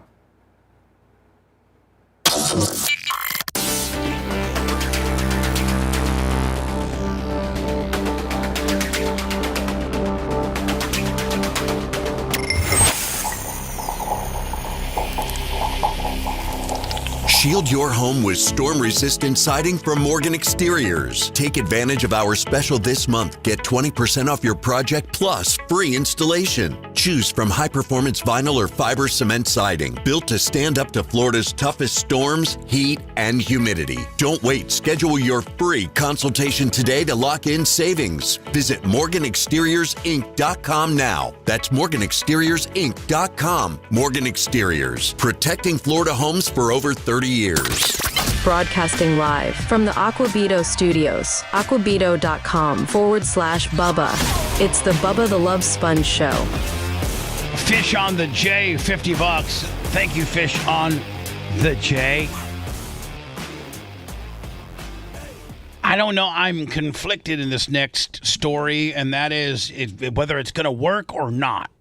Because, you know, X amount of years ago, well, I mean, just until recently, for the most part, the nation didn't want to see women trying to play basketball for the most part of our lives. And then, you know, a couple, 3, 4, 5 of these players come along, starting with Caitlin Clark. And now WNBA is, you know, arguably very popular. Well, do you think America will be as enamored by baseball played by girls? No.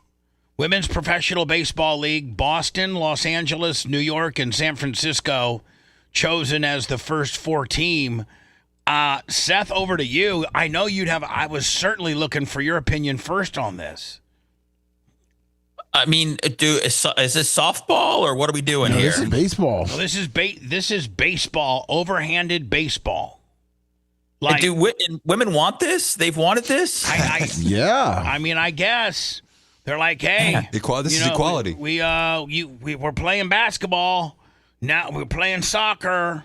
We play, you know. How about I misread the whole situation because I really thought everybody was comfortable with softball. I didn't even think it was an issue. I didn't know that there was any yearning to play actual baseball, you know, for women. Yeah, this is actual baseball. I didn't either, to be honest. Yeah, there's an underground kind of thing. A lot of females want to play. Yeah. So I think this is an absolute, like, Nothing burger. Because I'm going to tell you right now, if somebody said, hey, Bubba, you want to go over to Orlando and watch the Indiana Fever, even though Orlando doesn't have a team, take on the Orlando, the Orlando Tampons. Yeah, I'd like to go see Caitlin Clark play live. Hey, Bubba, you want to go over to Steinbrenner Field and watch the Tampa Tarpons, the Tampa Tampons take on the Orlando Yippios? What is it? What game is it? It's baseball. You mean like regular, Roger Clemens, Barry Bonds kind of baseball? Yeah. Yeah. No, I don't think I want to go. That sounds stupid. I don't want to sound too disrespectful, but I would much rather watch like a rec league of a bunch of people that work in an office that like to, get super competitive on the weekends. I would rather watch that than I think really maybe anybody play baseball, men or women. Don't you remember the movie A League of Its Own? How great that was? The White Sox not doing too good this year has got you tainted on base, even in the big game. Like you're over the big game. I mean, the World Series is it's nice to see, good teams play, but I was just throwing it out there as a possibility. And is anybody ever going to be able to compete with the Dodgers? Or the Dodgers the new Yankees? I'm over their bull crap. I mean, with Major League Baseball's joke of a salary cap where you have to just pay the luxury fine. I don't know, man. It's like anybody can spend as much as the Dodgers. Right. Yeah. I mean, you can, but like there's some teams that can't. Minnesota, us, a couple other little ones. There's teams that don't want to because of how much money they're making. I mean, the series is tied 1-1. Blue Jays won the first game, so. Yeah. I mean, what's the Blue Jays salary compared to the Dodgers? Isn't the Blue Jays like $150 million and the Dodgers is like $300 million, something like that? Yeah, Blue Jays is probably higher, isn't it? They got Vlad. He's like $50 million a year, isn't he? Yeah, I'm trying to see exactly what they come in, but yeah, the Dodgers. I think it's about half though. I think it's still a little under 200 for the Blue Jays. Yeah, and isn't the Dodgers over 3, approaching 4? Depends on who you want to look at, because some people don't count that, even though you're not supposed to. The Shohei Ohtani or whatever. You're not supposed. What do you mean you're not supposed to? Well, because it's pushed like back. Yeah, whatever. Well, this is the Blue Jay. Wow, it's $255 million for Blue Jays. Yeah. What about Dodgers? What are they? Let me pull that up. Bunch of cheaters. Hate them. Hate the Red Sox and Astros cheated. $350 million. $350 million. What were the Rays? Like $62 million this year? No, I think they were about 70. Okay, I'm sorry, 70.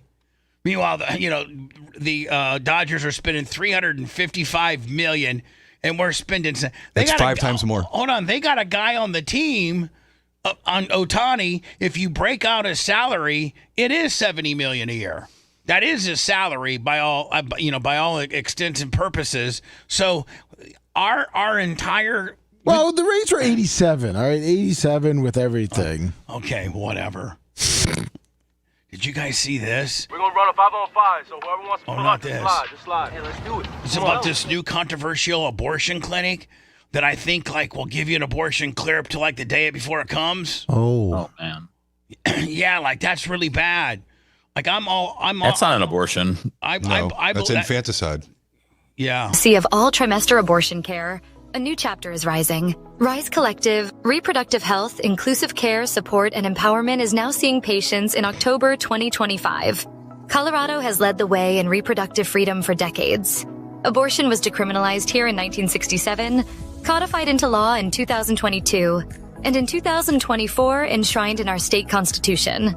That means anyone, from any state or country, is safe seeking abortion care in Colorado. At Rise Collective, we believe that any reason you have... They got a collective just like the USF football team. They got a collective for abortions now. Oh, boy. ...for needing abortion care is yours. Any and reason? It is the right... I don't know. I just want to get rid of it? That's cool. Yep. ...one. In Colorado, there are no restrictions on when you can receive care. What? But yeah, hold on. Listen. Just listen. On when you can receive care. But while the law is clear, access is not. Rise is one of only a handful of clinics in the country trained to provide abortion care in all trimesters. Yeah. Like, I think this is literally like the day before. Well, wait. Our medical staff have been doing. What? If they're getting to the last trimester, why not just say, why don't we maybe try to give this baby up for adoption instead of, I know. But I mean, they're going. I mean, I'm all for women's rights, but this is a little much. Well, do There's you got to remember be a cutoff. During the election, they were saying that this doesn't happen because Trump was trying to say that this is, this allows for late-term abortions, third trimester abortions, and everyone denied it. It's not happening anywhere in the world. Yes, it is. It's happening in Colorado. Here we go. Let's listen to more. Maybe we're missing something. Compassion and dedication for more than 2 decades. Rise Collective is more than a clinic. We are a team of 13 owners, clinicians, administrators, and staff, with an average of 17 years working side by side in this space. Together, we carry forward a tradition of patient-centered care. Yeah, quit talking about how good you are. Give me the numbers. Grounded in dignity, safety, and trust. This clinic is a place of continuity and renewal. A place where experience meets innovation, where patients are supported, and where providers are trained for the future. Rise Collective. Here for Boulder. Here for Colorado. Here for everyone who needs us. Boulder, Colorado. Yeah, so it said a place with historic legacy of all trimester abortions. I'm not trying to be a dick here, but that means literally the day before it comes out, naturally. If you catch it in time. I mean, I feel like there's got to be, I know they say any trimester, maybe they mean early into the last one. I don't know, man. I mean, you didn't see him spew any numbers. I don't like viability or anything like right now. We know Tampa and Florida's at 6 weeks hard. Like it's 6 weeks. That's what it is. But like you get one of these real liberal places and they'll get and this is what 9 months. This is where I believe. This is what I believe should be right. Clear up until viability, which is like week 23, week 24. Which, if you don't know by then, come on now. I mean, you're not doing very good prenatal stuff if you don't know if you want to keep the baby by then or not.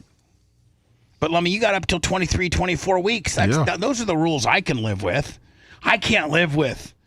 You're due on Friday, and I'm going to this Reflect Collective, on, Tuesday and getting little Junior. At that point, you're killing a kid. Yeah. You're killing a kid. You're not just sucking out some matter. You're killing a kid. And I bet you it doesn't take consent from the man as well.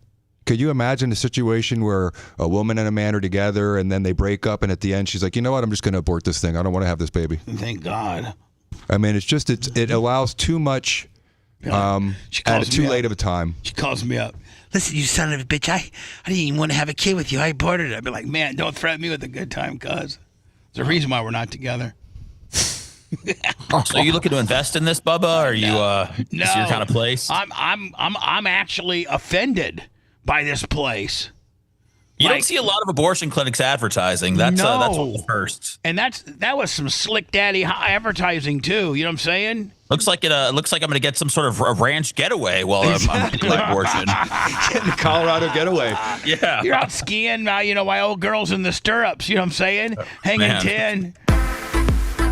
Jay, I know you got to get right on out of here. I love you, buddy. Love you too, buddy. Love me. It's just going to be me and you, okay? Sounds good. Seth, we'll see you tomorrow. Adios. See you guys. God bless. Thanks for letting me finish. You've been listening to the Bubba the Love Sponge Show, starring me, Bubba the Love Sponge, co-host and show historian, Lummet. It's Seth, co-host and president of podcasting. It's Brian Matroni, king of counter programming. Gene Lasker, voice of the people. Glad you get to hear me. Gary Cantrell, video editor. Yeah, back here wiring up. It's Mini Macho. The BRN agent, Thomas Buttoned Up B. Co-host, Dr. Dan Diaco, Esquire, of Council. Co-host, J. Diaco, Esquire, the Spitting Cobra of Council. Now, time for the legal disclaimer. Exactly. The Bubba the Love Sponge Show is intended solely for the enjoyment of our listening audience. Any rebroadcast, retransmission, or other use of this show without express written consent of the Bubba Radio Network is prohibited. We must dissuade him of this delusion. Until next time, always remember. I'll repent.